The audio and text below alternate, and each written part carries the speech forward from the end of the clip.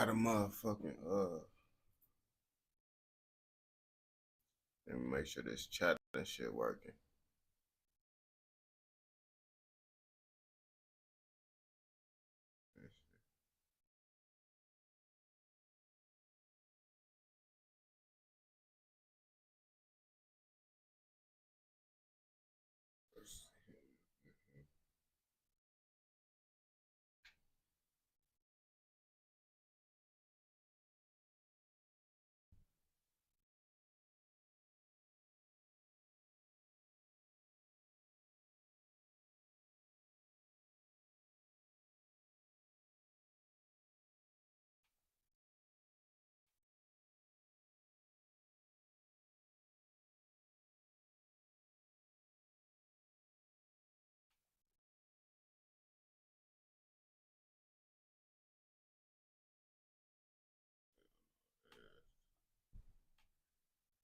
Really? Yeah, camera tweak. Let's see. Testing, testing, testing. 3 2 3, 3 2 3.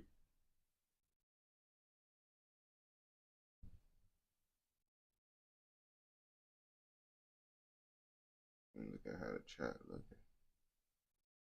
All right, and chat coming up.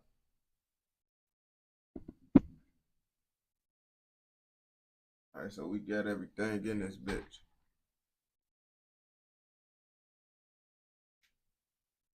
Y'all see I got coffee, man.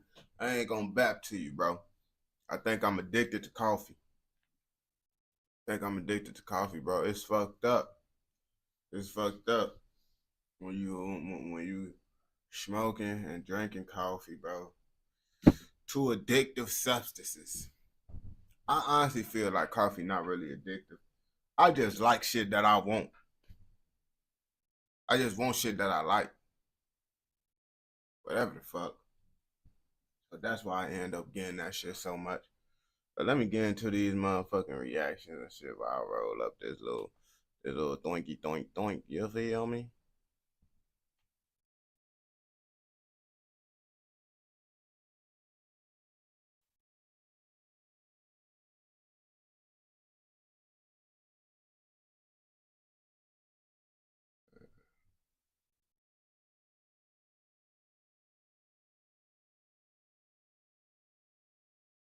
Yo, what's the word? Shit, I'm just doing these reactions while trying to find some shit.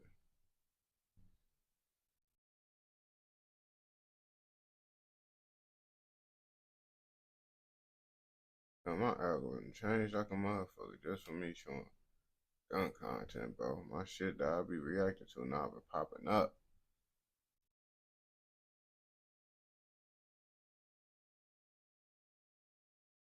Let's instantly. I know how we finna do it. We can instantly. Wait, is it over here? Damn. Yeah, no, I'm not trying to do that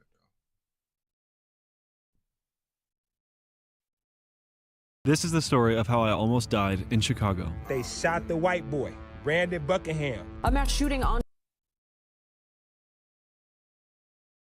God, what? Sushi. This shit, oh, dang, I'm finna. Yeah, I'm finna roll up right now. I'm just trying to see what the fuck, because I ain't gonna cap me posting gun content. That shit fucked up my algorithm. So like the shit that normally be popping up for me to do my reactions and shit, that shit not popping up. They're talking about guns and shit. And it's like, dang.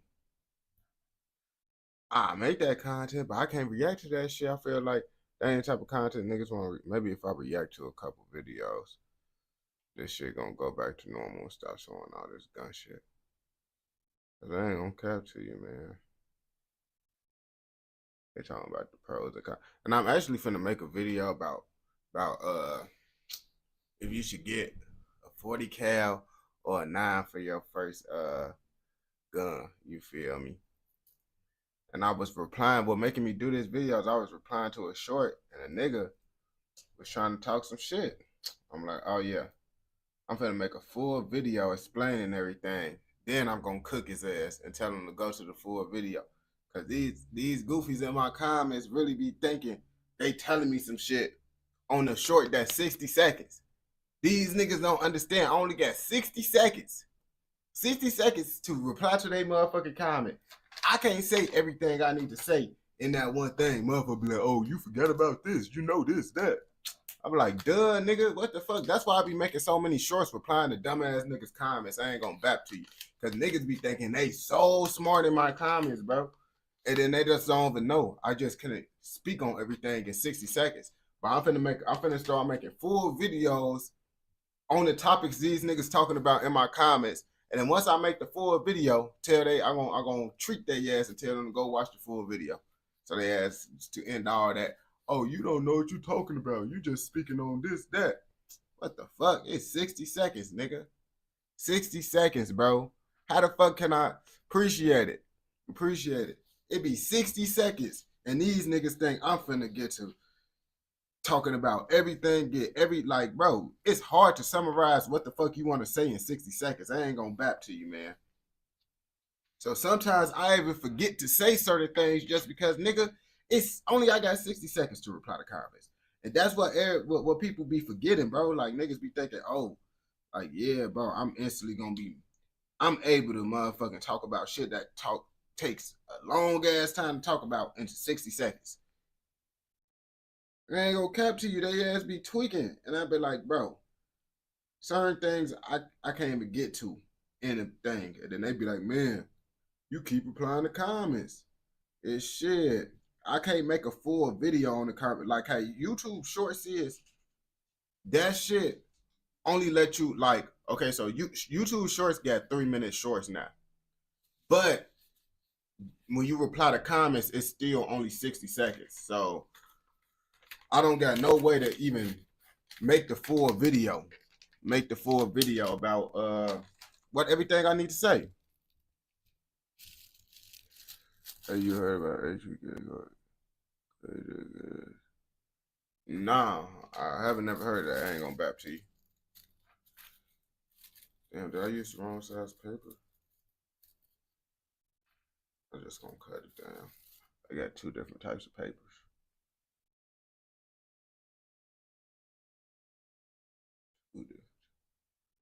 I'm trying to say some shit that's, no, that shit tweaking. That shit.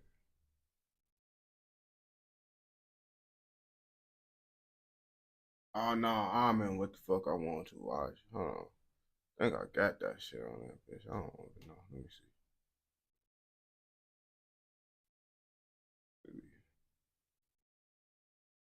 Okay, let's just do this shit while I roll up though. This 1090 Jake shit. Folks ass. Yeah, folks be doing his shit in Ultra HD, exposing these snitches. Folks ass be exposing snitches. Folks ass got ultra high definition quality exposing these niggas. You feel me? What the fuck? Appreciate it. Right above Miami and just below Palm Beach is a place called Broward County. Home to Florida legends and rappers both new and old, a gang war within Broward has left multiple young men. Hey, I ain't gonna cap. Let's be real, man. I don't know. Florida motherfuckers might get mad at me if I say this shit. But the reason why niggas out of state know about Broward County is because of Kodak. He the one that put Broward County on the map. I just wanted to put that shit out there so niggas can know. Kodak is the reason why y'all niggas known in Broward.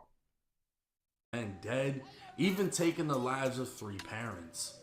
A rivalry between rappers on the rise and the ones left behind would seemingly end after the Broward Sheriff's Office Alright, be announced smooth, blood. a takedown charging a Broward County gang with 8 murders, over 12 attempted murders, and enough other shit to bury them under the prison. What's up, everybody? It's 1090 Jake. I'm rocking with y'all rocking with me. This nigga For this GD. video, I'm gonna be covering the war in Broward County. With Kodak Black becoming the face of Florida, many would assume he's as untouchable in Broward as the president in the White House. But the same can't be said for some of Kodak's closest associates, who've allegedly been involved in a back and forth battle ending in prison and death. Kodak's fame would cast a shadow over the other side, but with the sheriffs announcing a new RICO indictment, the other side is now getting the fame they sought. November 13th, 2024. That shit is crazy. Once niggas start get to going to jail and shit, like that be the fucked up part. Niggas be trying to rap, go up, do this shit. Niggas don't listen to that shit. But soon as a nigga get to going to jail for the shit, oh yeah, that's when everybody gonna fuck with him. It's like, damn, y'all don't fuck with the niggas till they crash out. Then y'all be like, damn, I fuck with folks. It's too late. He crashed out already. The last time these niggas down there gonna crash out, even if y'all is fucking with them. I don't feel bad, bro. The Broward County Sheriff's Office announced 8 members of the Dania Hot Boys had been arrested after a month-long investigation. I thought you just said these niggas got their fame. Oh, you talking about fame through the RICO? You gotta be talking about fame, cause I don't know who the fuck none of these niggas is, bro. I ain't gonna cap you. I never heard of it. Maybe they known in Florida or some shit, but I know they ain't no rappers, no known rappers. They ain't get no fame out this shit enough.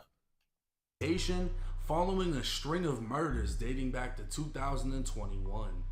A 16-year-old will be the 9th person charged and the only one not eligible to be executed, as the gang, like I said, is being held responsible for 8 murders and 12 attempts. 2 faces would stand out amongst the mugshots. 27-year-olds Trayvon Key and Sigmund Brown, who were more commonly known as the rappers HMT Trey and Liberia Sig. Both rappers were from Liberia, a small neighborhood in Hollywood, Florida made up of only 12 streets. HMT would originally stand for Hollywood Money Team, but after this indictment it needs to stand for Hit My Target, because in this RICO no money was made, only bodies were dropped. Now Liberia and Dania B. Like these niggas, why do y'all just go kill niggas for free? Like niggas, like come on, bro. It's like me personally. I personally just feel like, man, it's not even about killing a nigga, bro. In my opinion, bro, killing a nigga is like, bro, the easiest shit you could do, bro. I ain't gonna capture you. Like, I know so many motherfuckers they regret it. You feel me? So it's like, bro, that shit ain't shit. It's about motherfucking, can you handle the consequences of your actions? Will you be okay with spending your life in prison if you get caught about that shit? That's the main thing with it. So that's why I'm not killing nobody. I'm not going to go, because it's like, bro, I'm not trying to sit in jail for no shit, bro. I'm not going on my way to kill a nigga. I would kill a nigga in self-defense. That's why niggas be like, man, if a nigga try me, I say, bro, listen, if a nigga trying to kill you, bro, you got to kill them when they trying to kill you, bro. You can't be one of those niggas that the nigga almost kill you, and now you trying to go back to go kill this nigga. Like, nigga, why wasn't you ready to kill this nigga when he was trying to kill you, bro? That's how I look at it. Like, if you can't kill a nigga with a motherfucker trying to kill you, bro, it's no point in going out your way to go kill a nigga, because you just gonna fuck up your life if you get caught. That's how I look at it, but other motherfuckers might look at it differently. And if no one ain't trying to kill you, then you don't need to be going to go kill nobody. Beach border one another, and many believe law enforcement got it wrong, as the 8 alleged Dania Hot Boys are really from Hollywood, where DHB stands for Them Hollywood Boys. This small difference in neighborhoods would also be behind the very beef that started the war. Kodak Black affiliate Psycho Bob is the face of Dania Beach, and that's a hard face to forget. Even harder for HMT Trey and Liberia Sig. Psych can be seen on camera in the infamous mall video from 2021 as Trey, who was off camera, attempts to confront him.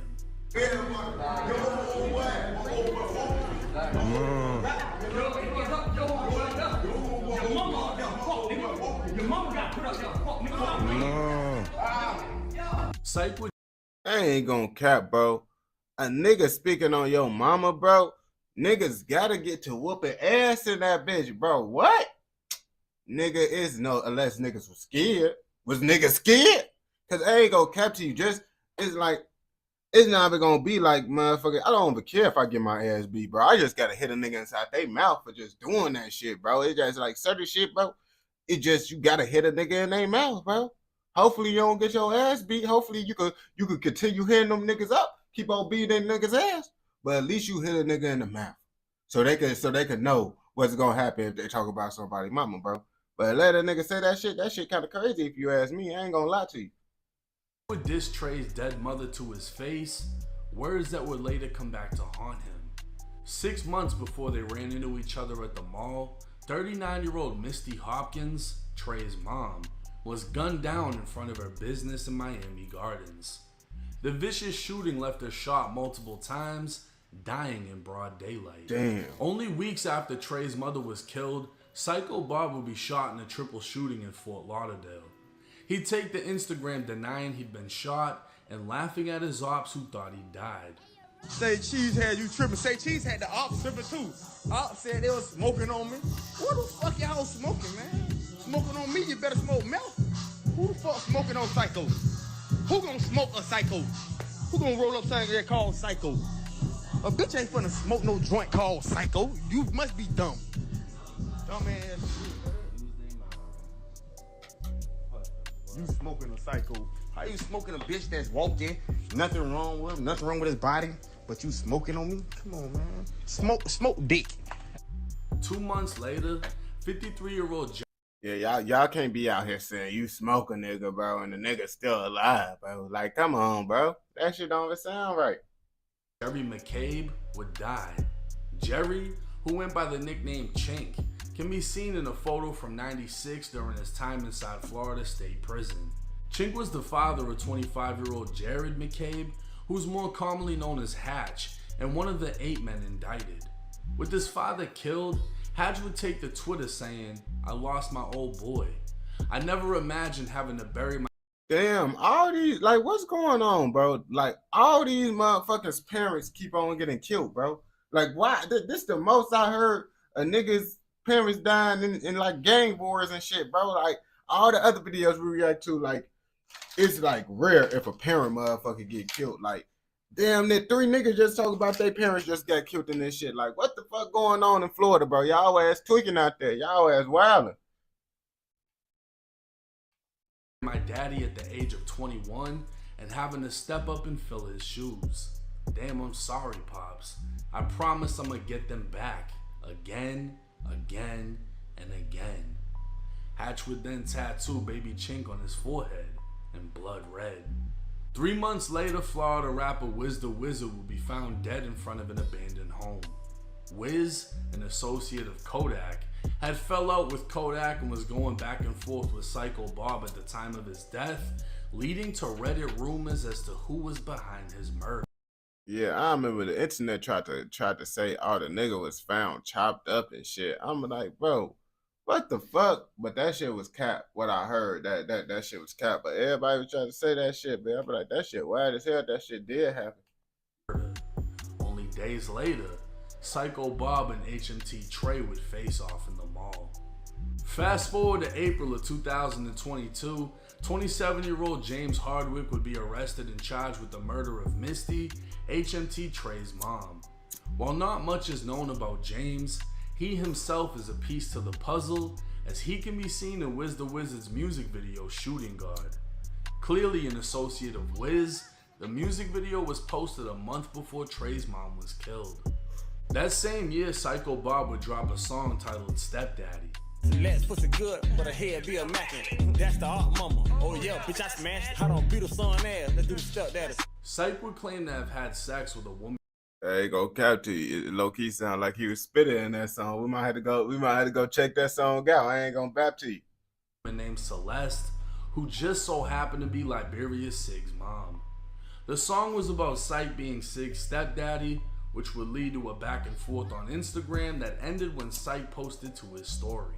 I don't care what a nigga post, you can't top a nigga fucking your mama, boy. That's real. Now, if a nigga fuck your bitch, you gonna wanna beat your bitch ass, ain't it? So go beat your mama ass. You feel me? If your bitch fucking a nigga you don't like, y'all go beat that bitch ass. All I ain't gonna bap to you, bro. I'm not. I'm not finna, I ain't gonna cap to you, bro. Real deal, bro. Listen, I tell you this shit from real nigga to real nigga, bro. Some niggas look at their life, they look at things differently when they go through shit. I watched my mama get her ass beat. You feel me? So I decided I don't want to never do no shit like that because I didn't like to see my mama get her ass beat as a kid. So I told myself as a kid, this program, like, I ain't gonna never be like a nigga like that. So I ain't gonna beat on women, you feel me? Then at the end of the day, why you being a bitch ass, bro? Like, just let the hoe go. The bitch a hoe go be a hoe. You trying to risk your freedom, get a little domestic violence charge over a hoe. Bro, like I tell niggas, bro, my freedom is worth a lot, my nigga. I'm not risking that shit killing a broke ass nigga, beating whole ass bitch ass. It's just certain shit a nigga I just feel ain't worth it. Like I'm just mature enough to know, like, man, I ain't finna go kill a broke ass nigga to risk my freedom. I'm not finna beat a whole ass bitch ass risking my freedom. Like, come on, bro. What the fuck I finna risk my freedom for these motherfuckers? All you niggas. But if a nigga fuck your mama and your mama don't like, and you don't like that nigga, go beat that whole ass, dog. A nigga can go fuck a bitch baby mama, old lady, whatever. You can't talk to a nigga fucking your mama. I don't care what you do. You can do 1,000 gangster shits. A nigga fuck your mama. I mean, he ain't bapping. Yeah. Is he really bapping? Hell nah, bro. If a nigga fucks your mama, he fucks your mama, bro. What can you say when a nigga say they fucked your mama, bro? Even though, like, man, yeah, your mama is a dope, but a nigga that's in tour with you fucked your mama? You gotta fuck his mama. Like, yeah, you could kill this nigga, but you killed this nigga because he fucked your mama. How that shit would sound, nigga? You gotta go fuck his grandma, his auntie. Fuck it. Have a threesome with his mama, his auntie, a foursome. Mama, auntie, grandma. On game. Fuck up the game now. Now folks go, damn. Yeah, I had your grandma licking my balls while your mama was sucking my dick.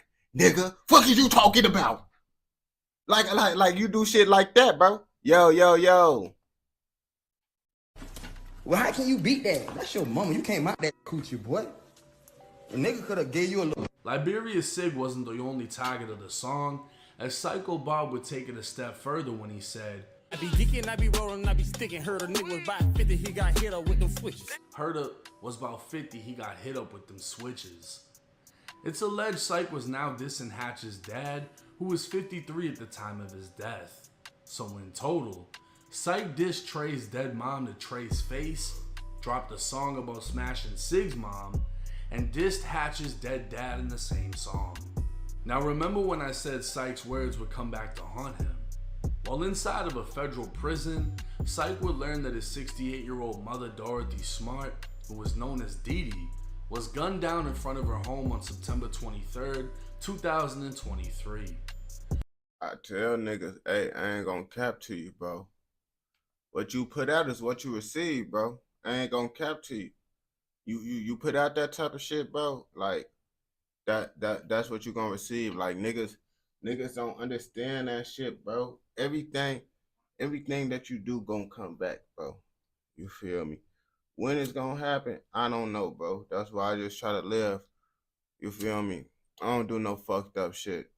Don't do nothing to someone that you don't want to be done to you, bro.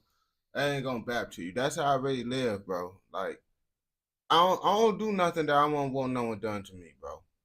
That's why I ain't gonna cap to you. That's really how I move, bro. Lots of niggas out here, they don't want shit done to them, but they'll do it to other motherfuckers because they don't respect them. But I feel like it's boundaries to this shit. Like, nigga, y'all out here sliding on niggas' parents? Come on, bro. No one want their parents dead. Yo. No one wants their parents to get killed because of their street violence. So why just like have an unwritten rule like, nigga, back in the day, nigga, you not supposed to even do no shit like that. But now niggas out here killing parents and all that shit, bro. Leave your peoples out that shit, bro. That's y'all street beef, okay? Like, y'all shouldn't even do that. Y'all should at least have enough respect to respect each other's parents. To like, we ain't gonna get them involved. Because you won't want your parents involved. A picture posted to Facebook would read, "Someone just emptied the clip on Psycho Bob's mom." Now this is where everything comes together. Broward County sheriffs have charged HMT Trey, Liberia Sig, and 2 other men named Hot Rod and Rico with the murder of Psycho Bob's mom. Immediately following her death, Lil Hatch would troll Psych with a post on Instagram saying, "I heard a lady was about 50, got hit up with them switches." Hatch would even have Stepdaddy playing in the post, as he was now dissing back for Psych dissing his dead dad. That's how it always go, bro. Like, if you really look at if you really look at it, bro, you really look at it, gang. Lots of them niggas end up getting to like say the same thing. Every nigga that damn near dissed the nigga, bro, and did some shit, guess what, bro?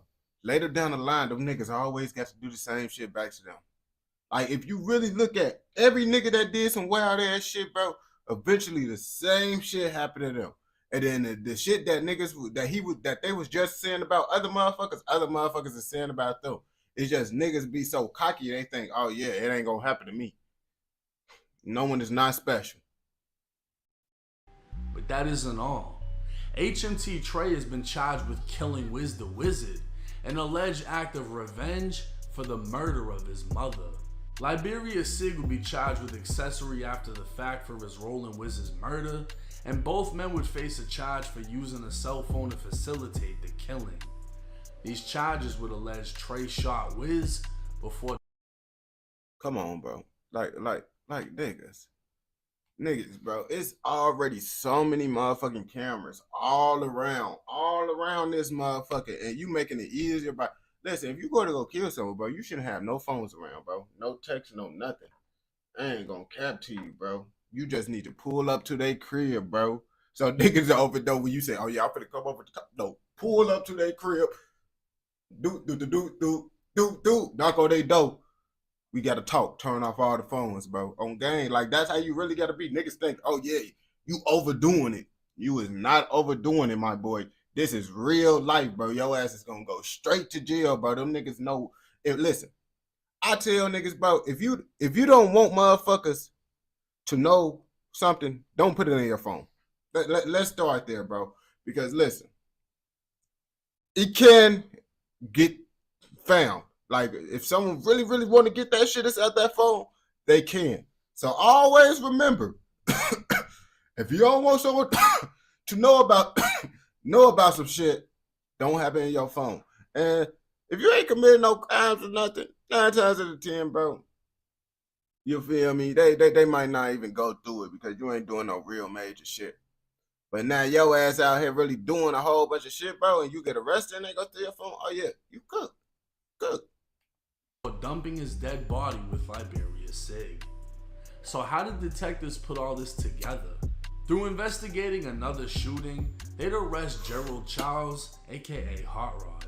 A search warrant would give the approval for a cell phone extraction, which located a Telegram group chat between 12 members of the DHB gang, which is also known as Grand Mafia. They'd locate messages conspiring to commit murders, even messages in which members said they'd been camping 10 hours before spotting Color Money Red.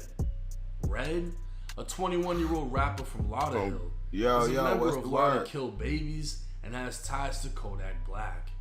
A Grand Mafia member said to crush him on Telegram, and 4 minutes later, Red was shot at.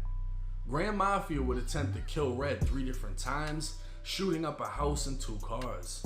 Each time, Red survived, but innocent bystanders were shot, including a woman and I ain't gonna cap. It's crazy because niggas would think, oh yeah, you getting shot, a nigga gonna cool out.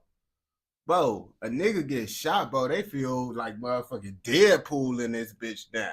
They really feel like they unstoppable. Like, I ain't gonna cap to you. Like, that's the crazy part with niggas, bro. Niggas get locked up. Oh yeah, bro. They get locked up, get a second chance. And then they do the same shit because they feel like untouchable now. Like, oh yeah, I got away with it, bro. They just let me go. Same thing with getting shot, bro. Niggas get shot and survive. Oh yeah, bro. Nigga, man, I'm surviving, nigga. And then they get that mindset and they end up getting cooked eventually. and a 5-year-old girl. Red would survive each attempt until finding himself arrested on an unrelated murder charge. Nice parents. Detectives would identify Liberia Sig as the leader of DHB/Grand Mafia, with HMT Trey as the co-leader. They'd also break down a list of emojis that were direct links to murders used by both men on social media. The snake emoji referred to 26 CJ, whose real name was Javion Ross. The 22-year-old was one of Kodak's artists and allegedly played a role in Wiz the Wizard's death by snaking Wiz. After Wiz was killed, CJ could be seen on live with HMT Trey with a video of CJ and Wiz playing in the corner. CJ would call himself King Cobra, meaning he took pride in being the biggest snake and snaking people out. Bro, you see? Like, nigga, niggas be respecting that. That's some hoe shit. That's some hoe shit, bro. I ain't gonna bow to you. And it's like, bro, if you being around a nigga that's snaking niggas out, bro, you's a dumbass. Because you shouldn't have no snakes around you. Because once a snake, always a snake. Depending on the situation, he'll snake your ass out too. Just always remember that shit. I ain't trying to have no snake niggas around me, bro. I ain't gonna cap to you. If a motherfucker willing to backdoor they homies for me, oh yeah, they can most definitely backdoor them if I'm really trying to do that type of shit. But motherfucker, I would never let that nigga be around me, be inside my group, cause folks say it's a snake. You feel me? Yo. For that, he was found shot to death in a burning car in 2023. Following his death, those close to Wiz would mourn him, essentially confirming CJ played a role in his death. The wizard emoji referred to Wiz, while the blood drop emoji referred to Zone 10 Blood, real name Amon Simmons. He was a part of the same gang as Wiz, and after Wiz was killed, Blood posted to his story saying, "Snake me." Less than a year later, the 23-year-old was shot multiple times after allegedly being set up by a female. The top arrow emoji referred to another Zone 10 member. That's why, boy, you don't fuck with these hoes, boy. These hoes be getting niggas gone, bro. I'm tired. Named Marlo Top. Real name Wayne Smith. The 31-year-old was shot and killed while standing outside of a parked car. Hatch and Liberia Sig are both charged with killing him. The granny emoji refers to Dorothy Smart, Psycho Bob's mom, and the runner emoji refers to Red, who was able to survive every time they tried to kill him. So not only was Grand Mafia killing, they were trolling and leaving a trail of evidence for detectives to find. But it was one specific murder that broke open this whole case. And you see that's you see, they be thinking they got away with the shit because they be letting the shit go on, not even knowing they just building that case up, it's fucked up. Niggas just be dying and shit while they building that case up, but they gotta build that shit up, you feel me? So like, it's crazy. Like if they would have done and try to stop these niggas, them mamas and shit wouldn't have died. But if they would have got them niggas too early, they would have got out, and them mamas damn near still would have died. So either way, you feel me? You know how that shit be. Back in January of 2024, a quadruple shooting outside of a Best Buy left 17-year-old Terrence Farrington dead. Known as TJ, he was a star football athlete, but was also known as a member of Money Gang, and could be seen on Instagram Live living a life different from what was portrayed on the news. Let me know why you flagging. You listen to Lil Yab and shit. Tell me why you flagging. You know why I be how you see me at the mall, you ain't do shit. You just be flagging. You showing guns and shit. You don't. That's not even yours. It's not even yours. You said you showing a gun that's not even yours. Niggas do that shit. I ain't gonna. Niggas always do that shit. Niggas down there send pictures of guns, bro. Like, bro, y'all ass be out bad with it, bro. But it's crazy. Like, the news do be showing that shit. Like, bro, they be looking like the goodest kids ever. Then you be like, boy, what the fuck? You see the videos that they post? Boy, this nigga was really out here doing gang banging ass activities. It's alleged TJ was spotted by Sig with someone who Sig mistook as Color Money Red.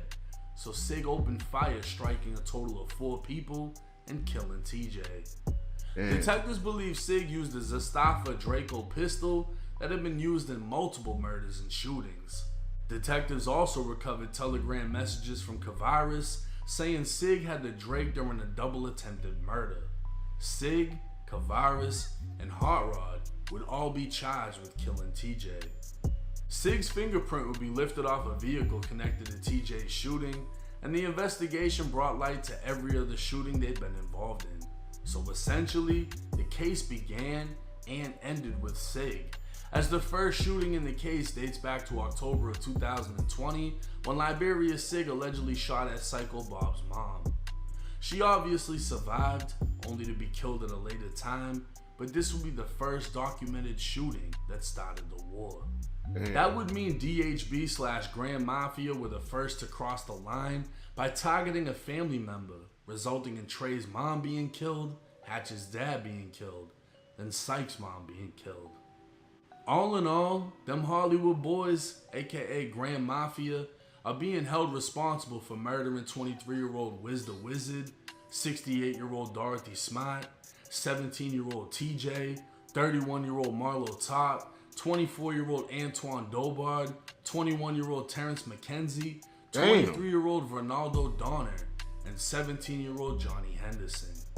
On top of that, they've been hit with 12 attempted murders, weapons, and even intimidating/harassing others by celebrating murders on Instagram. The list of charges and punishments is so extensive, you might as well consider the entire gang gone at this point. And while this case may take years to resolve, the punishment will be just as extreme as the crimes. Now, Florida is one of the few states that has a state RICO. There is also no parole in the state of Florida. The fact that they may be facing death means the only way out of that is to take a plea for a life sentence. And with no parole, a life sentence in the state of Florida means you have to die. Now, these rappers were beefing with Kodak affiliates, have dissed Kodak in songs, but one thing that separates him from them is they don't have Kodak money. Most likely, this entire gang is going to be represented by public defenders, which means they're all most likely going to be.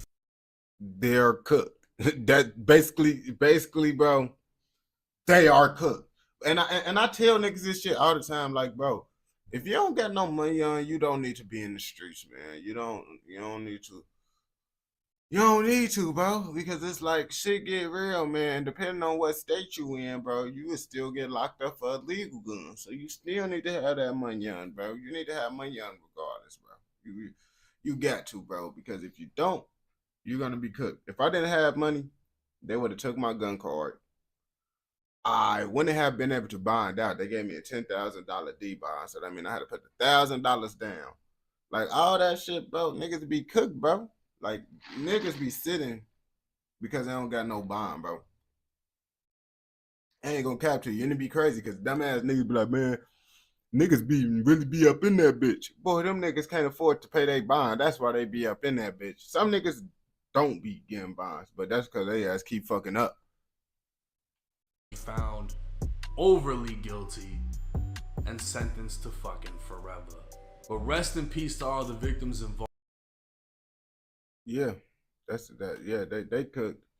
They don't got that money on for that lawyer. They cooked, man. Just say goodbye to him, man. That's all it is to it. If you ain't fucking with this video, but I know you fucking with this video because you watching this shit right now, I know your ass gonna fuck with another motherfucking video. And don't forget to like, comment, subscribe, turn on post notifications so you never miss out on any content like this. Go! Let me turn up the heat a little bit. Man, it's a little cold in this bitch, bro. Turn it up quick.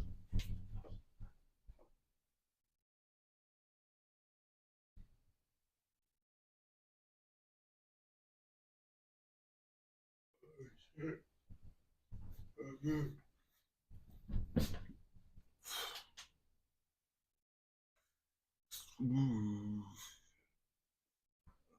I was just in Pikes Code and always for her trying for your bitch. I know she called in. The way they said this into her jaws, hey. Right on the cut.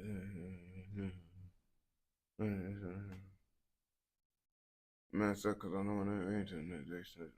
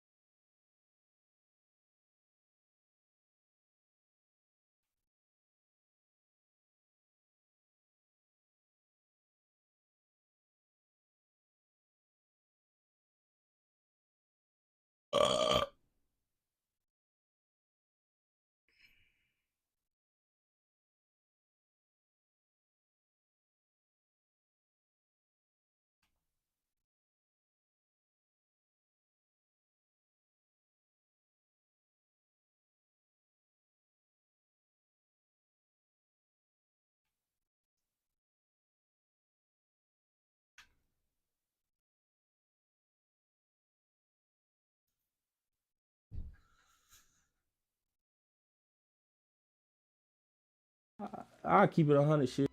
Scrap was being tough. He was a tough guy. That's all it was. He was just too locked in the streets, like. No savage, but still had that warm heart, man. yeah.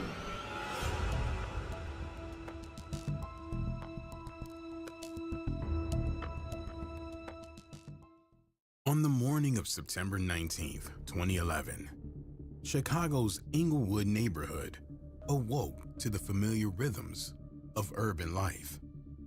For Stephen McGee, known to many as Lil Steve, it was another day filled with aspirations and the unspoken challenges of his environment. An emerging rapper, Lil Steve hoped his art would be his ticket out of the hardship that surrounded him. Bro, I don't really think Lil Steve is rapping for real. I mean, I ain't gonna cap to you. I did see like a little song that he had on, but I don't think his ass was like rapping. You feel me? I think, folks, because everybody in Chicago, they try to rap, bro. I damn near think every nigga in Chicago got motherfucking a song. You feel me? Now, that's what I'm saying. I don't know, though. He could have been really trying to rap. As the day unfolded, Little Steve spent time with close friends, discussing beats and lyrics that spoke to their shared experiences. As evening approached, Well, I guess I stand corrected. Folks was really rapping. I just be like, I ain't gonna cap to you, man. I feel like everybody be doing that, but I guess he did pass away young as hell, so I can't really say, oh yeah, you feel me? Because he is young as hell, you feel me? All them other niggas that's rapping, they older and shit. the sun cast long shadows over South Prairie Avenue. Lil Steve and a friend decided to take a walk. The cool air offering a brief respite from the day's warmth. Suddenly, an unknown man approached him on a bicycle. His demeanor was urgent. His eyes conveyed a silent alarm. "Hey," he warned, "there are guys with guns in the alley over there." The abrupt caution sent a ripple of tension through the pair. Before they could react, a figure emerged from the alley, a man wielding a handgun, his face obscured by the dimming light. Without uttering a word, he raised the weapon and unleashed a hail of bullets. The sharp cracks of gunfire shattered the evening calm. I ain't gonna back to you, man. If I don't got my pipe and niggas say it's gun, niggas over there, hey, we finna get gone, folks. They ass tweaking. Like, I ain't gonna cap. It's like, I don't overplay because it's out there, gang, out in the city, bro. Niggas really will blow your ass down. Especially if it's a nigga that you actually know and someone telling you, oh yeah, it's pipes and shit. Ooh, niggas with pipes, what? I'm gone, bro.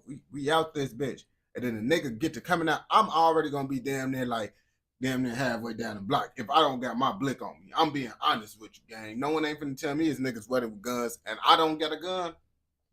You gotta be crazy. I'm damn near halfway down the block already before the nigga even come out with the gun, you feel me? Because I'm not finna play. I ain't gonna back to you. Echoing of brick facades and startling residents nearby, Lil Steve was struck multiple times. The bullets piercing his head and torso. Damn. He collapsed onto the sidewalk, the life draining from him as his friends stood in stunned horror. The assailant vanished as quickly as he had appeared, disappearing into the labyrinth of streets and alleys that crisscrossed the neighborhood. Just a few blocks away, officers conducted a routine traffic stop at 6030 South Willamette Avenue, heard the unmistakable sound of gunshots. Upon arriving at the scene, they found little Steve lying motionless, his wounds grievous. Paramedics from Ambulance 38 arrived swiftly, administering emergency aid before transporting little Steve to Stroger Hospital. Despite their efforts and those of the medical team, he was pronounced deceased at 6:35 p.m. by Dr. Wiley. The time of his passing marked the end of a young life filled with potential and the beginning of another painful chapter for a community all too familiar with loss. Soon after, the incident report from his hit was leaked. In the heart of Chicago's South Side, Lil Steve lived a life marked by the raw rhythms of drill music and the unforgiving realities of gang affiliations. At a young age, Lil Steve's world was woven into the high-stakes life that young Chicago rappers often find unavoidable. His affiliations with the black... Now, it's crazy because the only reason why I said Lil Steve ain't a rapper, because I never heard nobody say Lil Steve was a rapper. Like, and I know he got a rap song out there, bro, but I never heard no one say it. You feel me? Niggas just said, just talk about what he was doing on the block. You feel me? Niggas don't really talk about the rap shit, but maybe I just wasn't listening to the shit where they was talking about him being a rapper. You feel me? Black disciples, particularly its 600 faction, connected him to the city's vibrant yet perilous. Quick fact that lots of motherfuckers probably don't know, bro. You know why you kept on seeing Lil Steve throwing up L's? The reason why he's throwing up L's is because folks originally from the Hunnies. LSG, you feel me? Lots of people don't know that shit, you feel me? That's why if y'all see Lil Steve, he was in all those pictures, he was throwing up L's. You feel me? Because he originally from the Hunnies. The reason why I know that shit because folks, my uncles and all that shit was cool with Lil Steve and shit when he was living in the Hunnies. So that's why he be throwing up L's and shit. Lots of motherfuckers don't know that shit. Motherfuckers think Lil Steve is originally from 600, but he really from the Hunnies. That's why he be throwing up L's. Music and gang culture. The nickname Steve Drill still echoes through lyrics and memorials, immortalizing the street where he and his peers grew up in a cycle of fierce loyalty and relentless danger. But Lil Steve's life was more embedded in the streets than the recording studio, with the history shrouded in crime. He lived on the edge, often just beyond the public eye. Unlike his older brother, who found fame and fortune in music, Lil Steve's notoriety remained a shadowy presence. Memo 600 shared a raw perspective on Lil Steve's passing, revealing how he tried to steer his younger brother away from a dangerous lifestyle. Despite these indications, Lil Steve's hit pushed Memo into seeking get back, a term often used to imply retaliation. So what was that day like when you first, you know what I'm saying, heard that your brother was back? Basic, typical, you know? Yeah. Just, you know, just tweak out, you know? Get back, you know? Yeah. That's all. He described his reaction to the loss, not with fear, but anger, and warned that those responsible should fear encountering him. Chicago, and it's like everything is close by each other, so you gotta run into people, you feel me? I wouldn't worry about that. They gotta worry about running to me. You forgot they did something to me. They running, not me. Yeah. You know? So I'm like the boogeyman popping up. If you see me, you better run. This nigga talk about, I'm the boogeyman. The boogeyman. Large amounts of shell casings were reported at the scene, suggesting a drive-by or high-intensity shooting. In a surprising development, Terrell Jones found himself in the hot seat during the investigation into Lil Steve's hit. Under pressure, Jones named 2 individuals he claimed were the true perpetrators, a move that caused ripples in the investigation. Leaked paperwork from the interrogation revealed Jones's accusations, seemingly providing the case with a new direction. However, the assistant state attorney, Wood, concluded that there was insufficient evidence to levy charges against Jones at the time, leaving the case in a frustrating limbo.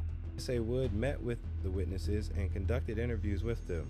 ASA Wood also conducted an interview with Terrell Jones, the identified offender in this case, with reporting detectives present.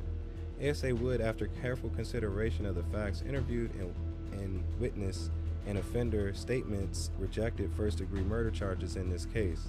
ASA Wood related that there was insufficient evidence at the time to levy charges against Jones. For Lil Steve's family and community, the revelation provided a brief glimmer of hope, only to end in no results so far.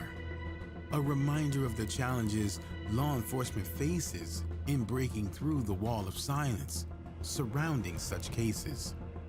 Jones's statements were tantalizing, but ultimately unproductive, a common thread in gang-related investigations, with gossip and rumor often outweighing concrete proof. Even an insider's accusations weren't enough to move forward. And who do rumors say actually hit Lil Steve? Most allege that it was Mob Scrap. Damian Lil Scrap Williams. I think they say M.O.B. M.O.B. I don't think motherfuckers say mob, but I don't know. Also known as Mob Scrap, was a member of the Gangster Disciples in Chicago, aligned specifically with the mob money over business faction. The turning point for Mob Scrap's gang involvement reportedly came after being bullied and targeted by Little Steve, a member of the 600 set. Mob Scrap tried his hand at music, often collaborating with his brother, Ruga, cousin of FBG Duck, and friends like Dusky and Bookie. He appeared in a music video for Ain't Nothing Bigger by Mob, where he notably dissed both D-Thang and Lil Steve. In his lyrics and Twitter post, he referenced the ongoing tension with Lil Steve, implying that he acted in self-defense due to past threats and attacks from Steve, which eventually led to Lil Steve's passing. Allegedly, after constant persecution, Scrap retaliated on September 19th, 2011. On a podcast, rapper Rico Reckless discussed Mob Scrap's intense and aggressive reputation, describing him as especially bloodthirsty within Chicago's gang scene. I knew Scrap was a real savage one time, but one time I picked Scrap up. I picked his Scrap, Bebe, Stain, I think like Freaky or something. I just had like an old Lincoln. So now it's all of us up in my Lincoln, but it's like the old school Lincoln. That bitch was to fill up with. What the fuck? I said, I'm ready to. I said, oh, shit, we dropping his back off. Ever since entering the gang scene, Mob Scrap was known for his unpredictable and intense nature, often leaving others uncertain if he was serious or joking. In one widely circulated clip from a Mob vlog, he appeared to shoot someone with a BB gun. Peers often discuss his intense reputation and street presence, and according I ain't gonna cap to you. Lots of kids be doing that shit, bro. That's what they be liking to do, bro. Popping niggas with BB guns, paintball guns, bro. That shit be fun. According to his brother, Scrap may have anticipated the eventual effects of his lifestyle. The day he left out of the house, we was arguing about because he steady want to go outside and he shot in his chest already. See what I'm saying? He feeling like because it's not hurting that bad, it went in and out. he can still be moving, you know? So I'm like, you need to sit your down. Your won't sit down, you know what I'm saying? So he basically just, you know, telling me, I know I'm good, man. You know, now we fake arguing, whatever it is. But I told him before he left out of the door, like, bro, you gotta calm down, bro. In the weeks leading up to his passing, Scrap was shot twice, and despite his injuries, he returned to the streets repeatedly. His brother Ruga shared that Scrap, after surviving multiple incidents, still posed with a rifle and proudly showed off his wounds. This tenacity reflected his deep commitment. I told y'all when niggas get shot and survive, they feel like even more of a super nigga on game. Commitment to street life, ultimately leading to his final confrontation. In the early hours of June 7th, Mob Scrap was on Chicago's South Wabash Avenue when a black Dodge Charger with heavily tinted windows approached. With a towel concealing its license plate, the car slowed near Scrap and his friend, a 20-year-old man. Shots erupted, catching both in a hail of gunfire. Scrap passed away at the scene, just blocks from where Lil Steve passed away 3 years prior. Many speculate that 600 faction members were behind this attack. Hours after Scrappy's passing, Just Blow allegedly posted a tweet mocking his tragic passing, saying he was smoking on Scrappy. The tweet provoked responses, with one user suggesting he at least wait before taunting a recent passing. Adding to suspicion, Just Blow allegedly shared a video from 600's territory, near the hit site, in the hours leading up to the attack, intensifying rumors about his possible involvement. Another theory implicates 600 member Lil Boo as Scrappy's hitman. According to this version, Just Blow was unlikely involved, as Tay Capone commented publicly on social media that Just Blow had never hit anyone from Mob. Once after Scrappy's passing, Tay Capone taunted Mob online, claiming that no one had been hit in retaliation for Scrappy's passing, adding fuel to ongoing speculations. Doubts arose about 600's involvement in Lil Scrappy's hit, with some pointing to a gang called Shields as the likely perpetrators. Shields, a gang disciple, and Mickey Cobra's set near Inglewood, just blocks from Mob territory, became implicated when members posted GDK for Scrappy. Online after the hit, Shields rapper Khalifa later released a diss track targeting Mob, in which he implies witnessing Scrap's passing, adding to speculation that this nearby rival gang may have been behind the shooting rather than the 600 set. Lonnie B allegedly commented from his personal YouTube account, pointed to the Shields gang responsibility for Scrappy's passing. In response to inquiries about the involvement of 600, Lonnie B remarked, "LOL, stop it. We caught Scrappy in the alley," directly implicating Shields. Despite these claims, no one had been officially charged, leaving the true identity of Scrappy's assailant uncertain. After Scrappy's passing, some Mob members began honoring his memory by calling themselves Scrap Gang. I ain't gonna cap. Niggas be like, oh yeah, it's dumb for people to say they did some shit, but think about it. It's low-key kind of smart if everybody say they did it, bro. Cause then they gonna be like, oh yeah, they ain't gonna know who did it. You feel me? Like, it's dumb now. One person saying they did it, then that's a little bit different. But multiple motherfuckers saying they did it, bro. That shit motherfucking that shit gonna make 12 not know. You feel me? So that actually low key making it better for them when everybody start saying they did it. You feel me? If you think about it. If you really think about that shit. But if you watch that video all the way through, I know your ass fucking with another motherfucking video. So don't forget to watch another motherfucking video. Don't forget to like, comment, subscribe, turn on post notifications so you never miss out on any content like this. Go! Damn, man. Yeah, we finna make some new gun content, man. I've been slacking, but we finna be back on it.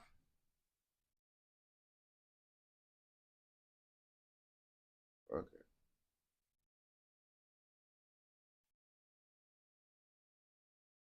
This guy tweaks on his ops to say the least. I'm not playing with no bruh. Do your homework. Close to him had in his talent. This moment marked the start of a successful streak of collaborations between Mo P and Okay. This guy tweaks on his ops to say the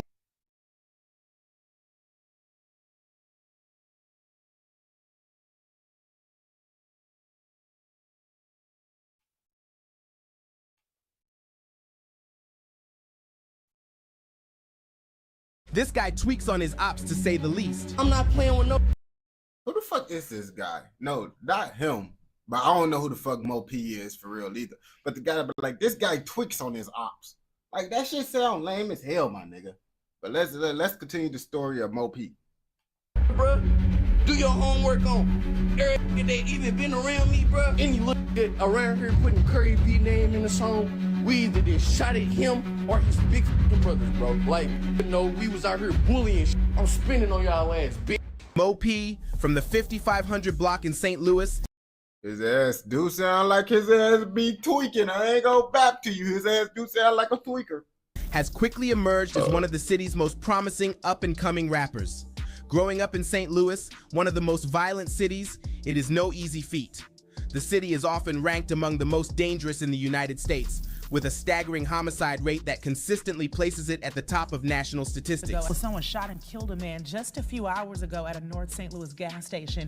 Now, this comes after another murder in the city in less than 12 hours earlier. In recent years, St. Louis has averaged hundreds of homicides annually, many of which stem from gang violence, disputes, or... You see, niggas carrying them chops. Man, that shit's scary right there. That's why I need me a little ARP.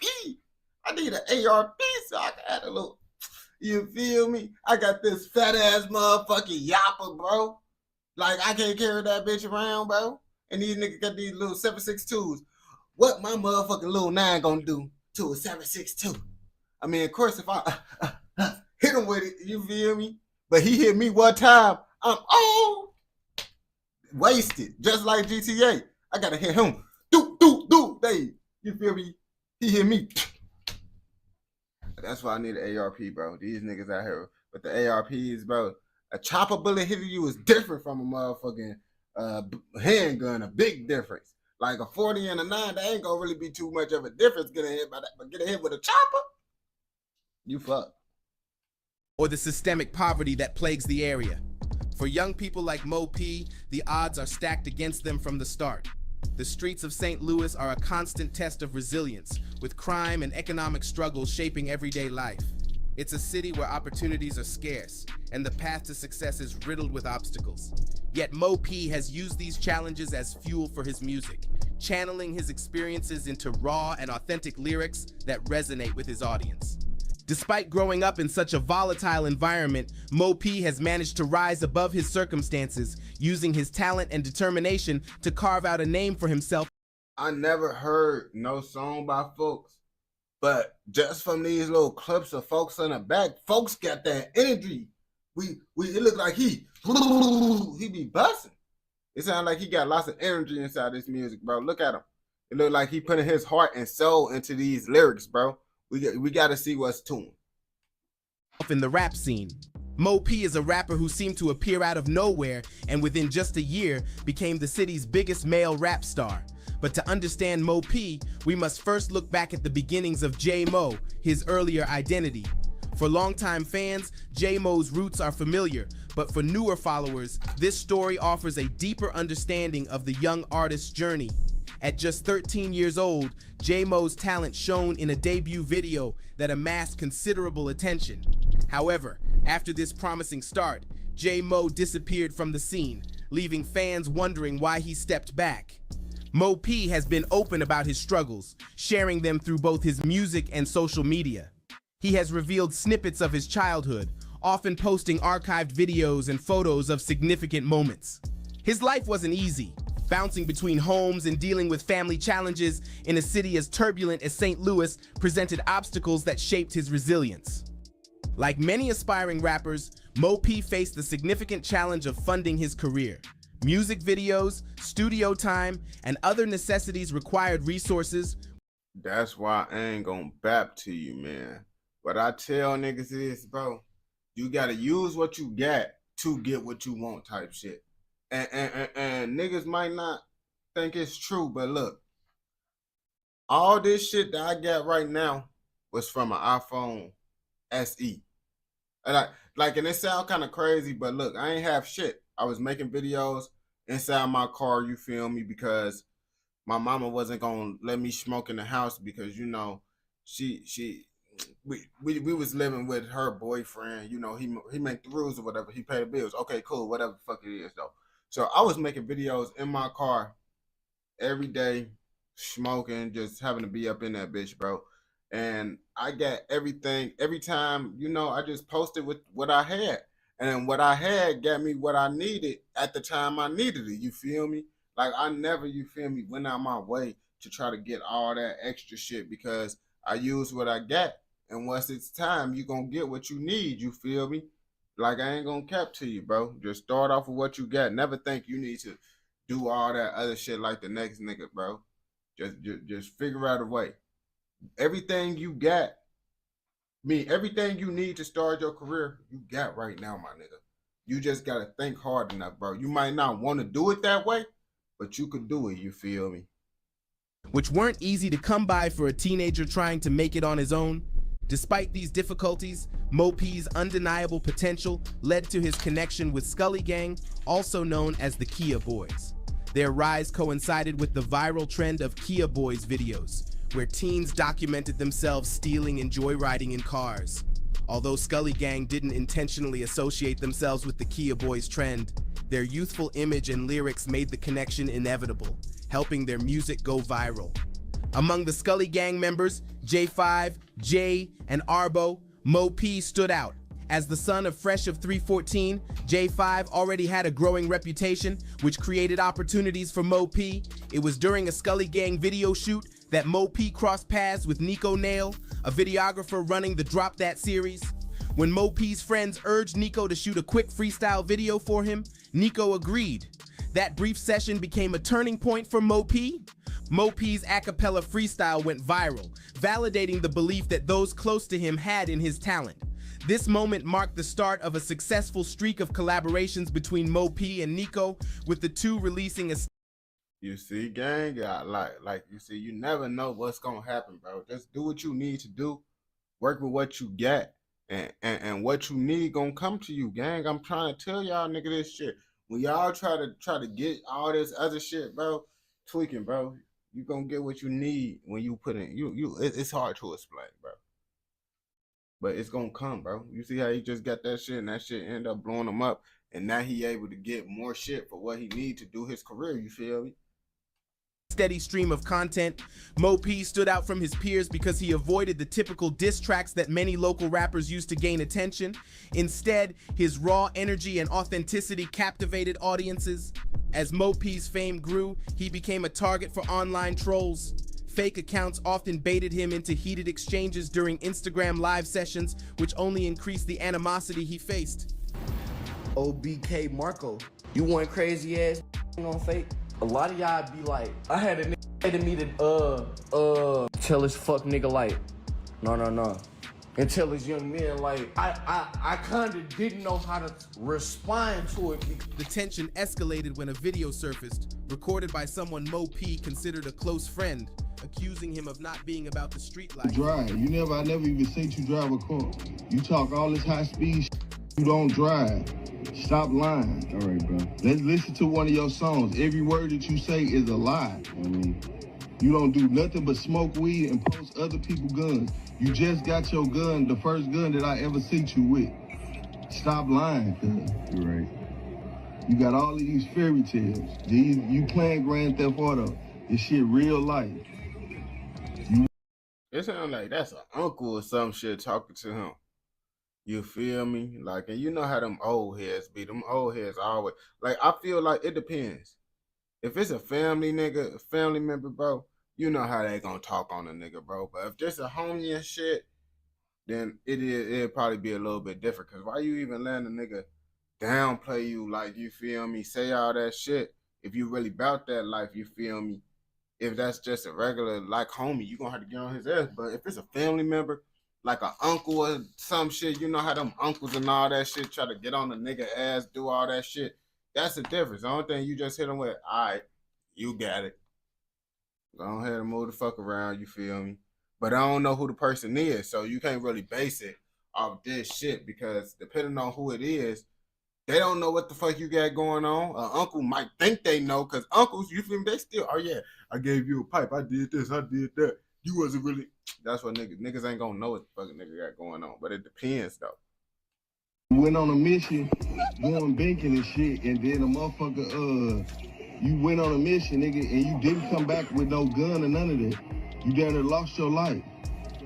You ran past the safe spot to where you could even made it to be safe, because your dumb ass didn't know where you was at or where you was even supposed to go. Damn, I don't know, bro, because he going into details, bro. That shit crazy. That shit crazy, bro, because I ain't gonna cap to you. If that shit ain't true, I ain't letting a nigga disrespect me like that, bro. Like, nigga, even if it was true, nigga, I would beat your ass. I would shoot your ass. So leave me the fuck alone, gang. I ain't gonna bap to you, but it is a difference, I guess, when niggas rapping about it and all that shit. But you know how that shit be. Lots of rappers rap about shit, and they over exaggerate the shit. You feel me? That's what they do. You feel me? But he ain't gonna be the first rapper that did some shit like this. He ain't gonna be the last if the shit is actually true. Motherfuckers looking for you, your ass was running around the street, they calling your name out, looking for you in the car, and your goofy ass running from the car, cause you scared. While this led some to question his credibility, Mo P's core fans stood by him, defending him against critics. Frustrated, Mo P responded with his first diss track, a gritty, low-quality song that surprisingly worked in his favor. The song's raw production only added to its appeal, as Mo P unapologetically called out multiple individuals.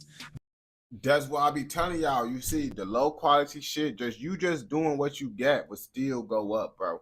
Like, don't think it gotta be the highest quality shit, bro. Work with what you got, and you gonna get what you need, bro. And I'm gonna stand by that shit, bro. I'm telling y'all.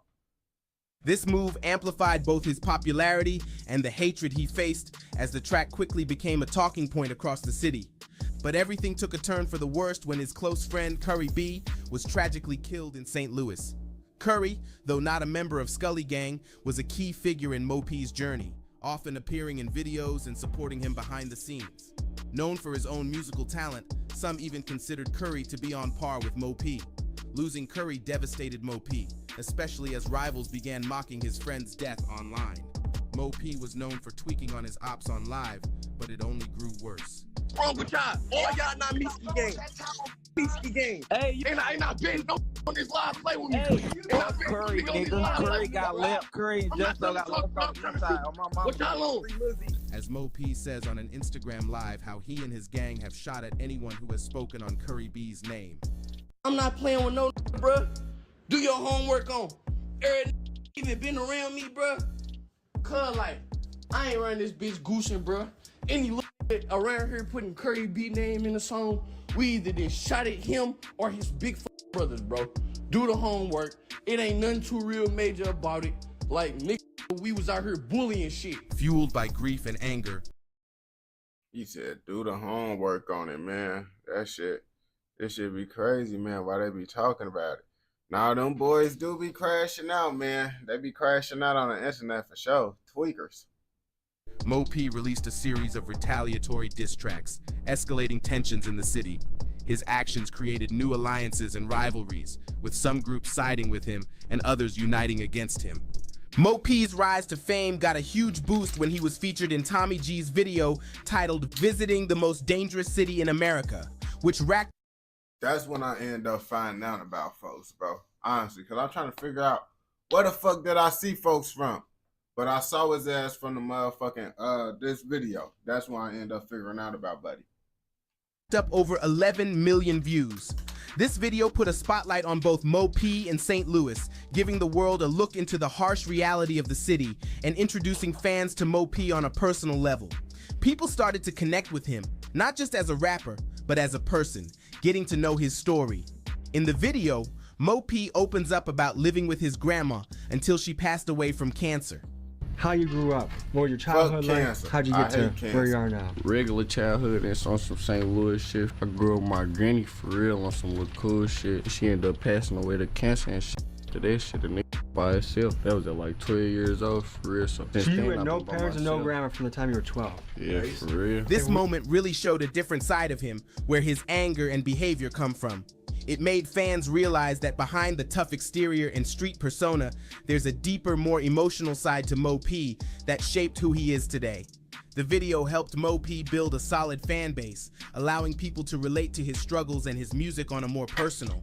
Now Mo P stands at a crossroads. With over 70,000 Instagram followers, millions of views, and a growing reputation beyond St. Louis, he seems poised for mainstream success. Yet some wonder if he can avoid the pitfalls that have hindered other STL rappers. Many believe that if Mo P toned down the disses, he could achieve even greater heights. However, dissing has been a core part of his rise, much like other rappers in similar genres. I ain't gonna bap to you what folks need to do, but they be like, oh yeah, it is hard to just up and leave, but I feel like, bro, just leave, my nigga, or at least, bro, because they still get your ass in the burbs too, bro. But just try to get out the city. At least make it harder for niggas to get you. You feel me? Make it harder for niggas to get you. You feel me? Like I say, like me, bro. I'm in Illinois, but I went to a suburb in Illinois, so I'm not even where I used to be at. You feel me? I'm not around none of them places. I'm in a whole different suburbs, bro. On gang, I'm not in Cal City. I'm not in the city, none of that shit, bro. Just to be away from that shit. And guess what? I'm finna move soon. Getting out the complete state of Illinois.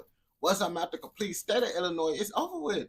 I'm never coming back on gang.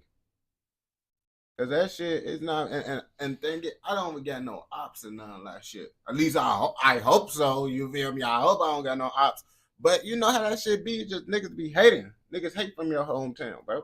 Like, that's how it be, bro. So you gotta get the fuck out. For now, Mo P continues to captivate his audience, balancing his raw authenticity with the challenges of navigating fame. Fans hope he can break the cycle and reach his full potential without falling victim to the streets that shaped him.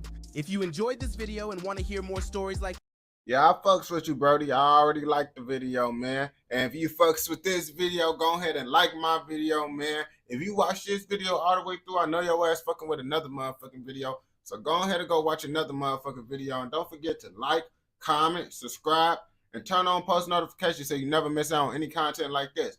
Go! Oh, shit, man. You already know. It's crazy. I don't got an intro, bro. I don't be doing no intro, no outro. I could be adding that shit, bro. But I feel like, man, I don't know, man. I honestly don't know, man. I just don't know. When body cam catches the phone, boy, I don't want to see that shit.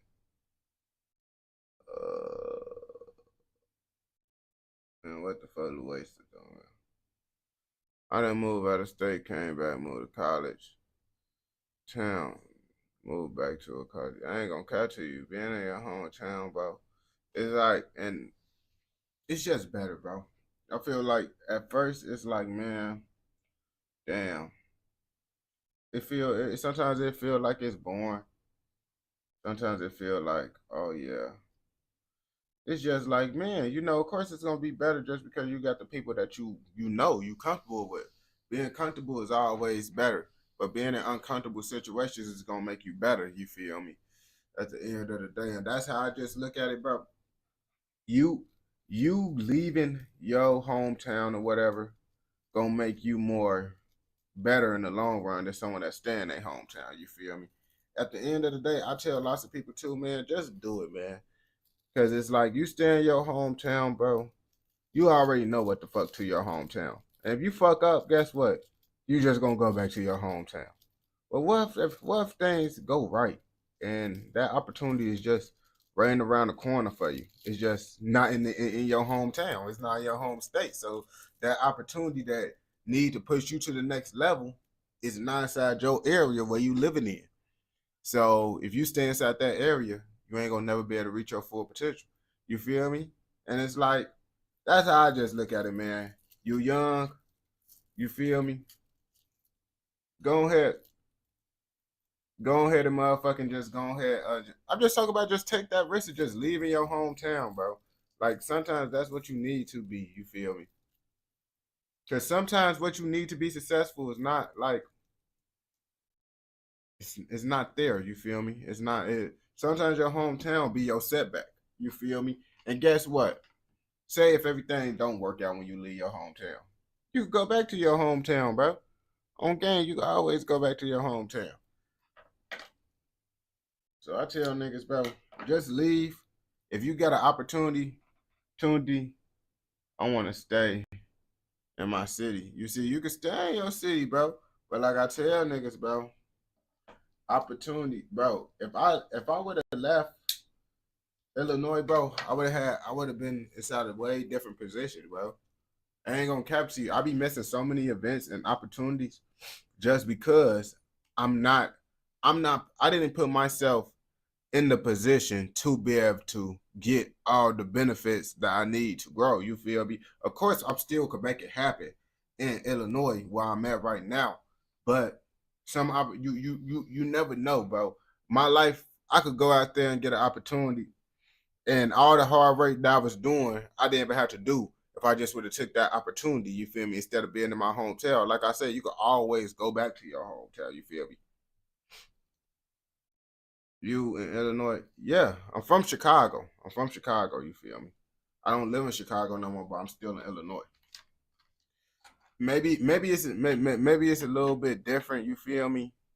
Like, I ain't gonna care. Why would you want to be in Chicago? I hope you're not the nigga that's in. But Chicago is like a nice city. Like, I ain't gonna cap you. Chicago beautiful, but I feel like if you trying to, it depends on what you want. Like content creation, all that type of Chicago, not really the place for that. But the downtown, like I say, downtown, we got the best downtown.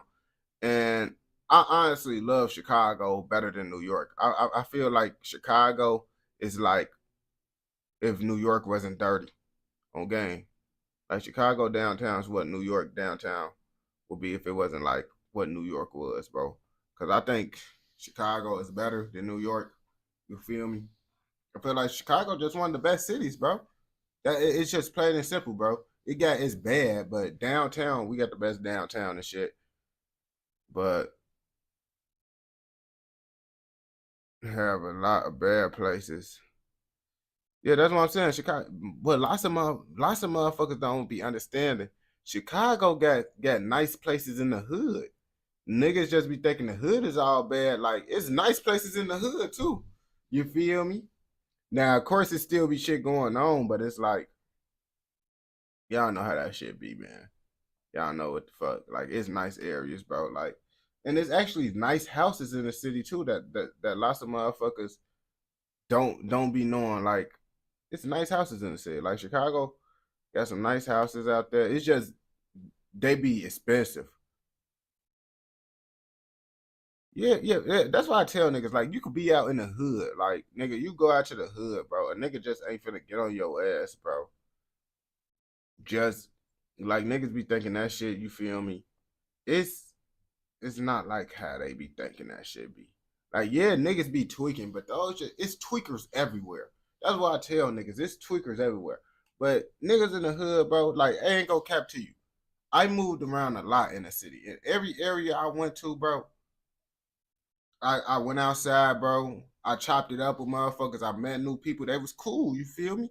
You just can't be on no weird ass shit, bro. As long as you not no op and you not no weirdo, you feel me? You damn it be good. Now some niggas just be tweaking. That's why you gotta have your blick. You feel me? But it's like, that's why I say every nigga's got tweakers and shit. That's why I say, like, all that shit, bro, it's not really, you feel me? That don't really mean shit when niggas get fucked up out here, because niggas get fucked up everywhere. That's why I'll be like, Chicago not like as bad as people make it seem. The real reason why I want to leave is just because like I said, it's your hometown sometimes be limiting your growth. And also, I don't like the snow. I can't keep on dealing with the snow, man. That snow shit, that's the main thing right there. Like honestly, in the summertime, it's a lot of vice lords. I ain't gonna cap. It really depends on your area, to be honest with you. Like over east where I was at, I met some Spanish vice lords and shit. Like I ain't gonna cap. One of my homies I was real close with, he was a Spanish VL. His ass was over in the avenues. Over in the avenues, you know the avenues real Hispanic though.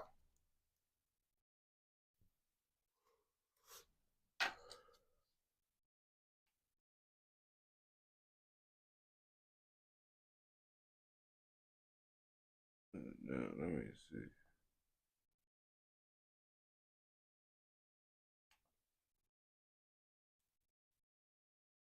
Yeah, it was literally like snowing like a couple days ago. And then the next day when I went outside, it wasn't no snow on the ground. Like it snowed like what, 3-4 days ago? I don't know how long ago, but it was a couple days ago. And I was like, damn, it's finna be snowing. The next day, it actually felt kind of decent. I was like, damn, what the fuck? The snow gone and shit? But I don't like that shit, bro. I don't like all that.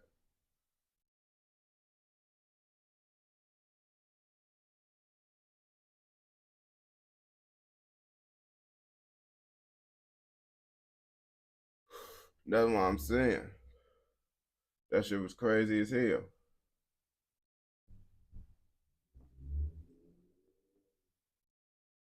That's the main reason. Like I be cool in the summertime. I be cool. It's the wintertime, and it's like niggas. I damn near be dying in the wintertime. I ain't gonna lie to you, bro. Like that shit, bro. Nigga, I be scared the pickup trucks go slide and hit me. I'm gonna slide off the road. It just be like, I just want to drive, man. I just be wanting to drive. I don't want to have to.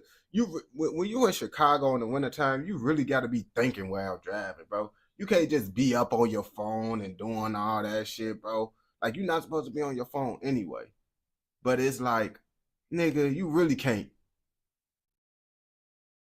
That's what I'm saying. You got to, bro. My pipes motherfucking froze. My pipes froze inside my old house one time, bro. Cause it was my first. I just got my own little shit last year. It's finna be 3 years now because I moved in the house last year. I'm finna be at this house for this year. My year finna be over with. So it's finna be 3 years I've been living in my own shit. My pipes froze in my first house. I didn't really pay attention to it. Like I knew my mama and them used to do that shit, but I ain't really pay attention to it till it happened. I'm like, damn, niggas really gotta do that shit, bro. Niggas don't want to deal with that shit. I ain't gonna capture you. Like all that shit it did. I hate having to just warm up my car. I ain't gonna cap. It always been a lot of Mexicans in my area. Like where I grew up, it always been lots of Mexicans. Like over on 90th and Commercial, it's like diverse. Like I ain't gonna cap. If you know about what's a known rapper from over there? Okay, Lil Schoon. Lil Schoon hood was literally right around the corner from me, right? But if y'all don't know, up the street, bro, all Hispanics, bro. All Hispanics on that side, bro. It's like it's diverse. And then like you go on 90, if you go on 90th and Commercial, bro, you're gonna see a whole bunch of Hispanics, whole bunch of black motherfuckers. It's really all Hispanic stores really on that bitch. That's where I be getting my Mexican food from. I ain't gonna cap to you. Yeah, I'm not from out west. You feel me? My uncle live out west, but he an old nigga. Like when I say my uncle, he my great uncle, my nigga. So he old. He been that bitch since motherfucking a long ass time before you and me was born. His ass was out west living inside that house, bro. Folks damn near 100 years old. I ain't gonna bap to you. I'm not even gonna cap to you. And he like old niggas, they don't be wanting to move, bro. Like my grandma didn't want to leave from over on South Shore. She ended up moving eventually. That's why I be telling niggas why I used to live. Because I didn't tell niggas where I used to live at, bro, for the content and shit. Because niggas used to be like, oh, where you from? This, that. I didn't tell niggas because I used to live with my grandma. And my grandma used to live there. But now since my grandma, you know, she not in the city no more. I'm like, yeah. But yeah, my grandma couldn't be out there, man. The Kia boys took a Kia and shit. I mean, I told my grandma the Kia boys gonna get a Kia, man. She right there by Rainbow Beach. Come on now. You know a Kia boy be at Rainbow Beach. They see your car. Oh yeah, they getting on your ass, Grady. I'm letting you know that. Yeah. That's what my grandma be saying. But they will steal your car and shit and fuck with you. Sometimes they will fuck with niggas, bro. That's why I tell niggas, like, sometimes the unlucky motherfucker. But I tell my grandma it's a difference. Most people is not gonna fuck with no granny. That's why I tell my grandma it's really niggas that got dreads that look like, you feel me, like us. They're the niggas they really just gonna, you feel me, fuck with. But that's who they'll fuck with. But really, like I tell niggas, bro, I go outside, bro. I do shit, bro. And it's like niggas don't, you feel me? Like, and I be in areas. Niggas would look at you though. Niggas would look at you for sure. It might be one nigga be, hey, yo, what you doing over here? Hey, what y'all want? It is those niggas but it's like, bro, you tell them like that. Bro, nigga, I'm just over here trying to see the guys, trying to give me some blunts, gang, just trying to get some blunts. That's all you gotta do. But niggas like, hey, man, what the fuck? Who the fuck you talking to? Who the fuck? Man, folks ass got me, you feel me, doing all that shit.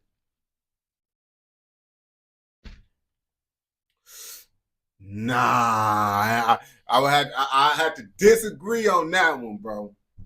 Lots of niggas do got they pipe, but lots of niggas don't got they pipe too at the same time. Because I know lots of niggas, bro. You would think these niggas got pipes. These niggas don't got pipes. You think niggas carry their pipe every day? It's lots of niggas that carry their pipe every day. But there's lots of niggas that don't carry their pipe every day too. That's why it's kind of like, man, it should be crazy. Because lots of niggas that be in the streets, bro, them niggas don't be having their pipes all the time, bro. I ain't gonna bap to you, bro.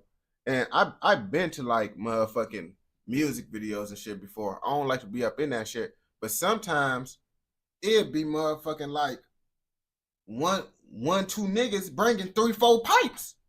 Just so everybody else could be able to, you know, hold a pipe in the video and shit. Like, that's what niggas don't know. You feel me? Of course, niggas be having their pipe, but sometimes, bro, niggas just, it be a couple niggas that got a whole bunch of pipes and they let niggas use their pipes and shit. But niggas don't be really having pipes for real, bro. I ain't gonna cap to you. But at the same time, they do. That's why I can't say niggas don't be having pipes out here. Because more people got pipes than don't get pipes. But it's still a good amount of niggas that don't get pipes. I don't know if you get what I'm trying to say. Yeah, that's how they be. It's lots of niggas. That's what I be. Lots of niggas, they be borrowing shit, bro, on gay. That's how that shit be.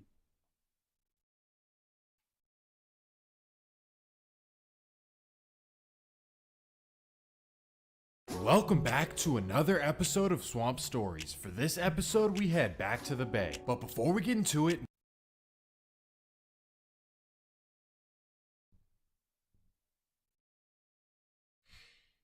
let me see. We're gonna react to my boy Swamp Stories, man. Folks be making that good content.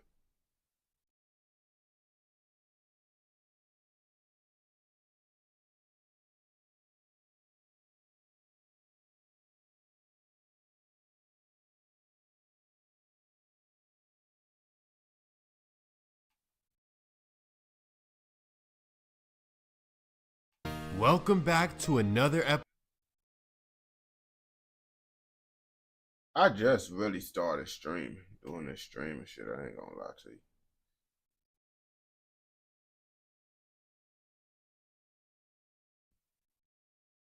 This TikTok and shit been tweaking. Okay.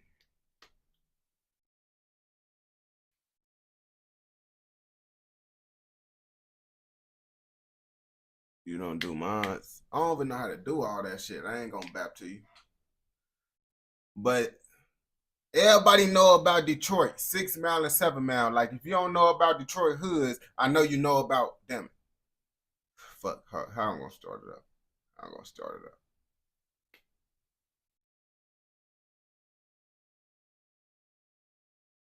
When most people think about Detroit hoods, they think about 6 Mile and 7 Mile, the most known hoods to the outside motherfuckers. Now, if you from Detroit, you're gonna know about all the hoods, you feel me, most likely, the shit that us outsiders don't know about. So I'm finna react to the most known hoods to the outside world from Detroit, 6 and 7 Mile, you feel me? Welcome back to another episode of Swamp Stories. This time we head to Detroit, Michigan. Ooh, even saying that gives me goosebumps, and it should give you goosebumps as well, unless you've been living under a rock. But in order for this video to make sense, we need to take you back into history. But before that, make sure to leave a like and subscribe if you're new to Swamp Stories. Let's head back to the 1950s, a time when Detroit was the wealthiest city in America. Yes, you heard that correctly. Detroit was once the wealthiest city in America. Some even claim it was the wealthiest city in the world. That's because of the automotive industry. Ford, General Motors, and Chrysler were all headquartered in Detroit. These companies were thriving, and it— Shit, I ain't gonna bap to you, man. I'm not even surprised to hear that motherfucking Detroit was busting back in the day. Just because motherfucking Gary used to be the shit. Yeah, Gary, the rundown ghost town.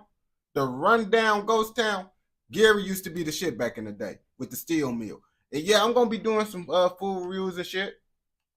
It opened up thousands of good jobs. Because of these opportunities, so many people began moving to Detroit. The number one place people moved from was the South, and the vast majority of them were African American.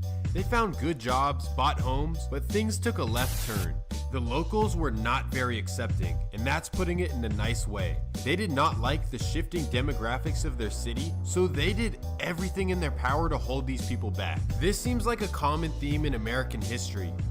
I ain't gonna bap to you. Like, lots of people don't know. And I'm finna tell y'all, bro, Chicago and Midwest, bro, is racist as hell. Like, I ain't gonna cap to you. Like, I feel like down south, they is like proud racist. They gonna let you know what they is, you feel me? Illinois, bro, motherfuckers be having you think, bro, it's not racist out there. I ain't gonna cap to you, gang. It be racist. Like, I took a road trip to Minnesota. And I went through like certain parts of Illinois. I'm damn, bro. This shit looking like the South. What the fuck? So it is racist. And I feel like the people that motherfucking that's in those farther parts of Illinois and all that shit, they was once, you know, in the city, out closer to us. Then the niggas started infiltrating. They be like, nope, we gotta go. But they were not hired by the police department, fire department, and they were not permitted to move up within companies either. On top of this, local banks would not grant them loans in upscale neighborhoods. This forced them to live in the poorest parts of town. To make matters worse for everyone, strikes at GM, Ford, and Chrysler caused them to move their operations out of Detroit. Many jobs were lost. In fact, by 1958, 20% of Detroit was unemployed. Damn. Tensions began to rise, and people had enough of being treated unfairly. That takes me to one of the craziest events in American history. July 23rd, 1967. As Governor of the State of Michigan, I do hereby officially request the immediate deployment of federal troops into Michigan to assist state and local authorities in reestablishing law and order in the city of Detroit. I am joined in this request by Jerome P. Kavanaugh. Damn, these niggas was tweaking. I ain't gonna cap to you. When a nigga gotta send them niggas out there like that, bro, that mean they tweaking. But let's be real. Let's keep it real, though. These niggas couldn't get jobs. These niggas couldn't, if they did have a job, they was not trying to raise their status up in the employment, you feel me? It's so much shit, you feel me, that make these niggas go to crime. Is y'all hearing this shit? Y'all hearing all this shit that the black people had to go through, right? And now they committing crimes? Maybe it's because we can't work no job. Maybe we couldn't do that shit like the white man could do. So that made motherfuckers go to crime. And now that they mad that they tweaking. Detroit went into complete chaos. For 6 days, the city was taken over and burned down. It got so out of control that the National Guard had to take over. This historical event changed America forever. It was the biggest resistance there had ever been. Detroit in 1967 set the tone for the rest of the country to stand up for what they deserve. It also completely changed Detroit's demographics. 75% of Detroit's white population would leave the city. Many businesses would leave the city as well, and things would begin. And that's the fucked up part. Now that's the fucked up part right there. You fight to be able to get the equals of the of the white people. Just for the white people, like, okay, yeah, you can be anywhere you want in this motherfucker. I'm gonna leave, and guess what? When they leave, they're not gonna put funds into that city no more. Stores gonna shut down. So now you're just gonna be living in poverty. Just because you tried to get equal rights to the white man. And when you try to get equal rights, okay, we just gonna give you equal rights, but in a more fucked up fashion. That's how they do it, bro. And that's why generational failures be coming out the black communities, bro. Because niggas were set up to fail. Began to completely fall apart. Detroit lost over half its population, leaving entire neighborhoods of abandoned houses. The government began collecting less and less tax money, so schools closed all over the city. Police were laid off and emergency services were cut. This became a huge problem. Looking like layoffs. Bro, that looked like years. But when someone calls 911, there isn't an ambulance to respond. It may take an hour. In Southwest Detroit, a month ago, there were 3 shootings, separate shootings. There wasn't one ambulance to respond. The police had to transport. How long is that going to continue? Why is that allowed? Why is that acceptable? And it doesn't cheat me, and it doesn't cheat the members of our association. It cheats the people in this city, the grandmothers, the parents, the fathers, the husbands, the wives, the kids. It's absolutely absurd. A lot of the things we take for granted in California, Detroit just didn't have. It got to the point where it could be classified as a third world city. Now, let's talk about crime, something Detroit is no stranger to. Let me compare them to other cities. In 2020, Detroit's homicide rate was 46 per 100,000. New York City's was 5.9. In Los Angeles, it was 8.7. And in Oakland, it was 25. Put that into perspective. Oakland is California's most dangerous city by far, and yet Detroit's homicide rate is nearly double. What the heck is going on in Detroit? Because more poverty, more crime. Like I tell niggas, bro, like LA, bro, I look at they shit, bro, and I ain't gonna cap to you, bro. They hoods is more well put together, bro. And I feel like that's just how it be, bro. The Mexican hoods be more put together too, and it be more peaceful and the more put together shit, bro. I ain't go back to you. When your shit look more nicer, it be more nicer. I don't know. Like, think about it. You see shit like this every day. You think you finna go do right? Look at, boy, hell, I'm finna go be just like that building. Fucked up, okay? How is the city so dangerous? Well, in this video, we are going to cover the east side of Detroit. But before we get into it, let me run the intro. Before they changed the rules, I used to wave the gun up in the air. You can't do that no more on YouTube. They gonna get on your ass.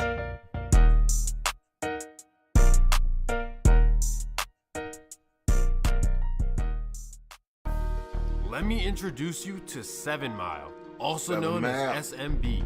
The U.S. Department of Justice classify them as the most dangerous in the city. SMB controls an area called the Red Zone. It's between 7 Mile and 8 Mile in the east side of Detroit. Why they call it the Red Zone? You'll see. Boy. This is where they do everything from pharmacy activities to recording studios and most importantly, catching crime. A whole lot of people see their last moments in the Red Zone. I ain't gonna cap to you niggas. The Red Zone sound like niggas dying. The Red Zone, dead zone. That's what it sound like to me. I ain't gonna cap to you. I'm not trying to be in the Red Zone unless I'm from the Red Zone. You feel me? If you from the Red Zone, it's different. But I ain't trying to be in no place called the Red Zone if I'm not from the Red Zone.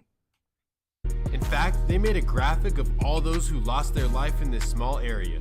But let's talk about the pharmacy side of things, because that's what they're really known for. They run a huge operation that supplies West Virginia with everything it needs. Here's how it works. SMB buys large amounts for a low price in Detroit, then bring it out to West Virginia to sell at 4 times the cost. They get it there in 3 ways. That's what niggas do, bro. That's how you make your business, bro. I ain't gonna cap to you. That's what the fuck they be doing, bro. You gotta think about it. That's how you gotta make your money, bro. You gotta get it from a place where it's low, and then serve it where it's high, bro. That's the number one rule of marketing, bro. On game. Yeah, that's what I'm saying. Dangerous as hell out there. They send guys in rental cars. They also send people on Greyhound buses. But lastly, they use stuffers. Stuffers are used for smaller deliveries. I honestly think Greyhound really would be the safest route. Honestly, in my opinion, because look, as long as you're not tweaking on the Greyhound and niggas don't know that you got that shit up in there and you're not on the watch list, why the fuck would the Greyhound get pulled over? And if it do get pulled over, why would they search everybody on the Greyhound? And why would they just go search for you if you technically ain't on their radar? You feel me? That seemed the safest route, but that would be the longest route, you feel me? That neighborhood was set up for failure on game. They're girls that hide everything in a certain area. You know, yeah. They would pay them $1,000 per trip. The number one thing they stress is driving the speed limit the entire way. Use cruise control if you can, because you can't give any reason to get pulled over. SMB began making over. Put that bitch in cruise control right now. You know, they got that new shit. Adaptive cruise control, lane assist, and motherfucking set your shit up to where you doing a safe distance from them on game. For $80,000 a week doing this. That's when they caught many people's attention with all their fancy cars and jewelry. They became big ballers in Detroit. SRTs, Scat Packs, and M-Series BMWs parked in the hood. They weren't the only ones getting rich in Detroit though. That brings me to their rivals. Well, they have a lot of rivals. In fact, they're surrounded by them. But their main rival is 6 Mile Cheddar Grove. These guys are located about a mile down from the red zone, specifically around Cedar Grove Street, thus the name Cheddar Grove. Their main representative is the rapper Peasy, whose real name is Philip Peaks. 6 Mile is filled with pharmacists as well, and they are known to help Ohio, Kentucky, and Tennessee with whatever they need. I think they deserve a shout out because both 6 Mile and 7 Mile are providing medicine to those in need. Here's how it works for 6 Mile. They attempt to make business connections in different states, and when a 6 Mile boy successfully makes a connection, it becomes his lane. This means that he is now responsible for this distribution. Both sides have similar methods, and they also have similar results. They are ballers. 6 Mile is up there just like their 7 Mile rivals. They weren't always known as rivals though. That started around 2014. That's when everyone in the east side would click up against SMB, 6 Mile Cheddar Grove, the Hustle Boys, and Max Out 220 would all band together. So it really became 7 Mile versus everyone. The craziest thing about all this is that both sides decided to make Instagram pages to post everybody they dropped. And yeah, this got crazy. Now that shit is wild, bro. Niggas get to killing someone and be like, oh yeah, we finna be the news. We finna be the news page, bro. We kill a nigga, then we post a picture of the nigga. Like, he gone. Yup. How the fuck you kill a nigga and then you letting people know you the first? Come on, bro. This is why we see we too far gone, bro. We set up for failure. So let's get into it. Actually, before that, let me say this. Before you guys run to the comments saying my information is wrong, just wait. This is what the police put out there, so this is how I'm going to tell it. If I were to actually give the street version of the story, you guys would call me a snitch, so you can't have it both ways. So let's get back to the story. But how would he even know the street side of it if he's not from out there? Come on now. You would be going off of speculations. So you should just go off the police report, to be honest with you. 2014, and 7 Mile would take some big losses. First, Jason Gill, also known as White Boy, would get killed in February. Then, rapper Hardwork Jake would be hit multiple times in August. He would survive though. But none would be bigger than the top dog. Let me introduce you to Devin McClure. He goes by the nickname Block, and he was the leader of 7 Mile, and he was very well known for putting in work. May 1st, 2015. Block would be driving in his blue Crown Victoria down Hayes Street, right in the heart of 6 Mile Cheddar Grove territory. He would reach the end of 6 Mile territory when BAM! Damn. Right after it happened, the rivals would take to Instagram and post, "We got Block out the way. B-Man, you know you next." That brings me to Nigga, what? Y'all niggas, these niggas don't give a fuck, bro. They just said, bro, we got you and you next, nigga. I know niggas going to jail for showing this story. B-Man, whose real name is Billy Arnold, another 7 Mile top dog. He knew the rivals wanted to get him too, so he made sure that he would get to them first. He wouldn't do it alone though. Block's girlfriend M-Thang was ready to ride for him. She would text B-Man right away, and she would set up a plan. She would drive around the 6 Mile area and scout. She would take notes of the cars the rivals drive and all their whereabouts. She would send all this information to B-Man, and that's when he would go to Instagram and post an official hit list. Yeah, yes, y'all know you heard that correctly. He would post pictures of those he wanted from 6 Mile. So just 6 hours after Block passed away, B-Man would get in his car and head down to the 6 Mile area. He would go look for a particular individual, a man named Philip Peaks, also known as Peasy. The rapper was nowhere to be found though. Instead, B-Man would find Peasy's friend Raphael Carter with his 2 young children. Regardless, he would hop out of his car and BAM! Damn, bro. I honestly just feel like, come on, bro. I feel like certain times you just gotta give a motherfucker a pass, bro. When they with their kids, bro, you gotta give them a pass. You gotta give a motherfucker a pass with their kids, bro. But at the end of the day, as long as folks don't hit the kids, bro, I gotta guess give them a little bit more respect, because other niggas don't give a fuck. They would hit the kid and the nigga. I'm like, damn, bro, what the fuck? Y'all ass be tweaking. A week would go by and it's May 8th, 2015. M-Thang would give B-Man a crucial drop.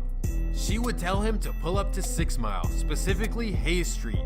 She would tell him to look for a brown Chevy Impala with tinted windows. B-Man would stop what he's doing and hop in his car. He would drive right down to 6 Mile, and that's when he sees the Chevy Impala. He hops out of the car and BAM! Damn. B-Man would get home and go straight to Instagram. He would post a picture of Devontae with a laughing emoji saying, "Got him." 2 days later would be... Bro, this nigga think this shit is a game, bro. What the fuck? This nigga think it's a game, bro. This nigga playing a game right now. This nigga like, I'm on a bounty hunt, bro. Real life playing bounty hunting and shit, bro.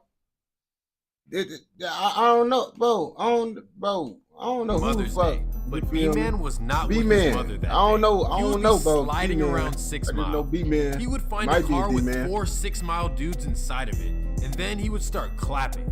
The guys would run away. One of the guys is a man named Darnell Rogers, and he happens to have a baby on the way.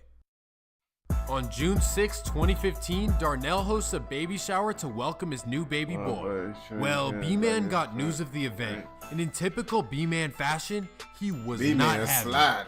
B-Man would pull up to the baby shower, and BAM! Breaking news right now out of Roseville. 2 people shot at a banquet hall. One woman tells us family and friends were there for a baby shower. 7 Action News reporter Jane Park live at the scene with the latest. You just cut off. Police are not releasing any details, but detectives have been out here for several hours at the Athena Hall Banquet Center on Gratiot, gathering evidence after this reported double shooting. Darnell would survive, but regardless, 6 Mile would make sure to return the favor. 7 Mile's Aaron Carter would be sitting on his porch. That's when 2 men pull up. The men chase him through the house into the backyard and BAM! Damn, these niggas sliding back to back. For a few months, everyone would assume that they wouldn't get caught. But things would come crashing down quick for 7 Mile. They threw a big party at a local club called The Horse. The celebration would be to remember Devin Block McClure. Well, after that night, B-Man would get pulled over. And this is where they found everything they needed. He, along with Orlandis Shaw and Keithon Porter, would go down. Block's girlfriend M-Thang would go down as well. And here's how it would all play out. M-Thang would get 10 years. Rapper Hardwork Sonny would get life. Orlandis Shaw would get life. And finally, B-Man would get more than life. Damn, you see, but B-Man is a fucking menace, bro. That's what I'm saying. Like, B-Man, bro, you already knew what was gonna happen to B-Man ass. B-Man was a different breed, like motherfucker said. Like, B-Man, you knew what they was gonna do to B-Man when they called B-Man. things would come crashing down for 6 Mile as well. In December 2016, they would get taken down. 11 guys from 6 Mile would go down, including Peasy. Well, eventually Peasy would get out and he would become one of Detroit's biggest rappers. He would still be in Detroit though, and on February 4th, 2018, he would perform at a rap battle on the west side of Detroit. Well, he ended up winning the rap battle and he was given $2,000. After the show, he would stop at a gas station with the money in his hand. That's when a man would pull up beside him and ask for the money. Peasy was not giving it up, so BAM! Well, Peasy would be alright, and he would elevate his career to even higher levels, but yet... I ain't gonna cap, when a nigga motherfucker trying to rob you, and alright bro, be smooth. When a nigga trying to rob you and shit, bro, you gotta damn near get that shit up if you don't got a pipe. I ain't gonna lie to you, it don't be worth it. He would still be in Detroit. July 16th, 2021. Peasy would be asleep in his car, parked in his driveway. Mind you, this is way out in the suburbs of Rochester Hills. Well, someone gave out his drop because 2 men would pull up behind him. They would open his door and pull him out of the car. Peasy would wake up and start fighting the men off. The men would eventually leave, but they would be found. A man from Birmingham, Alabama named Marquise Pope would get arrested. Well, that's going to wrap it up for this first Detroit episode. Damn, as y'all can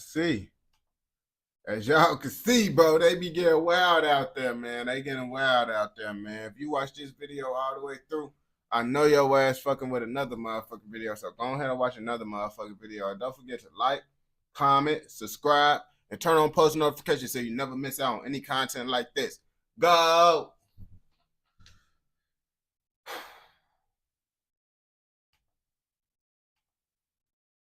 Let's see if my algorithm back right, bro. My algorithm changed.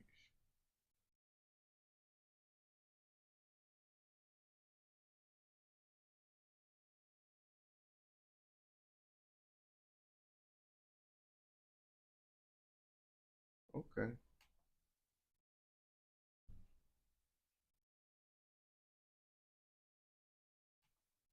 Alright, so I guess we finna do another swamp story. Guess a nigga snitching.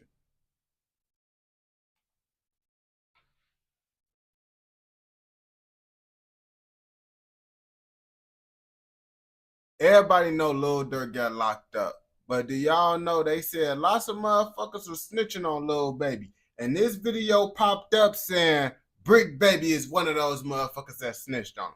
Now take this shit with a grain of salt, bro, because it's just, you feel me, a YouTube video. But we finna see what the fuck he talking about in this video to see if Brick Baby really snitched or, you know, he just saying something to get some views and shit. We finna find out today. Let's focus back on the beef between Lil Durk and Quando. From all accounts, Quando and the Savannah Rolling 60s never wanted beef with Vaughn and really never wanted this to happen at all. And despite the fact that all Lil Tim did was defend his friend, Lil Durk still wants get back for Vaughn. Well, given that Durk lives in Atlanta and Quando and his boys are only a few hours away, you'd think that he'd send a hit to Savannah. But because Quando and his boys would have home field advantage, and it's the... That's what I literally said in my video, bro. I said, bro, I be like, nigga, it would have been so much smarter to just get Rondo in the in Savannah, you feel me? Because you doing all that other shit is what got you caught way more easier, bro. If you would have did it in the A, it would have been a lot more better. You wouldn't have did all that other shit, bro. Like, really, that would have been the smartest thing to do. But like folks said, he might probably didn't want to slide on them on their own shit because they know they gonna have blicks. They gonna be out there with that shit. So it's like, you feel me? You want to catch a nigga lacking. But that shit got you caught easy.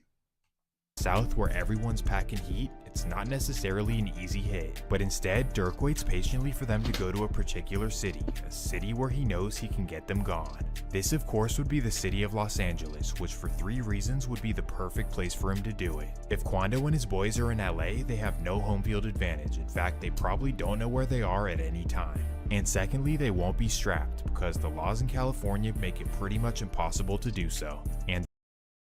And that's why I don't go to Cali. That's why I don't be going to Cali. That's why I don't go to New York, because I'd be damned if a nigga kill me on vacation. And I work hard to not be a felon. I work hard to not be a felon. So, nigga, I'm not finna die without a gun, and I legally can own a gun, legally can carry a gun, and I'm from Illinois, so I had to pay $300 for a conceal and carry. You think a nigga not finna carry his gun? I'm not finna go out there, bro, because I ain't one of them niggas that gonna be like, oh yeah, I can carry my shit. It's my Second Amendment right. I can carry whatever the fuck I want. I'm not doing that shit. I'm not finna go to jail. I'm just finna stay out those people's state. The third reason, none other than Brick Baby. As we know, Brick Baby is the king of hawking down rappers as soon as they touch down in the city. And not only can he give you Quando's exact location, but he can also supply you with what you need. You know, in days. Well, from what the FBI states, Lil Durk waits patiently for Quando and his boys to go to LA. And that day would finally come, nearly 2 years after the demise of Von. August. Damn, 2 years later, that shit crazy as hell. That shit really was a long ass time after, bro. I ain't gonna cap to you, bro. Was it really worth the gang? Like, yeah, the King Von passed away in the street, but was it really worth? I feel like, bro, y'all should, if y'all want to do that, bro, doing it that way wasn't worth it, bro. I ain't gonna cap to you. Slide and catch him in the 8, bro. That's the best way. August 18th, 2022. It's a regular morning like any other when Lil Durk gets a call from an unknown source informing him of Quando's presence in LA. This is the opportunity he's been waiting for, so he seizes it and he quickly calls an OTF member by the name of Vonnie. OTF Vonnie, whose real name is Kevon Grant, is a certified stepper from Detroit who's known for getting things done. So as soon as Durk gets the information on Quando, he calls up Vonnie and has him fly on his private jet to come meet him. So according to investigators from here, Durk and Vonnie have a meeting where they discuss what needs to be done. And because of Vonnie's reputation for these niggas moving with that money on. Like I said, bro, if you didn't have that money on, y'all wouldn't be doing all this shit. I feel like don't let the money on have you do shit that you wouldn't be doing when it comes to crimes, bro. Like, if you didn't have this money on, what y'all would have did? Y'all would have drove to Georgia and try to catch that nigga outside, bro. And honestly, that would have been the smartest decision. I ain't gonna lie to you. Allegedly getting people slumped, he's tasked with handling all the logistics. This includes booking flights, hotel rooms, rental cars, and basically handling everything that needs to be done. A GTA mission at this point. So as soon as the meeting wraps up, Vonnie immediately gets to planning. First, he gets in contact with 4 reputed OTF steppers, handpicked by him. These would be DeAndre Wilson, also known as Didi, Keith Jones, also known as Flocka, David Lindsay, also known as Brown Eyes, and Asa Houston, also known as Boogie. He informs them of the mission at hand and tells them to immediately get ready. Then he makes a massive mistake. Using OTF credit cards, he books them red-eye flights to Los Angeles. That was some dumbass shit. But one thing I can say in Durk defense, he could be like, hey man, they been had them OTF credit. They're a part of OTF. Everybody at OTF, I give an OTF credit card. That's the benefit of being OTF. What they do with those credit cards, I don't know. I don't know. That's what I say if I was Lil Durk. I ain't gonna bap to you. Coincidentally, just minutes after doing this, Durk texts him, hey, don't book no flights under my name or anything that has to do with me. Too late, buddy. Not only did he already use the OTF card to get them flights, but he also got them hotel rooms. You see. Now look, once I found out that information, that's where I would have been like, mission is over with. Mission is fucking over with. Enjoy y'all fucking free vacation y'all booked out there with my fucking OTF credit cards in my name. Wow, okay.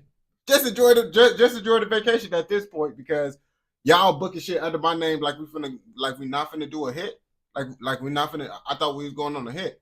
So why is y'all tracing it back to a motherfucker like me, the nigga that's paying for the hit? Hit would have been over with right there. If you was smart, I would have said, fuck that shit, bro. Y'all got me fucked up. We gotta try on another time, and y'all better get this shit right and not put nothing in my name. I ain't gonna bap to you. That's what I would have did. As well. On top of this, one of the hitters DMs his girl on Instagram and lets her know that he's on his way to Los Angeles. Regardless, this doesn't stop anything, and the 4 OTF hitters head to the airport for their midnight flight. Okay, so now that all the travel is handled, Vonnie hops on a private jet headed to Los Angeles.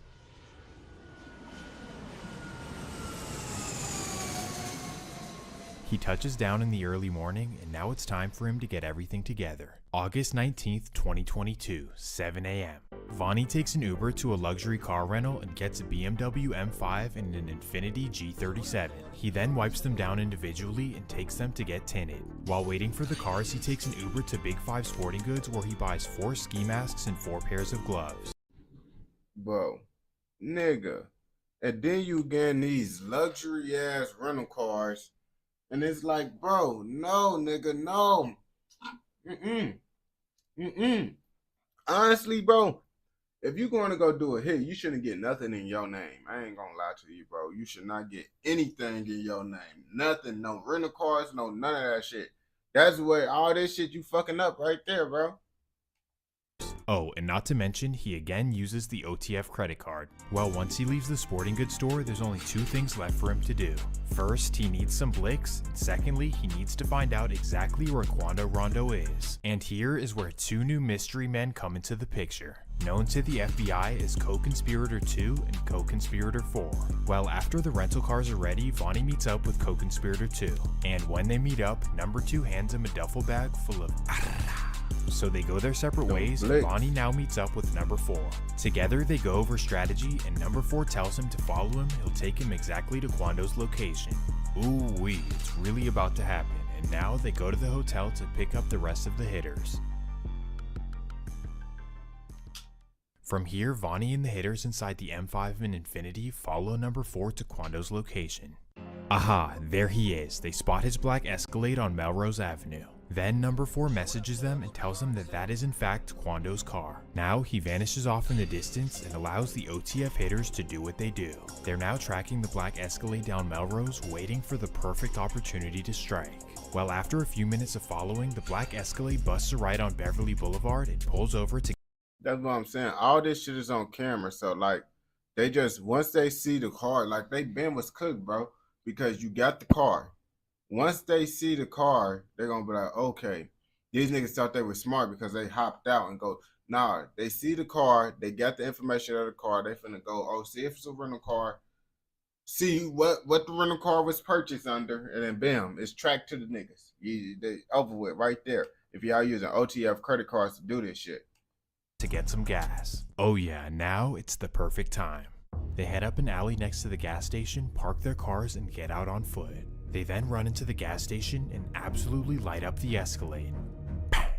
After emptying over 100 shots, they run back to their cars and vanish off in the distance. Thankfully, Quando Rondo was untouched, but sadly, his best friend wasn't. Right now, the search is on for 3 people who police say shot at a Savannah rapper, killing a member of his entourage. It happened in Los Angeles, and cameras captured the aftermath. Shots fired, a fight taken to the streets, and this chaotic scene, the ending of a shooting that started in Los Angeles, California. Sheriff's deputies pulling out a man who had been shot in an SUV. Savannah rapper Quando Rondo, a passenger in that car, frantic at the sight. It all started at this mobile gas station at 5:30 Friday evening. LAPD says witnesses heard multiple gunshots, then watched a couple cars zoom off. 3 people in 1 car shot at this black Cadillac Escalade. It's unclear if those inside shot back. Can I get some space, please? It ended at Santa Monica Boulevard. Deputies found it peppered with bullet holes and a shattered window. 1 man inside, a member of Rondo's entourage, had been shot. The 23-year-old was taken to the hospital where he... It's crazy. How the fuck they shooting, bro? And the only motherfucker they hit, bro, is Lil Pad, bro. They didn't even hit Quando Rondo. So it's like y'all did all that shit just for y'all to still not hit the motherfucker that y'all want to hit. Ain't that shit crazy? That shit crazy. He died. They pulled up. They were pumping gas, and it looks like they probably finished pumping gas, and the suspects approached from the alley, got out of the car, and started shooting at those victims. Shortly after doing this, the OTF members wipe down the rental cars, put their plates back on, and return them back to the owners. Now here's where things get interesting. After heading to the hotel and changing clothes, oh, they took off the plates and shit, so they thought they was, you feel me? No, nigga. Nah, nigga. I mean, that shit helped out, but nah, nigga, I feel like they still was gonna, you feel me? Kinda know. The four hitters head to Calabasas in an Uber to go to a burger restaurant, and there waiting for them is co-conspirator 2, who's there to discuss business and who gets paid what. Then once they come to a fair agreement, co-conspirator... You see, how do they know this information, bro? How do the feds know this information? That means someone snitched. Someone had to snitch. I ain't gonna lie to you, bro, because how the fuck they know they talked about the money? It ain't no way they gonna know what the fuck they talk. Even if they know all they took the Uber, they're not gonna know they discussed the payments and all that shit. Someone had to snitch and tell them, oh, they was talking about payments this, down, the third. Cause how else? How else? Come on, you feel me? That's what I'm thinking. You feel me? That's what I'm thinking. But I don't know. I'm just a normal YouTube nigga. Conspirator 2 takes a private jet to Chicago, and the rest of them head down to San Diego. This is where they wait for a couple of days, and a trustworthy friend of Dirk brings them a whole lot of money. Now this begs an important question. Who does Dirk trust in California to handle a whole lot of his money? And on top of this, who did he trust to find Quando's location and to supply the weapons? Well, I have somebody in mind, and I definitely think he's either co-conspirator 2 or co-conspirator 4. Given everything we know about Brick Baby's history in the streets, his dislike for Quando Rondo, and his relationship with Dirk, it would only make sense. But not only does it make logical sense, but there's also a whole lot of information out there that will make you think that Brick Baby had something to do with this. So now let's get into the reasons why Brick Baby was certainly involved. Ooh, here we go. Reason number 1. Directly after losing his friend, Quando Rondo blames the Rolling 60s. Directly after the incident, he goes on social media and posts this on his story. Basically what he's saying is that he's done with the Rolling 60s, he's putting down his... Nah, bro, I ain't gonna cap to you. That's low-key is, because Brick Baby is a Crip, bro. That is a Crip. So he could be talking about him. Flag because of disloyalty. Now ask yourself, why after this incident would he be upset with his own gang? So much so that he's gonna put his flag down because of disloyalty. Obviously, he knew something the world didn't, that the Rolling 60s had something to do with the death of Lil Pab. And as we know from the indictment, somebody from LA gave up his address, so who else could it possibly be? Who else in Los Angeles would know Quando's exact location other than his own gang who he's supposed to tap in with? And on top of this, which Rolling 60 would be connected to Dirk? Obviously Brick Baby. And that's just the first reason. Nah, bro. Hold up, bro. Do y'all think Quando Rondo checked in with one of the Crip niggas out there? Because it do make sense how they know where the fuck he was at if he end up checking in with one of them Crip niggas, bro.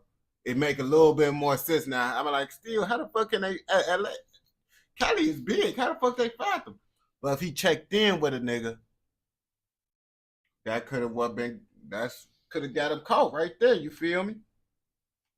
Reason why I believe that Brick Baby is co-conspirator 4. And trust me, there's a whole lot of other reasons as well, all coming out of his own mouth. And now we're at reason number 2. Brick Baby hints at it and admits that he was involved. During the period after the incident, nobody was thinking that Lil Durk was involved because it happened in LA and the whole Rolling 60s thing. But that's when Brick Baby goes on No Jumper and reveals... I ain't gonna bap to you. I'm gonna keep it 100 with you, bro. No one thought Lil Durk did that shit. Like, literally, he had the world fooled for sure because we was like, it's no way possible he slid for Vine all the way in LA. Like, we just couldn't fathom a nigga doing this shit. And this nigga supposedly did it. Like, bro, what the fuck? He bamboozled the world for sure, but he didn't bamboozle the feds. You can maybe trick us, but can you trick the feds? To the world that Lil Pab's death was get back for Vaughn. Oh yeah, slide for Vaughn, right? Nobody... Yeah. They say you can't say that no more. Why? Oh yeah, because of no. Like, who died? You can't say that no more. Oh, because of FBG Cash? Or who? Nah, because Lil Pab. Who was saying that shit though? That's what I'm trying to say. The first nigga I heard say that shit was Brick Baby. Brick Baby said that shit. So that's what I'm saying. Brick Baby, the first nigga that did that shit, bro. I ain't gonna cap to you. I feel like Brick Baby is one of those niggas. He just want to be involved, bro. He one of those niggas that want to be involved so bad, bro. You know those type of niggas and shit that they just want to be a part of some shit, bro. I don't know why niggas be like that, but they do. Ooh-wee, this is when people started to put two and two together. Lil Durk had something to do with the death of Lil Pop. And isn't it interesting that one of Durk's closest friends and Rolling 60s member is the one who revealed it? Well, Wack 100 thinks it's very odd as well. Could kind of turn into something, because if I'm not mistaken, he kind of made a comment like, I guess they can't say OTF didn't slide. There's no getting out of that. Listen, if he's just a random person, it's whatever, but he's somebody who's got photos with Durk. He's been pictured with all the OTF guys and stuff. It seems like kind of, that was before he even worked for No Jumper. That actually was the interview that made me like, you know what? I'm gonna fuck with you. Wait, what? That's why you hired him? Because he snitched on Lil Durk? Bro, I go back to you. That's what Adam B wrote it. All the Vlad TV, all the niggas, they want the niggas that's gonna. Y'all know that's what the fuck they want, because that's gonna get the money on, bro. Them niggas gonna get them the money on. That's why they doing that shit. That's why they want niggas like Brick Baby. What? But anyways, let's continue. Because at the time, OTF was never mentioned. Right. He's the first one that made any type of anything that OTF was involved by saying, I guess they can't say they didn't slide for bond no more. It's like, well, if this doesn't convince you enough, right after this, Brick Baby would drop a song where he basically incriminates himself. In a song called Not Enough, here's what he says. He was ducking trying to hide, now he in a blunt. We dropped 100 shots, go dig your partner up. Then he says the last one we turned into a pack, we got 1 million plus. And now knowing what we know. You see, that's what I'm saying. His ass was quick to want to finally have some shit to rap about like that and be like, oh yeah, I got some shit to rap about. I was really involved in, like, niggas really be like that, gang. Like, that's the sad reality, bro. Lots of these street dudes be wanting validation from other niggas. I ain't gonna cap to you. From the indictment of the co-conspirators getting paid? I mean, you know? But of course, on the flip side, he could just be lying about the money, right? Except for the fact that after this, he mysteriously starts living in a Calabasas 4-bedroom mansion. So just a year after getting out of prison for robbing a jewelry store, you're living in a Calabasas mansion. How does that make sense? I mean, No Jumper ain't paying that much, because I promise you Brick Baby's house is worth more than Adam's. Don't forget, Brick Baby is the rich crip. Okay, so let's get back on track.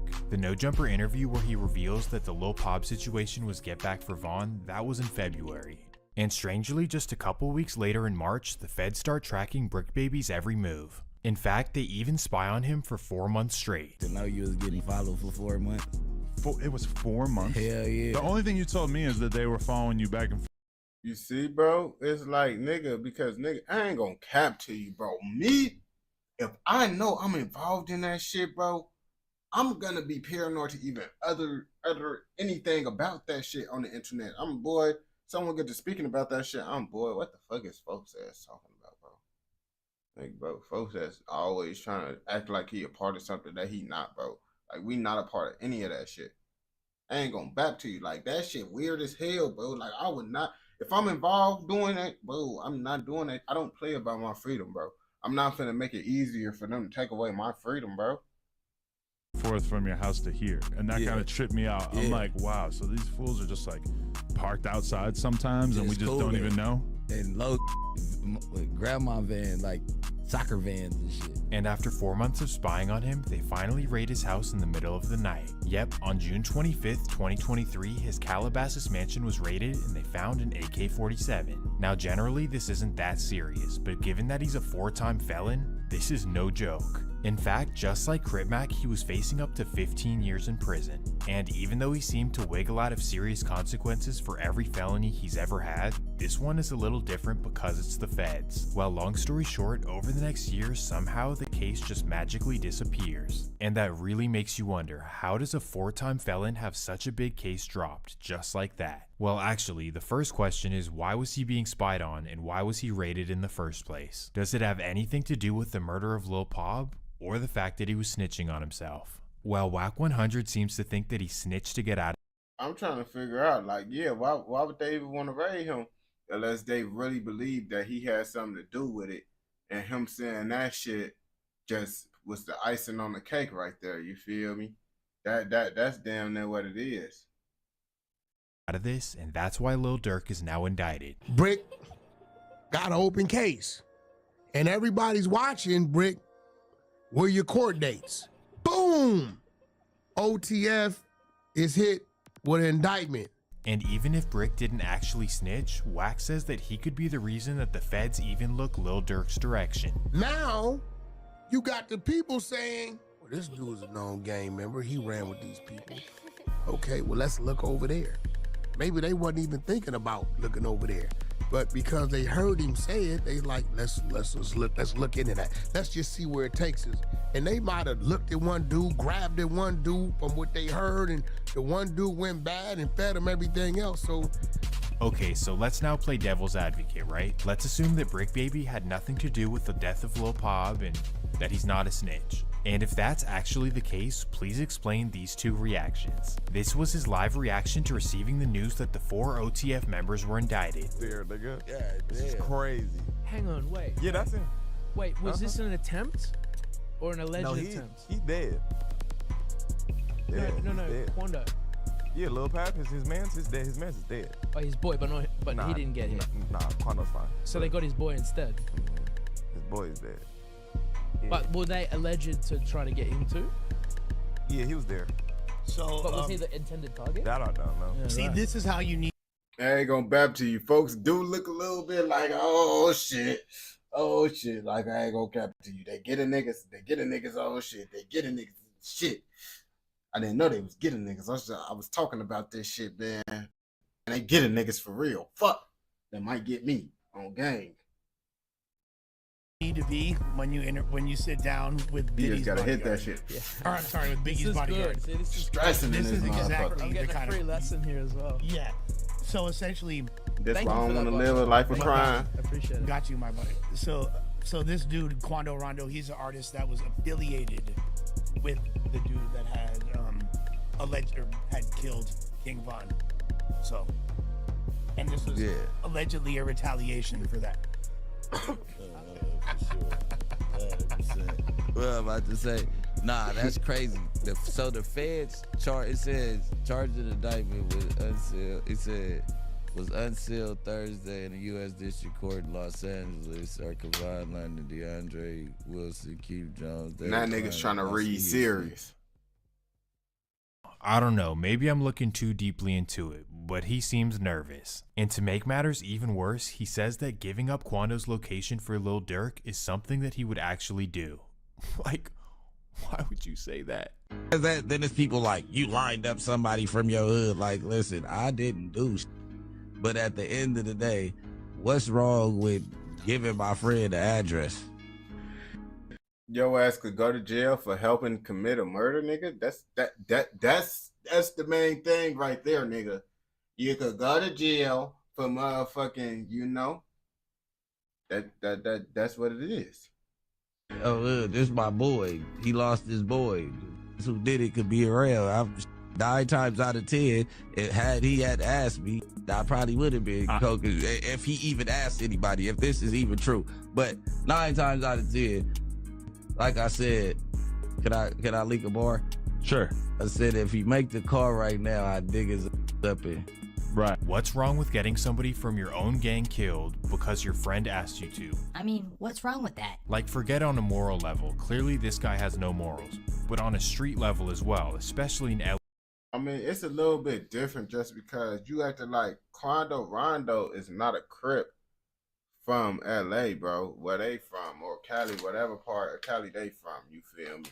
So that's kind of like a difference. Now, that'd be a big difference if bro did this shit from niggas that's actually from LA, like some LA Crips that's from his area and shit. But you gotta understand, all Crips is not cool with each other just because they Crips. At least that's what I think. If it's like Chicago and shit, you feel me? LA, openly admitting to backdooring your own gang for your millionaire buddy is crazy. So you guys tell me what you think.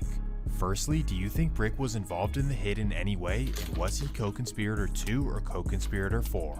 And secondly, do you think he's a federal informant that gave up Durk for his own protection? And even if he didn't officially snitch, do you think that his song lyrics and comments on podcasts are the reason that the feds looked into Lil Durk?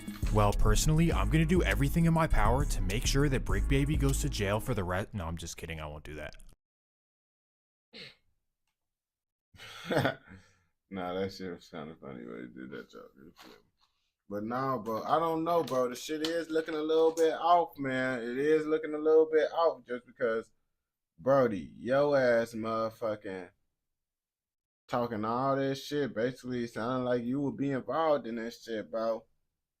That it do sound a little bit off, but like I said, bro, it's just a little video, man. If you watch this video all the way through, I know your ass fucking with another motherfucking video. So go ahead and watch another motherfucking video. And don't forget to like, comment, subscribe, and turn on post notifications so you never miss out on any content like this. Go!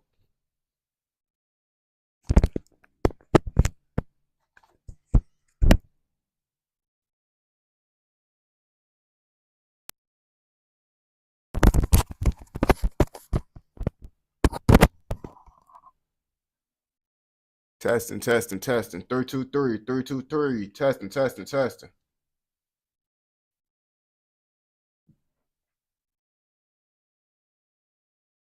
Alright. Test this shit. Make sure this shit was oh, I gotta put this mic on the Troy. I'm tweaking. I get a wire mic. Gotta make sure these bitches stay charged to keep this bitch going.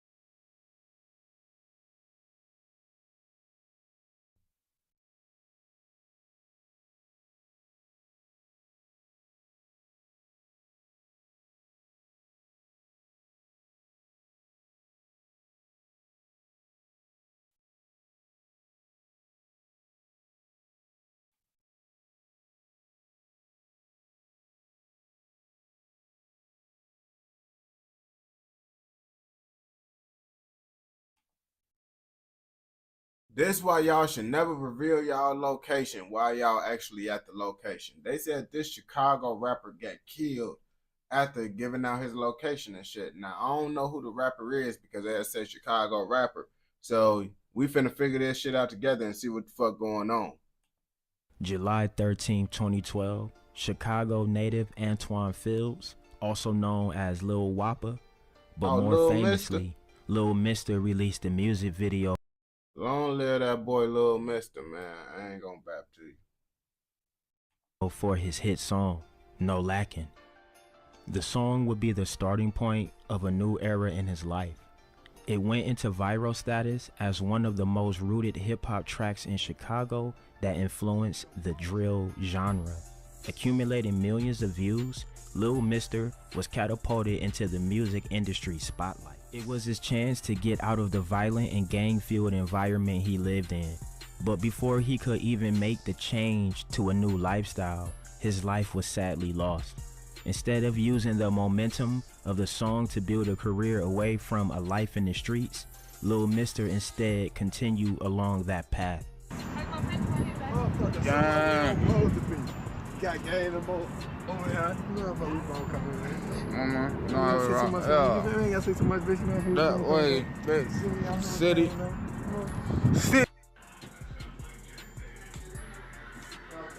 He was affiliated with Wooga World and JoJo World, named after falling affiliates Wooga and Lil JoJo.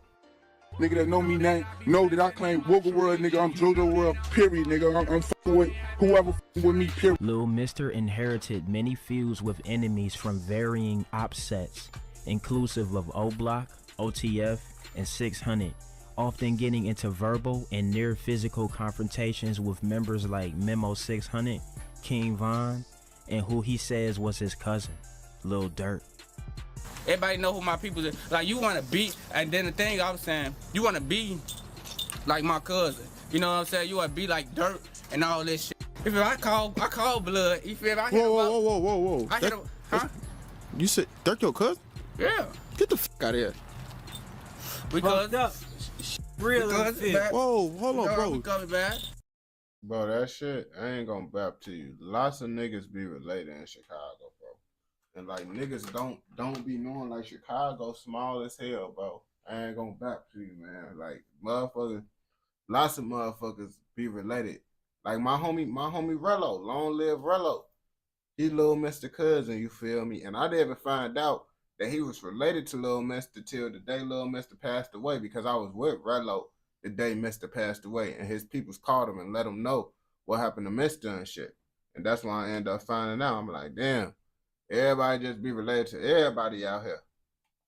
From diss songs to disrespecting each other online, the rivalry escalated as the years passed. Lil Mr. was playing a dangerous game, because in these types of environments, the possibility of things escalating is highly likely given the deep-rooted hatred and the cycle of violence between each gang set. Lil Mr. became famous off his viral song and growing catalog, but he remained in the same violent-infested area and was always in the open for his rivals to see. He would proudly always state where he was and where anyone could find him. His block, as the gangs would refer to their location, was 75th and Stewart. He not from 75th. Like if you from 75th, you'll have tattoos. Like I got 75 and shit. And those like shit. I've been there my whole life. Stewart. I went to Harvard. I'm from 75th. Maybe he felt untouchable. Maybe he began believing the term of his song "No Lacking," meaning that he can. No, I honestly just feel like it's just niggas just get comfortable, bro. That's what it is. Niggas just get comfortable, man. You been out here for so long, niggas ain't really did nothing to you, bro. You start to let your guard down and shit. And I feel like that's really what happened to most motherfuckers, you feel me? Cannot be caught off guard by his rivals, as he's always armed for war. Whatever the case, it appeared Lil Mr. was being careless and underestimating, or rather forgetting, how easily his life could be lost feuding between gang affiliations.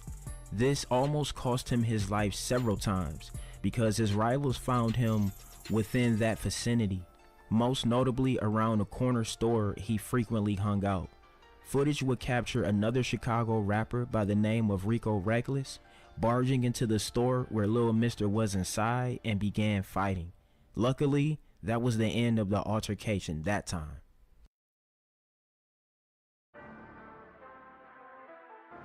I ain't gonna bap to you. That fight right there, man, I ain't gonna bap to you, man. Long live Mr. But that fight right there, boy, that shit was bogus as hell, man.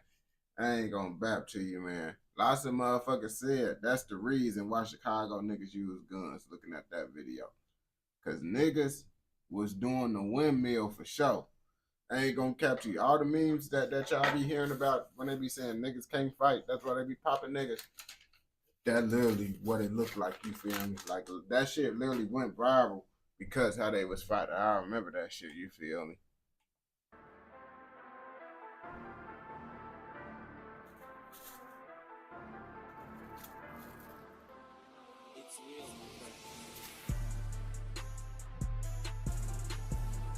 He said, bitch, I've been out here.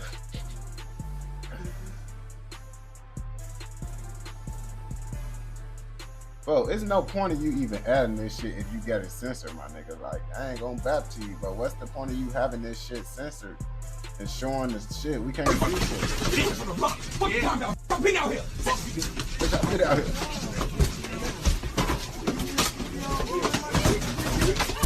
Another situation occurred where his rival Memo 600 not only passed in the car recording him sitting on his bike on the street, but also uploaded footage of them chasing him with the intention of doing him bodily harm. Little mister, check it out! Chaz, nigga!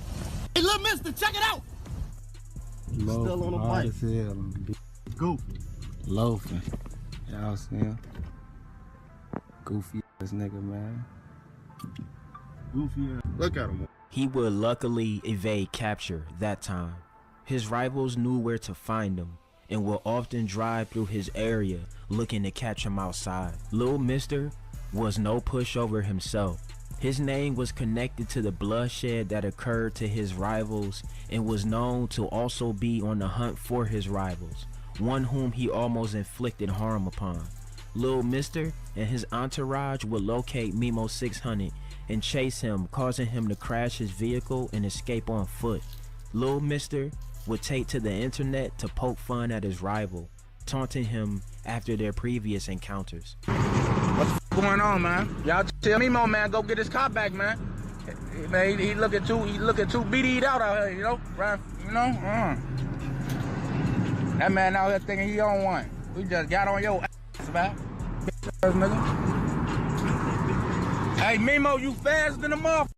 That's why I don't even be saying shit when niggas be getting caught. Cause it's like, niggas get caught lacking by a nigga, and then the nigga that caught them lacking end up get caught lacking the same way.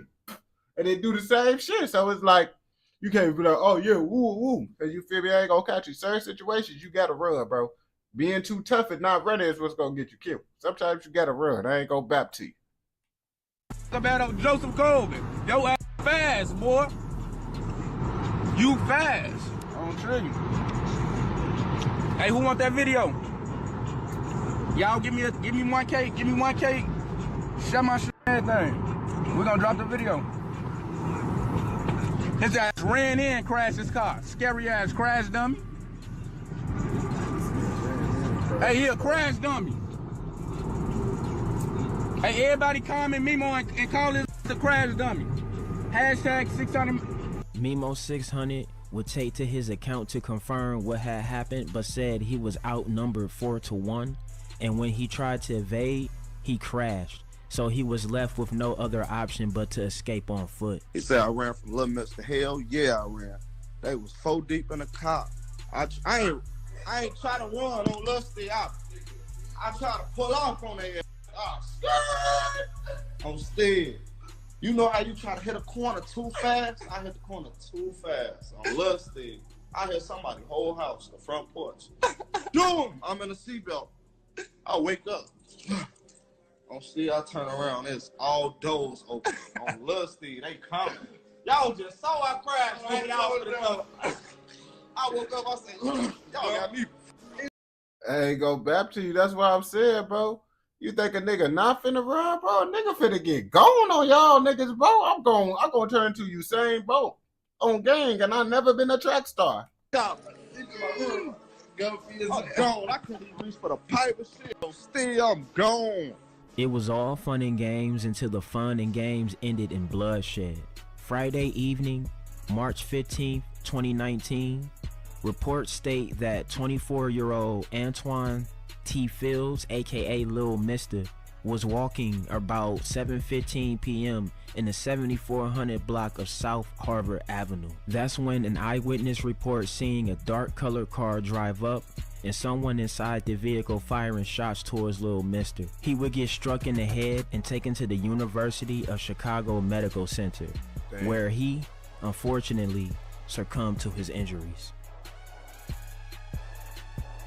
Having the fame he accumulated, his death would echo through the music industry in Chicago when news of his passing was revealed online. Loved ones like J-Dub was filled with grief and anger addressing those who took the life of his cousin, Lil Mister. He died on the block. It's cool though, but man, that's too much to say. Man, that shit fucking me up. It's cool though. It was definitely cool though. And I know this shit probably going on YouTube and all that shit. Fuck Mimo 600, 600, O-Block, all that shit. We is dropping all that shit. Fuck all them niggas, man. My homie, niggas is bitches. Simple as that. Mimo 600, yes. Fuck dude ass. Niggas is bitches. Bro, lame as hell talking about, I wish I could help with the pitchfork demon emoji and silent face. Nigga, get your ass out of here. At the end of the day, niggas is... The messed up thing about the lifestyle they lived was that according to J-Dub, Lil Durk was also his cousin. Families are forced to choose sides based on where they live, rather than banding together as a family to build a legacy together. I know what the fuck is going on, man. I'm my fucking cousin. That's my blood. I ain't trying to none of that shit. That's my real cousin, my same bloodline.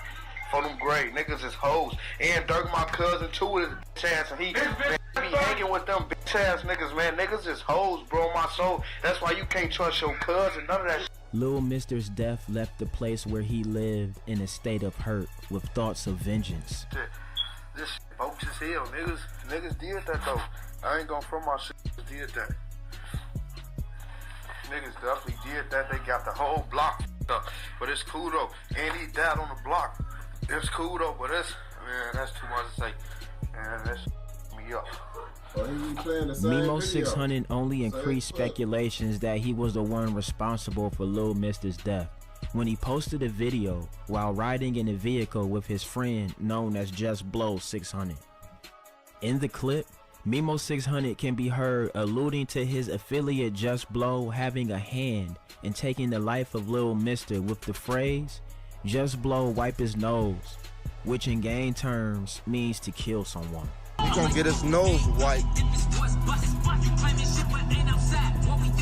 That boy nose snotty. I blow clean him up. I blow clean him up. Go and clean him up, blow. Go and wipe that nigga nose, blow. Go and clean him up, blow. He looking a little snotty over there, blow. Don't make me put my hell yeah. Later in the video, persons were commenting on his involvement in Lil Mister's murder, and his response was one of humor and disrespect, saying, "F him, F their dead ass." I'll ask the police, bro. I don't know nothing about that shit, bro. Stop asking me that shit. Fuck dude, no. You see, this what I mean, bro. Niggas be liking all that attention shit. Because why the fuck is you talking about all that shit woo-woo on the internet? And then you be like, bro, stop talking about that shit, bro. I don't give a fuck about that shit, y'all police. But you was just talking about it, bro. Yeah, it's dead and gone and all that shit. Fuck them, I don't know shit about that shit. Fuck they dead ass, boy. Out here. Chicago natives and Chicago bloggers chimed in on the homicide of Lil Mister, and they all seemed to collectively agree on what led to his demise. Lil Mister was too loyal to the block. He attained fame, but made the grave mistake of not leaving the violence of his area to go to a safer and better area where he could focus on his music and thrive. He was famous as hell. I'm talking about No Lacking. That shit got a lot of views. He got a lot of views. He was with Soulja Boy. He was almost like the face of Chicago when that No Lacking shit came out. And this guy still went to the same corner store getting them chips with cheese and meat, buying them loose squares. Rico Reckless peeped them in the corner store, went in, put knuckles on them. Memo 600 chased them. Remember, it was videos. They seen him on the corner on the bike. Everybody knew where Mister was at. All the ops knew where Mister was at. All the enemies, some of the fans, and his homeboys. Even though I hear from the streets that Mister was really about that shit. Whether you want to believe it or not, the people I talk to say Buddy was really about that shit. I just think, you know, he was too famous to still be in the community. I'm not sure if he had a lot of homies who had money or top drug dealers who had that bag, but I'm surprised that niggas let him stay in the hood, you know? I ain't gonna cap to you, bro. You gotta who is this nigga? Like, Lil Mister, bro, all that shit, bro, that shit, folks, that shit was old. I'm gonna be honest with you, bro. At the point that Lil Mister passed away, bro, he was down there considered like a regular Chicago nigga that used to rap back in the day. Like, I ain't gonna bap to you, bro. That's just really how it really is, bro. All that old shit don't really mean shit. Now you making it seem like, why is he still in the hood, bro? Come on now. Let's be real, folks. Like, come on, bro. FBG Duck was like the most relevant GD motherfucker. Folks' ass was still inside the hood, you feel me? It's just like, you know, who the fuck was who? How the fuck was he gonna leave the hood, bro? Somebody should have pulled together, got that bag, and told Buddy to get the fuck up out of there and just come visit, because he had to know, with all that lacking shit and the killing shit going on, that he was a top target, because everybody knew where he was at. It's a common cycle where the illusion of remaining true to the streets and staying among the violence gives you credibility as someone to respect. The reality is that it's a trap that oftentimes leads to rappers with so much potential losing their lives in the same block, which brainwashed them that leaving is something bad for their character. Lil Mr. fell for the trap, and it cost him his life. Why would I come on the block? It's always some bullshit. Like, I'm getting money now. Like, I thought that was the goal, to make it off the block. But no, they're trying to trick you. Nah, you ain't on the block, you a like, and then like. But I feel it's different, bro, because Rico Reckless still got a little buzz and shit. You got to understand. Lil Mister don't really got no buzz. Like niggas wasn't really talking about Lil Mister up until he passed away. Like, Lil Mister haven't made a hit song in a good minute now, gang. Come on now. You got to understand this shit, bro. It's lots of niggas. You would see lots of rappers that had views back in the day, just a regular nigga now, still doing nigga shit in the hood. They just got their name up from back in the day in a couple rap songs. That's how it be, bro. Y'all be acting like that shit really gonna equate to a whole bunch of money. But like, how long ago that shit was? You think that No Lacking shit still giving him money, nigga? No, bro. Come on, let's be real. Come on now, like, even when me and Lil Mister had to fight that time, like, that's was on some, he was tweaking. He ain't records on being a block. I had to come to the block and smack him down just to, like, dumb shit. Like, that was stupid to me at the time. You know what I'm talking about? Like, just dumb shit. But it's like what you mean? Like, that's. You talking about smack him down. They ass hit the windmill. That shit was funny. To go to make it off the block, but niggas so sometimes in Chicago they so f***ed up that like Lil Mister, instead of him trying to really make it out, that nigga like letting phone them like, nigga, come be on the block then. Come show that you really with that shit. Nigga, like the more you show that you with that shit and the more that your music realer and people, then you gonna take off one day. I guess that's how they feel, but no, nigga, they killed folks in the hood. How folks them even let him get killed in the hood? He Lil Mister, like everybody know Lil Mister, like. FBG Duck, before he too was a victim of gun violence, released a song titled Chicago Legends, where he paid respects to everyone that made Chicago what it is and held respect in their hearts. One of the names he mentioned was his friend Little Mister, paying homage to the rapper and lamenting on his murder. Lil Mister found a niche that could take him away from the bloodshed and violence. Music was his scapegoat to a better life. He had the spotlight and was about to sign big deals to propel him further. Shit, I got an album dropping. I got a distribution deal. Salute. Shit, I'm finna sign, tomorrow.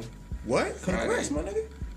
He had a rough life, being known to the prison system through much of his adolescence, but his time. Shit, he probably could have had a deal, but I know for a fact, bro. Nah, I don't know, like I said, bro, like niggas wasn't talking about Lil Mister from what I'm hearing. Unless I don't know if he had a fan base out the city, but niggas wasn't. I ever heard Lil Mister name for a good minute. Like niggas wasn't talking about his rap shit. Time behind bars taught him to value freedom and not become lost in the past life he was involved in. His mind matured and he was ready to take over the world and show his worth to everyone looking at him to succeed with his talent in music. It's sad he never made those changes a reality and held the future that was waiting for him. Rest in peace, Lil Mister. So it's safe to say that the prison life in the cell on the bunk isn't for you? Hell no, that ain't for me. You know what I'm saying? Shit. Because it don't do nothing but like make you bug up. It just had me just like want to fight the world and shit. Just like angry at a lot of shit that I couldn't really control in there. You know what I'm saying? That shit depressing up in there, man. Yeah. Alright, y'all know what it is, man. Drillers and trappers, trappers and drillers. It's been another. Long live Lil Mister, you feel me? Rest in peace to him. And I honestly feel like, folks, he could have went up. He could have went up, you feel me? He could have went up on motherfucking with the rapper shit and got his shit back together and shit. But at the currently way he passed away, he didn't really have no hits and none to make motherfuckers, you feel me?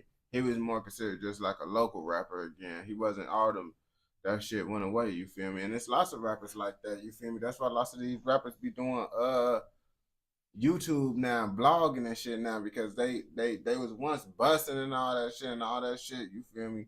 They gotta get YouTube to make the money, because if they didn't, they wouldn't have it, you feel me? That's what y'all gotta understand, man.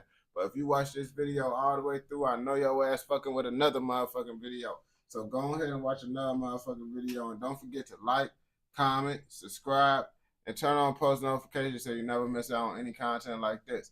Go! Oh, shit. That's real fast.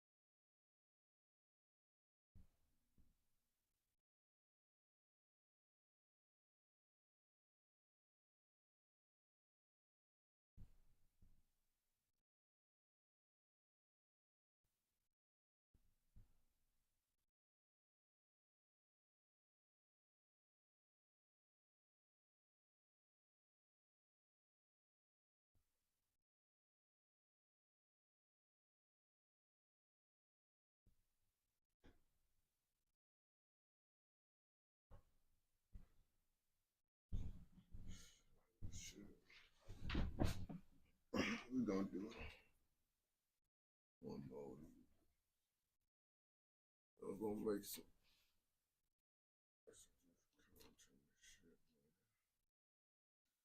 Do. Boom, boom.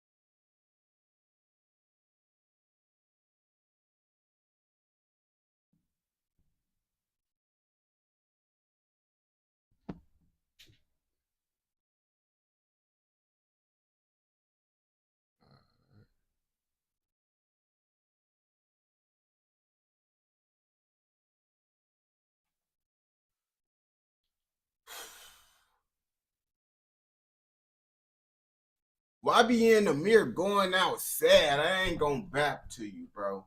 He be fucking with any and everybody, bro. And guess what? I guess supposedly one of the females he fuck with Gucci third leg. Folks ass is a motherfucking whole pandemic. Folks is a walking pandemic. He got that bump down there, herpes. He been passing that shit to motherfuckers, and he wasn't telling motherfuckers he had the bump and shit. So, you know, lots of motherfuckers, you know, fucked up because his decisions and shit. And I don't know, why be in the mirror? Might be one of them. A couple of weeks ago, I made this video on Gucci Third Leg. The name is self-explanatory of what he does or what he did in the past. But if you're not familiar, this Nigerian ATL native freak is a corn star. In the words of the almighty Charleston White, one of Satan's greatest soldiers. Just last month, he was at the center of a viral scandal after allegations surfaced that he knowingly spread the H to women in the industry. Danae Davis, a fellow creator, accused him of infecting her during a collaboration when she was 19, citing a suspicious sore he claimed while he was shaving his whatever down there. That's what I'm saying, bro. I ain't gonna capture you. That bitch was dumb, bro. She was like slight low-key dumb, bro, because it's like you see a bump down there and a nigga gonna lie to you, be like, oh, it's a little scar, whatever. Nah, bitch, you shouldn't have even fuck with that. You be like, nah, I don't know what you got going on down there, bro. It's too much shit going on. And you should have just known, like, bro, this motherfucker inside the adult film industry. So you know he might have that shit. You see any bump, shorty, you shouldn't have did that shit. Your ass is a tweaker. Pause, but the cut was like right over here, like right here. Pretend this is like, you know what it is. So it was like right over here. Yeah, I looked at it. So when you be shaving, it's supposed to be down here. I don't know how got over here. And he claimed it was a shaving incident. Yeah, right over here. Oh no, the bitch is just dumb then for sure. Because you don't shape your thing don't grow hair on the thing. It only grow hair in that area back there, like the little pubic area. So he couldn't get a shaving cut because there's no reason you even shaving right there, bro. So that was a lot off the rip. Come on now. And any female know that men don't grow hair on their penis. What the fuck? Come on now. Let's be smart. Let's use the noggin now. Pause again, but yeah. The point is, Gucci lied to her, and since the allegations, the internet has been buzzing with reactions from viral TikToks to heated Twitter threads. The situation has caused fear and backlash across the OnlyCans and streaming community, with content creators and even streamers linked to Gucci now questioning their interactions. And now, YB and Namir finds himself pulled into the chaos. Namir's girlfriend, Selena Powell, has allegedly been messing with Gucci Third Leg. And that same girl Namir is with could be the mother of his soon-to-be child, based on these deleted pictures. I don't He kissing her, and she probably sucked the dude that got the bump. That's nasty as hell, bro. You motherfuckers be kissing bops, bro. That shit crazy as hell. And she fucking with niggas that got the bump, bro. That shit wild. Now you got her pregnant, bro, and she got the bump. Now you just automatically just gave your kid down there the bump, most likely. That shit crazy. know. Who had 50 in their mouth? The girl you was kissing. kissing on Instagram. The girl I was kissing on Instagram. We watched her talk about how she had in her mouth. All on every podcast. Nigga, on game, bro, this nigga fucking goofy. Even his homies telling him, like, bro, you kissing a bitch that had 50 dicks in them. Like, come on, man. Do better. But it's YB in the mirror. Do anyone expect better from YB in the mirror? When we saw that shit, we were like, damn, YB in the mirror just being a goofy. Just doing some more goof. Once you drop Soul Train, bro, everyone expect the worst. You do the worst shit, dumbest shit ever. I just want to know if she really sucked that Gucci third leg. Because if she did, Gucci third leg. Boy, ask her about Gucci third leg. Oh no. How did this happen? Right, and I just said, bro, I didn't even know she actually did that shit. I just assumed that she sucked Gucci third leg because that's the type of female she is, bro. And they said she did. So now you kissing a female that's sucking a nigga that got bumped up. That's why I say motherfuckers be like, oh, why you be kissing a female? Why you don't kiss the female? Because they be sucking dicks. And they dicks be motherfucking having motherfucking rule, this, that, and the third. And they be like, oh, so you would let her suck your dick?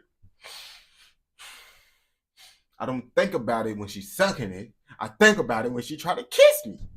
That's how it is. Oh, so you gonna stick your dick inside of her? I use a condom. I use a fucking condom. Do I got a condom on my motherfucking lips? No, motherfucker. Oh, do you use a condom while she give you head? Mind your fucking business.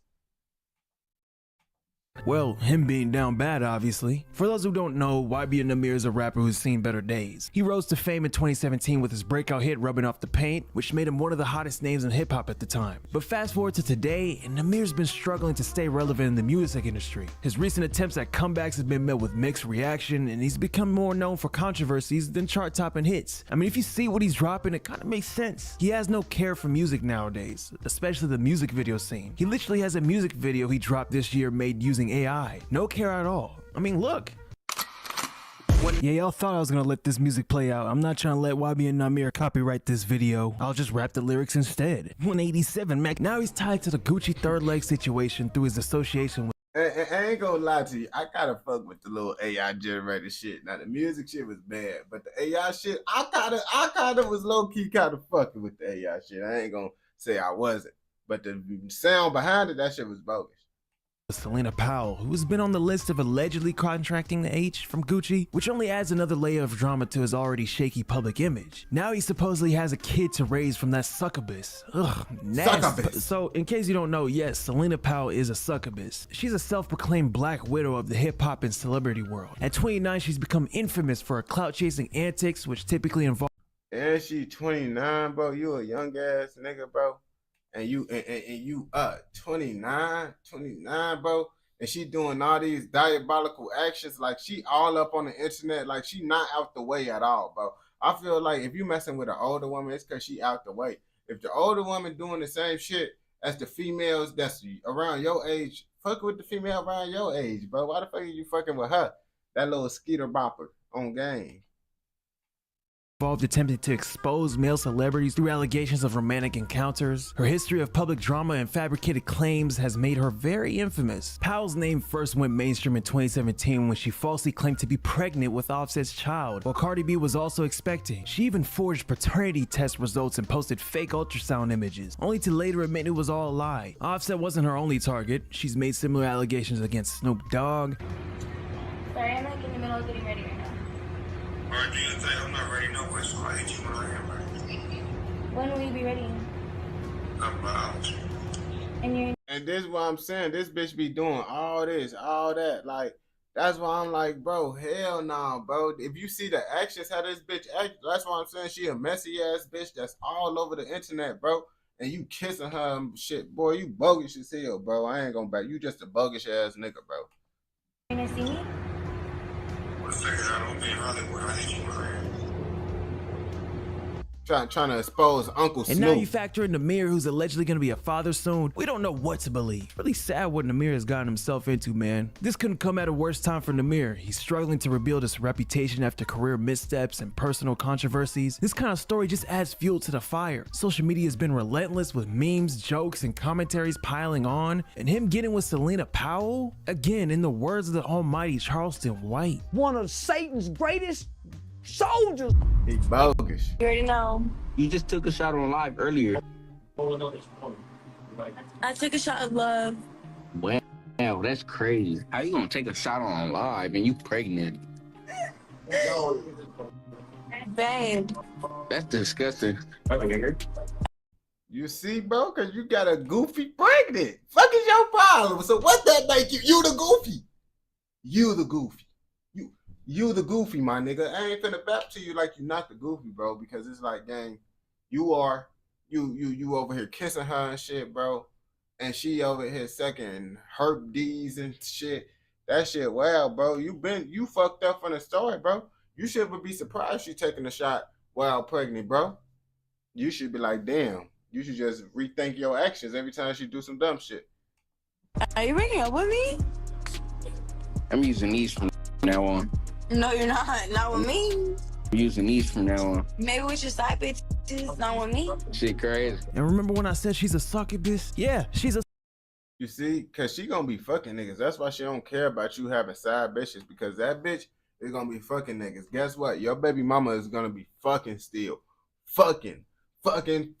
On gang, your baby mama is gonna be fucking.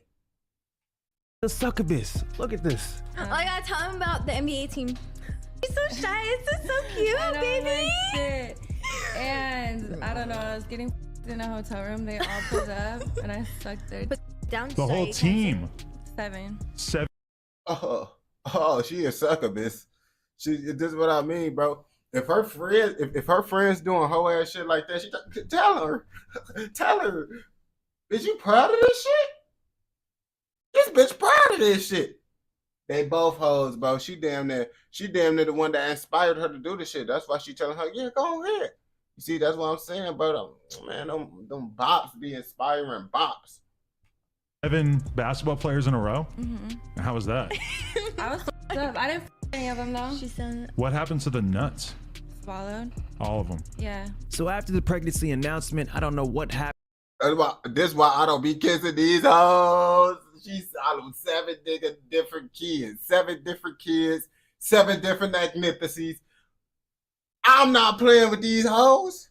It could have been an argument between Namir and Selena, but Selena deleted her baby announcement post on Instagram. After that, this succubus is still going crazy. She's already moved on from Namir and hopped onto a different NBA player, Terry Rozier. But also, the comments he puts in Selena's Instagram posts, especially that one, it's really worrying. Look at this. He says, she's just mad. LOL, love you too. Mind you, this post is about thirst trapping for a new man, specifically an NBA player. And the comments responding to him are letting him know, like, bro, you good? But bro is a goofy, bro. Like, bro, you shouldn't be mad, bro. Like, you embarrassing yourself going inside that comments and shit. I ain't gonna bap to you. But again, we can't say for certain that Namir is left in the dead water, as Selena is kind of known to fake pregnancies. She's even stated it in her podcast. faked a bunch of pregnancies. You faked pregnancies? A bunch. With Offset and Cardi B, what was that? That was like the biggest one, but I also faked one with Fetty Wap. That was my first. That's how I got known. He used the one eye on you, huh? How come you fake pregnancies? So this bitch fake pregnancies to get on, bro. So, okay, why be in the mirror might not be that big of a goofy. He might not be that big of a goofy, you feel me? Because she do be lying and shit. But his ass went along with the shit, talking about you taking shots with knowing you pregnant. But he probably trying to get some clout off this shit too. I don't know, man. They both probably just trying to get clout. I don't know. I don't know, I was just bored. It was actually Tristan Thompson. I fucked him and then I did like a handstand to try to get pregnant. It didn't work. You did a handstand? You know, I didn't decide because I told him I only do that the whole way home. I was like trying to get like the sperm to go down. Can I use your pee stick? Yeah, you can. I'm gonna tell him I'm pregnant after this. So they could be lying for no reason, or something else happened behind closed doors. I don't know. Namir also went live about the whole situation. That's how he found out about the Gucci third leg situation, by the way. Who had 50 in their mouth? The girl you was kissing on Instagram. The girl I was kissing on Instagram. We watched her talk about how she had in her mouth. All on every podcast. Bogus. I just want to know if she really sucked. Man, if you kissing hoes, nigga, don't kiss the hoes and take a picture of you kissing the hoes, bro. Like, damn, nigga. At least have a little bit more respect for yourself to not post yourself kissing the hoes. Look at Gucci third leg. Cause if she Gucci third leg. One of Satan's greatest soldiers. Oh no. What you need to ask her though? That's a serious question. Oh, nah. Wait a second. Nah, I'm on live. Oh, say ask her about Gucci third. You ain't never say that. You ain't never say that, bro. You ain't never say that. Don't scare me like that. Don't never in your life scare me like that. No, for real. That's scary, bro. No, that's scary. That's some real That's shit. real life. Yeah, that's scary. What? So I'm fourth leg? Oh. Don't. Nah, Folks that one think is this a kind game. of That's what you kind of think. crazy. What? Gucci fourth leg. This the last joke I'm gonna get off. After he said that, this is literally the last joke I'm gonna say about this type of shit, bro. Yeah. Not even crazy, pregnant. That's what we going through right now. Pregnant. Are you serious? Shit crazy. Shit. How much you think I deserve? Are you on this live wilding the fuck out right now? No. What's the deal? What do you mean, what's the deal? No, I didn't know Gucci third leg. Who the f is Gucci third leg? She didn't know who Gucci third leg Gucci is. fourth leg now. That's what I heard. Boy, nobody told you that. Your little friend in the back said that. Everybody called me talking about some, yeah, you Gucci third leg and Gucci fourth leg. I'm like, Nobody they mean? is calling you and saying that. Stop playing with me. Who is that? I don't know. As for Gucci third She leg, lying. what he's up to right now is some crap. In my last video, I mentioned that he's trying to switch for the better and that he's gonna stop doing that cornstar video stuff, which it looks like he is. I mean, he's boxing now in hopes of making noise with that, but he got his ass knocked out cold. And we still don't have the test results of him having the H or not. Well, as for YB and Namir, I hope for the best for him. Damn, so folks, your ass out here. You tried to get into the boxing game after you motherfucking burnt hella motherfuckers. It got your ass knocked out. That's karma. That's karma. I hope your herpes activated when your motherfucking ass got punched. When you got punched. I was finna say, motherfucker, when you got knocked out. But I don't know if you got knocked out. You probably just fell to the ground, you feel me? But we just gonna say knocked out. If you fuck with this video all the way through, I know your ass gonna fuck with another motherfucking video. So go ahead and watch another motherfucking video. Don't forget to like, comment, subscribe, and turn on post notifications so you never miss out on any content like this. Go! Let me get a bottle of water, guys.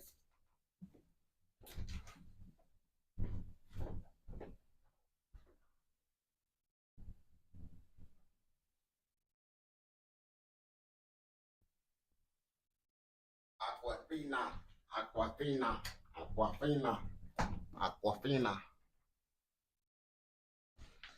Oh shit, man.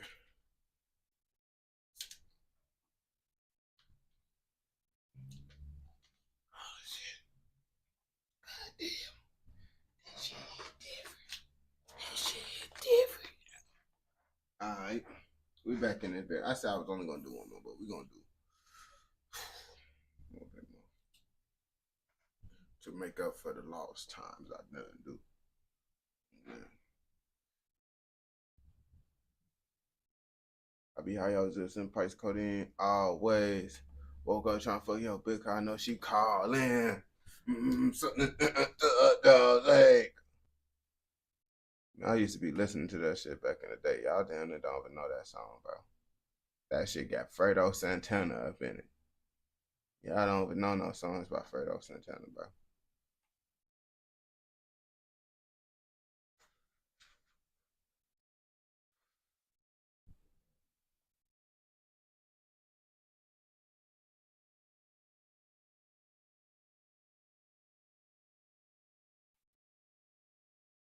Would you baby mama me? Would you baby mama me? Yeah, get the fuck out of here, shorty. You is kind of cute, though. I don't know, shorty.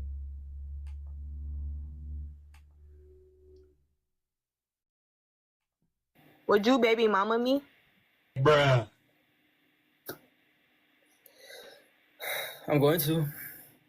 I mean, I said, would you? So. Going to. It's a yes or no question. Going to. So yes. What's wrong with her teeth? I'm gonna see her 100 teeth. times. You want to have 100 kids with me? She got grills? As many as you want. What? Oh, this nigga, you see, niggas just gotta say what they want. Niggas just gotta say what the females want to hear at this point. He said, she bogus yourself, I ain't go back to you. Like, I don't know what Shorty got going on, man. But niggas just telling her, he just told her what she want to hear at this point, man. What the hell is even that? Welcome back to the Bubba YouTube channel. Guys, I'm getting brain rot at this point now, looking for people to cover, finding new potential lolcows so that we can all laugh at. Because this guy, D. Kane, we're going to talk about him, all right? It's going to be a docu-commentary. This video is probably going to be pretty long. I just can't do the whole fake narrative voice like for 20, 30 minutes. It's just not who I am. It's not authentic. So, yeah, we're going to talk about D. Kane. He comes from like the greatest place of intelligence, TikTok. I really don't know why the best and the brightest come from TikTok, but yeah, so let's get into his ass being sarcastic, man. If y'all don't know, this nigga trying to talk shit about TikTok and said these niggas dumb. He said these niggas dumb. That shit crazy, because I'm a TikToker. this whole story about D. Kane. Because those tattoos, I feel like it's just betraying the image that you're really not. If you saw me in real life, what would you do? I'd probably laugh. Exactly. You wouldn't touch me, brother. I'll probably walk up to you trying to like pet you, like, what's up, bro? Hey, Mary, I followed you back. Appreciate that, Galaxy. You wouldn't even get close to me. I'll probably literally pick him up like that, hold him, and make a little video with my.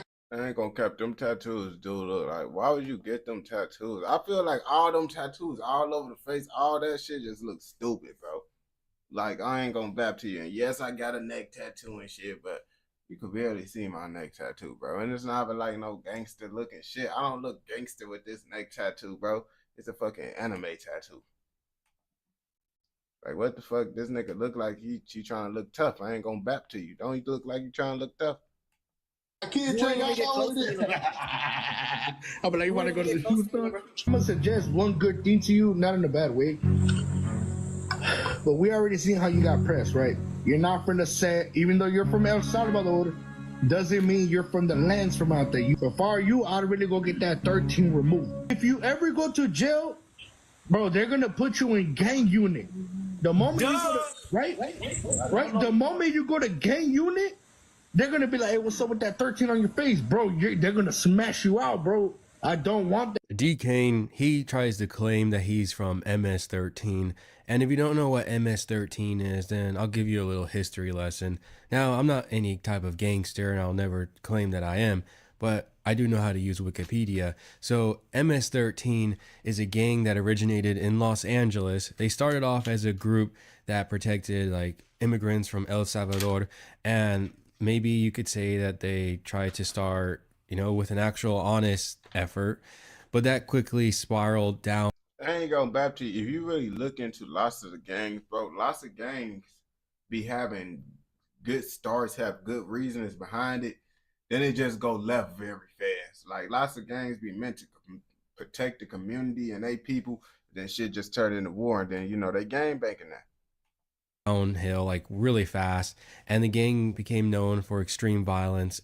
To my understanding, in order to be initiated in MS-13, you needed to send somebody to the Shadow Realm. So this type of gang was extremely violent, and they weren't to be messed around with. So what happened was eventually the United States got tired of all the crime that they were causing and all the violence and sending people to the shadow world, right? So then what happened was the United States government deported all of these people to El Salvador, and then El Salvador took all of the people from MS-13 and threw them in a prison.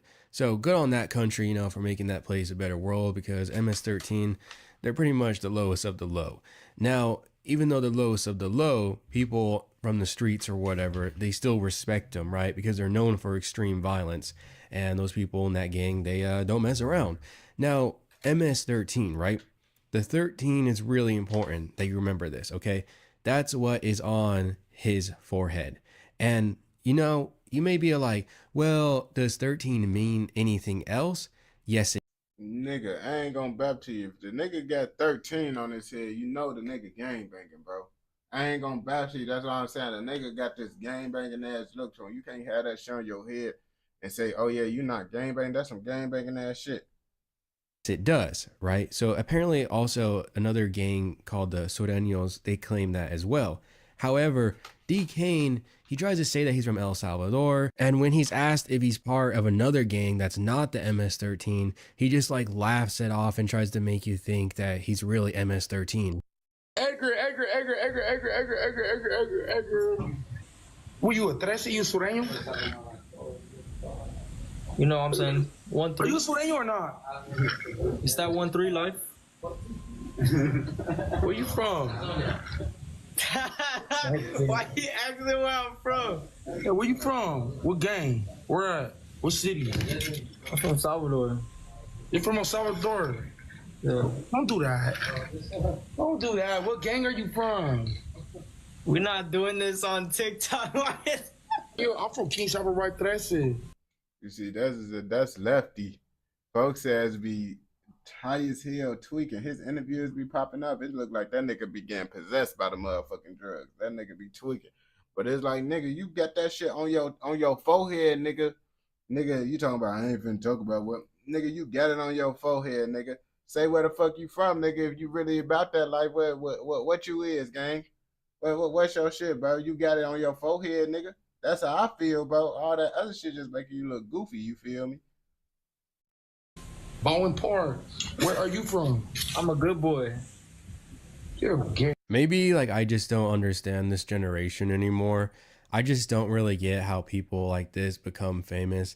Absolutely ridiculous, the age that we live in. I'm just so sick of all these fake weirdos. Like, it's absolutely crazy. So D. Kane, he's being asked, hey, where are you from? He says, I'm from El Salvador, right? And then he responds with, you know how that 1-3 life is? The guy asks him, are you a Sureño, right? And he dismisses it. He's just trying to make it be like, yeah, I'm from MS-13. Maybe it's all for clout, right? But you got to be pretty crazy to claim that. Like I said, this isn't a normal gang. Like, this is a really violent gang. And I feel like if you were to go, nigga, lying to claim any gang is like bad, bro. It don't matter how it's level of violence you think they is. Doing any gang lying like you about that shit, that's goofy shit. Go anywhere where MS-13 was, and you're repping 1-3 and you're saying you're from El Salvador, they're probably going to send you to the Shadow Realm after they stomp you out. And if you're D. Kane, since he has that whole pretty boy look, they're probably going to stretch him out and then send him to the Shadow Realm. So that guy is just an absolute loony. You know, he's not like this huge guy or nothing. Like, he's like a 4'10" little clown. So yeah, that fool's gonna get stretched out. What is crazy is that this guy doesn't even speak Spanish. And now I get it, if you're Latino, right? Not every Latino needs to speak Spanish to claim that. Everybody has their own story. Who knows what happened, right? Why you speak whatever language you speak. But if you're claiming that you're from MS-13, right? A gang that is from El Salvador, it's pretty common sense that the language of communication is going to be Spanish. Oh, you know what I was going to tell you, bro? How are you from El Salvador and you don't speak Spanish? You don't know my backstory, kid. You don't know my backstory. Bro, Chris knows the back pretty well, but he was don't act like we in a... I mean, I ain't gonna bap to you. I feel like the nigga probably could be from El Salvador and then move to America at a young age, you feel me? And he just ain't telling that part. You know how niggas be doing it. They don't be telling the full truth. Movie right now and you know my origin story. You knew my origin? Oh, hell no. Hey, so you don't speak Spanish? Poquito. Yeah, this guy's just totally fugazi. I'm kidding. I know I said the word wrong last video. He's totally fugazi, okay? Fugazi. Watch, I probably said that wrong too. It's starting to become a meme on this channel. I need to enter flow state before I start saying that. Yeah, fugazi. Yeah, you said it right. The other time, I don't know what you said. But fugazi. Yeah, that's how you say it. That word apparently. But yeah, so this guy, right, D Kane, nobody's believing his story. He's just a total liar, total fraudster. I never thought that when I was a kid, right, seeing MS-13 on the news about all their crazy stuff, that when I became an adult later on, that I would see people rep that in order to get clout on social media. I think in some ways social media is the worst thing that ever happened to our species. Truly, if somebody could have gone back in time and just erased that, it probably would have been a lot better for us. This world is just full of so many idiots who have been given a platform because they know how to press record, and then they just rise to the top. Like, could you believe that this guy is probably one of the most famous people on TikTok right now? Like, but the crazy part about it, I don't know who the fuck he is. So how the fuck he's just one of the most famous people on TikTok, bro? He just seemed like a nigga that be false flagging on live. That's what I thought you were just talking about. A nigga that false flag on live, you feel me? that just actually blows my mind. This guy is literally beyond brain dead. Like, this guy's a certified dumbass. I mean, it's... When I say that he's dumb, I'm not just saying it to exaggerate for views or for YouTube or anything like that. No, I mean, no, really like, this guy's really that dumb. He got asked to spell a basic word, and he couldn't even do that. Because when I speak, knowledge comes out. So you gonna listen. Okay. Let me listen for a second. Let me hear 3 words of knowledge. Can you even spell knowledge? Spell it. K-N-O-E.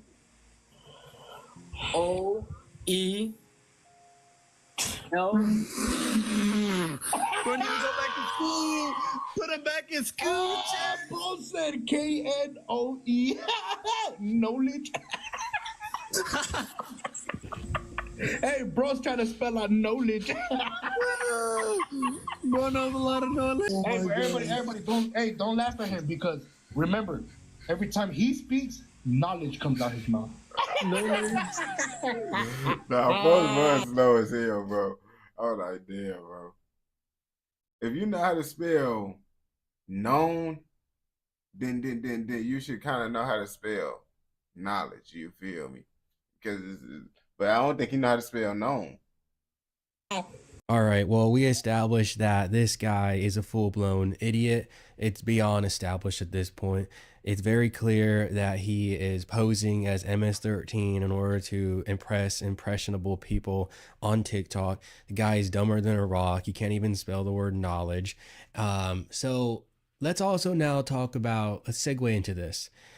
We have to bring up the fact that this guy, he tries to also claim that he was in prison or something like that. Apparently this guy has a record, but he has blurred everything out. He doesn't let anybody know what his actual height is. He's clearly super small.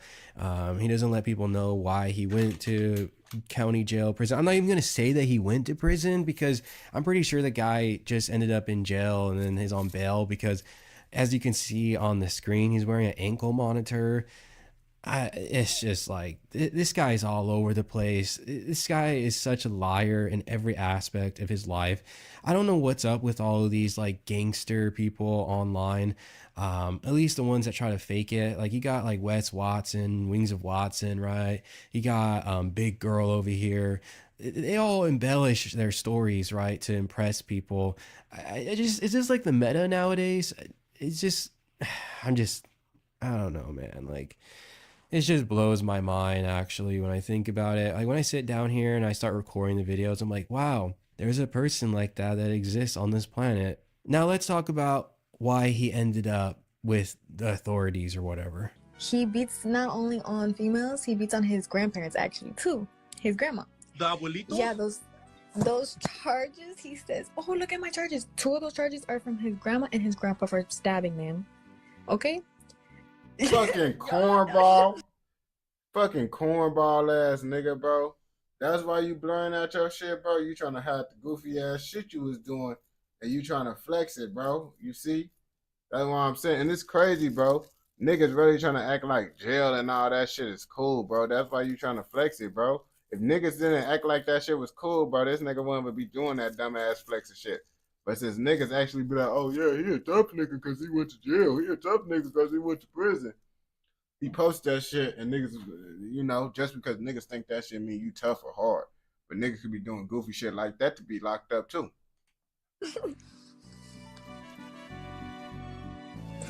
Wait, why did he stab the abuelitos? What did they do? All we know is that they were drunk or something like that. It's on his records or something. Yeah, so this violent gangster from El Salvador really wants you to think that he's involved in some serious stuff. But all he did was beat up Abuela. Are you kidding me? Seriously? Who goes and beats their grandparents like that? That just makes me sick. And this guy's famous? Oh my gosh, man. Like, wow.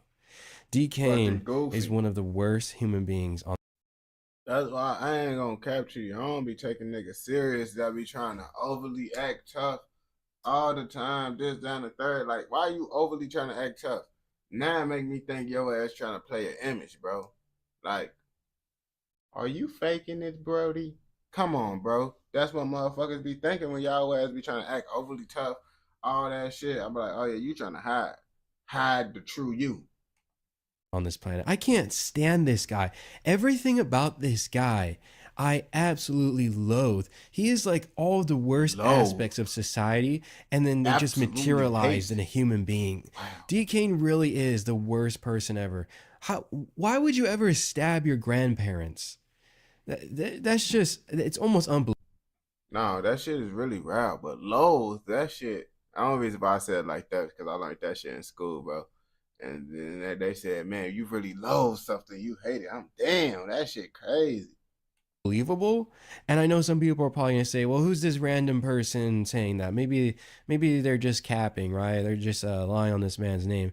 That's the crazy thing. When you actually investigate more as to who this person is that's saying that, your mind just keeps going on the roller coaster and getting more and more destroyed. So allegedly, right, this guy is a predator. Yeah, I'm gonna repeat that again. This guy, apparently, word on the street is that he's a predator. And that person you saw on the screen is in high school. That's his baby mama. Oh yeah, bro. If his ass really was locked up with them MS-13 niggas and they found out what he was doing, what he be doing, bro, he is getting fucked up, gang. I ain't gonna cap to you. Any real gangster know what the fuck he doing, but they gonna whoop his ass just because folks ass trying to act tough and he doing weird ass shit like that, bro. What the fuck? Hell nah, bro. That's what I'm saying, bro. Niggas be fucking creeps and weirdos. And the guy is 23. Let's roll it. Word already went around town. Bro, you're done with. After today, everybody's gonna start unfollowing you. You're with 16-year-olds. You're a Diddy. His ex was 16 as well. And D Kane's 23. Who's my ex? If you guys don't know, You and your baby mama right now, like what's that situation looking like? Oh, my baby mama? Yeah, like I know like you've been hurt online about your baby mama, so like what's going on with that? We had just got into a little argument. She left, decided to leave. But after she left, like probably less than 30 minutes, she called me and she was crying, saying like, I'm gonna come back later today. If I don't go back later today, I'm gonna come back tomorrow. She was like, maybe we just needed this little, like these few little hours apart from each other. And I was like, no, you're right, cause me being away from you like for a few hours, just made me realize that. So you seen her recently? Nah, I haven't ever since she left. She left like 4 days ago. Have you talked to her? I'm still texting her though, calling her and texting her. She answering? Nah, she hasn't even like it's just on delivered. It hasn't even like it hasn't shown that she read it. But I'm still. Not only is this guy dumb, he's also a creep. This guy's a full-blown predator. D. Kane, you are disgusting. You are a disgusting human being. It's like really cringe that when that one guy asked him about like his ex, he tries to deflect. He said, oh, what ex? I don't know what type of ex you're talking about. But if you just go on the internet, it's super easy to find how D. Kane describes his ex. He's talking about how they have problems with each other and that he's trying to hit her up or whatever. Like full-blown creep. What's even more sick though, if like it's I was thinking in a video he was gonna actually give out tell that his girl was in high school or some shit, but they basically saying proving that he got an ex. But he didn't say nothing about that. That's what I was thinking I was gonna say. Possible is that this guy uses his clout on impressionable people to talk to them. And he's doing it in a predatorial way. This online journalist, I don't know how serious he is. Like, he's not like a CNN journalist or anything, but he does his work and he investigates stuff online. He pressed D. Kane even more about this issue and actually found out that he's doing it to a whole lot more people. And I don't get 5 different girls clicking on your profile, your Instagram profile, where you DM them and they're under the age, right? You calling this girl right here a wifey, right? She's 51 backwards.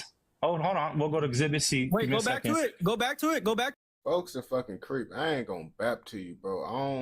I don't even like motherfucking my younger siblings. So why the fuck would I date a young woman? And my young siblings is like 16, 17. They have to be annoying as hell. Why the fuck will I be fucking with an underage person now? And if he my age, I'm 22. Come on now. You why is you going down that far, bro? Anyway, bro. Like, come on, bro. Like, that shit just weird as hell, bro. Like, nigga, you 22, 23, gang, you fucking with those type of ages, bro. Like, nigga, you wild as hell, Birdie. Back to it. Right here. Go back to it. Exhibit Go C. back to it. The white Go soul's back doing to it it. for me. Yeah, where does she say And her that- age in that? Where does and she that say her girl's age? 61 backwards. Where does she say her age? Where does she say her age? Why are you asking a girl for Where pop-up does pics? she say her age? Listen, little bro. I'm answer. And Why go are back you to asking- the other screenshot too. Go I back will- to the hold other on. one. I Go will- back to why- the other one. Why are you asking this girl for Go back to the pics? other one. You don't even know her age. Go and you're back asking to for- the other one. Hold on, Exhibit D. Go back to the other one. That's your contact. Another one. You lied to a girl saying you're 71 backwards, little bro. They're posting their high school locker room, and This nigga out here lying about his age? What? Nigga. I ain't never, listen, the only time I lying about my age is if I'm saying I'm older. I'm not gonna cap to you. I mean, my mama made me lie about my age and made me say I'm younger when we was sneaking into them restaurants. But that's what my mama made me do. Me, I never lied about being young. What's the point of lying about being young? The only time I'm lying is so I could get, well, I don't gotta lie no more because I could get blunts and all that shit. I could get alcohol. I could get anything I want now. But I used to lie about my age saying I'm older, you feel me? I never lied down, bro. That's some weird ass shit to do. Lying and saying you young, bro. Except those older women, they be lying, but they don't be lying saying they're young. They be motherfucking 50 years old. Oh yeah, I'm in my bitch, stop lying. We know your age. their Instagram stories, and you don't figure out that they're young of age. Nobody goes through their highlights. I went through one highlight and just went like that and sent a DM. I honestly wish they would just throw this guy into the prison. Nigga, I ain't gonna cap to you. I'm doing a whole check, bro. I'm figuring out your age, bro. I'm not even finna play. And then I'm gonna ask you, what's your age? Motherfucking, as soon as they say the wrong number, I ain't gonna bap to you. You say 18, I'm still not even fucking with you. Just because I feel 18 is too young. In my opinion, you feel me? But some motherfuckers be thinking differently. With these MS-13 people in El Salvador, because he just deserves it. Now, of course, you're going to probably say, all right, well, a bunch of it was blurred out, so how do we even know that's true or not? Well, I did that because I don't want to get in trouble for doxing or whatever, right? On this channel, right, on the Bubba channel, I always urge people to come to their own conclusions. So when you're finished with this video, go out and look up this guy's name. Do your own research, right? Come to your own conclusions about this whole ordeal, because I'm not here to like sway anybody's mind. I just put the stuff forward, and then you can kind of come to your own conclusions with however you do that. It is to my belief, though, that this guy is a certified predator. I have no reason to believe that this guy has any honor, that he has any credibility that I would ever believe. This guy is just a bona fide scrub. He is a total loser. He beat up his grandparents. He stabbed his grandma. He pretends that he's from MS-13. The guy's totally brain dead stupid. He I ain't gonna cap to you. Him just doing that, beating up his grandma, grandpa shit. I already just been like, yeah, folks, that's a creep. I believe that he fucking with the young girls. Cause you doing that type of shit, bro. Yeah, you already a weirdo, bro. So no telling what you would do. He just sits in front of a camera all day eating like food or whatever, and then screaming at people that like his TikToks. And, you know, TikTok is a place that breeds really creepy people. So all of the elements are there for me to personally believe that it is true what the allegations are against this guy. And I don't feel bad for him. I really don't like this guy. I think I may dislike this guy more than anybody else I've discovered on the internet. But if he's not the worst, he's definitely up there. Wait, so DK, hey DK, you're gonna hit the yard? No, he has to snitch in order to get that. I ain't gonna cap to you. That live shit, I know I'm on live, bro. But TikTok live is like a different type of corny, bro. I feel like just being on that bitch doing that shit, bro. I don't know. I feel that's just a little bit more childish, bro, in that bitch, bro. Like, I'm on live, but we watching YouTube videos cooler in this bitch, bro. I got TikTok. I go on TikTok live, but if I ever going on TikTok live, we talking like this on TikTok, bro. I'm not in this bitch screaming, give me gifts, like the post, like the post. That shit just like, come on, gang. Like, I can't do no type of, you can never see me doing no type of shit like that, bro. I'm not that type of nigga. Income monitoring, so he'll never go to jail. I just got out. No, yeah, doing how long? 12 hours? We're not talking about county. We're not talking about bro, dude, 12 hours. I just got out. Guys. Oh my God, so you got real life situations. So now you're on a monitor. So you think cool? All right. One question, Lalo. How many likes you got on your live right now? Bro, ain't nobody worried about clout. Bro, I'm not finna talk about. Oh hell no. How many likes? You're one of the biggest clout chasers I've. He talking about how many likes. You saw these niggas is cornballs, bro. I already know it's a cornball shit when the Island Boys up on this bitch, bro. All that shit be cornball shit, bro. Never heard of, bro. How many likes? Yo, does DK bro came in here to does DK even rap? Does he? How many likes? Yo, everyone drop Rose, everyone drop. All right, let's go check how many likes she has. Let's go check. Yo, does DK does he even rap, y'all? Here comes the fanboys, Chad. Here comes the fanboys. Let's go check how many likes. Does DK have any talent? Chad, hasn't DK been on for like 8 hours? I've been on for 20 minutes. Talent? Look how many likes. I've been on for 20 minutes, clown. What's his talent? Let's go to my His talent is just being.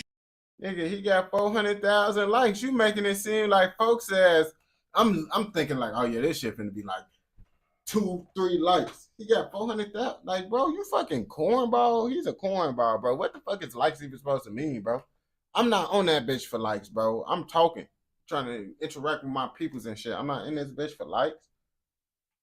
Short. How many likes do I have? How many likes does DK have? 4.1, buddy. Wow. Is he trying to make this a competition or what? You been on live for how long? You have no clout compared to me. You're a nobody. Who's he talking? Who are you talking to? Dad, you guys want to know something? I'm gonna finish this off with this. Every time he goes live with me is the only time he has clout, and that's it. You have 400,000 likes. You're a nobody. Hey, how much viewers do you have right now? Huh? How much viewers do you have? 7,000. You're welcome. I just get like this dystopian feeling when I watch that clip.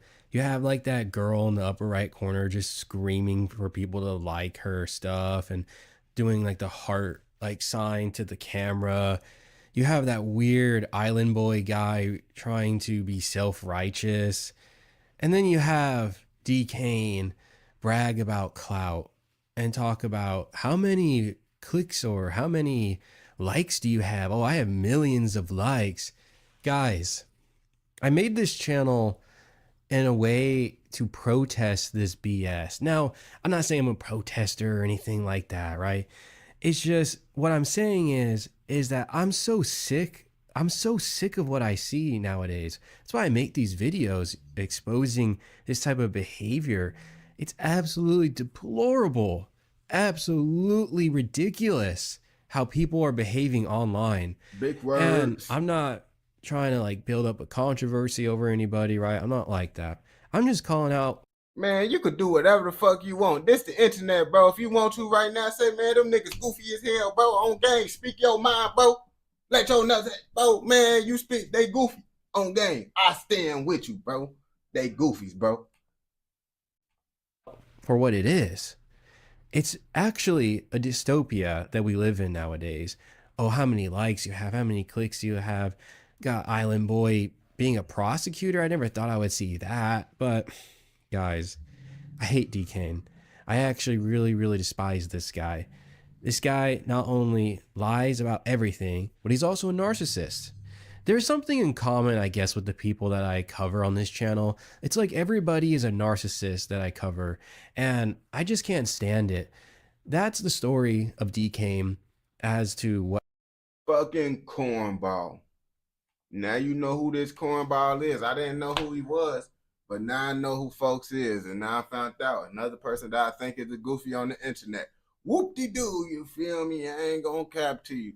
Only thing I let y'all know is y'all don't gotta worry about me getting exposed for no creepy shit, because I don't do no creepy ass shit like that. I actually got morals and self-respect. But if you watch this video all the way through, I know your ass fucking with another motherfucking video. So go ahead and go watch another motherfucking video, and don't forget to like, comment, subscribe, and turn on post notifications so you never miss out on any content like this. Go! We're gonna do more. You feel me? I be saying, oh yeah, I'm gonna be done. And then I don't be done. You feel me? But that's how that shit be. But I'm gonna be done after this one for sure though. I ain't gonna back to you.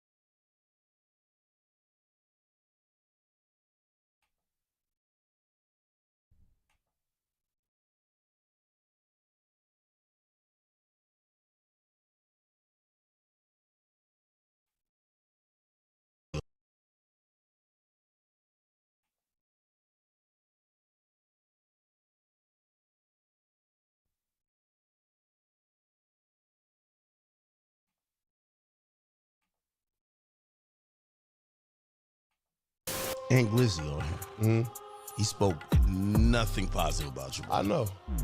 And I was actually shocked. Nobody who can say, man, I smacked Trail, kicked him all in his ass, whipped the dog out on him, told him take his shoes off, take his chain. That probably ain't gonna never happen. This what I care about. I ain't gonna cap to you. And Glizzy is a fucking goofy, and this is what the fuck we finna react to, a fucking cornball. And y'all finna say, oh, how the fuck the little streamer dude talking behind the camera just gonna call someone a fucking goofy? When motherfuckers go talk about dissing other niggas that they don't even know, like actually dissing niggas that's a part of beef and shit, gang banging dead niggas and shit that they don't even know, your ass is a fucking goofy. I talk about niggas that's doing goofy ass shit on the internet. I don't hop myself into street beef saying this, down the third, bro. Folks ass be making whole diss songs about Chicago motherfuckers and shit. And motherfuckers don't even know who the fuck folks ass is. He's a goofy. I am the guy who promoting Wale don't do nothing for the DMV. Fat Trail go say Wale do a lot for the DMV. He do more, he did a whole lot for the DMV. He gets no credit. He will not accept no disrespect from nobody. He is not going like that. Now that's when the question went left. He directly talking to me. I'm trying to see you. You just said when you see Fat Trail, you gonna jack him up. I'm trying to see you tonight. I'm trying to pop out in the city tonight or wherever you want to meet up at. We could go around the gardens, which is your hood, what you rep. I'm gonna come around the gardens or you come around the Pinnacles. It's on my block. Ain't no nigga bigger than me out there. Fat Trail can't get on here and say that. Fat Trail ain't no gangster. Fat Trail ain't put no work in. I bang that Glizzy. I made it possible for niggas to walk around the gardens right now. You talking about nigga? Me? I been on them you talking about the hood? No, I put in work. I'm not just gonna be talking. Hey yo, squad, what's the drill? Back with another video, man. So as you already know, we live in a world of constant beefs nowadays. Some like the one between Young Dolph and Gotti that ended with blood on the streets. Others like the one between Kendrick and Drake that gave us all bangers to listen to and spiced the rap game up for the first time in a long while.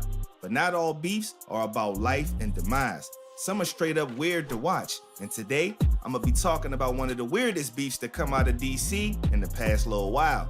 It involves Ant Glizzy and Fat Trail, two of DC's most well-known figures in the rap and internet game. A serious beef in DC rarely doesn't come with any immediate street drama, real shots fired or lives lost. But somehow these two dudes are managing to do just that by keeping the beef digital. But will it stay that way? How did this beef even start? And is there an end in sight?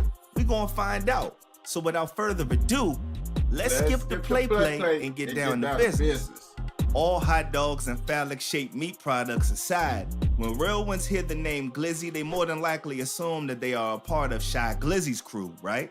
Well, you'll be right, but Ant Glizzy didn't have the same role as 30 Glizzy or Goo Glizzy. Word on the street is that Ant was from a different part of town, but he came up alongside Shy and acted like an enforcer for a while. Now, Ant had about as rough a childhood as anybody in the game.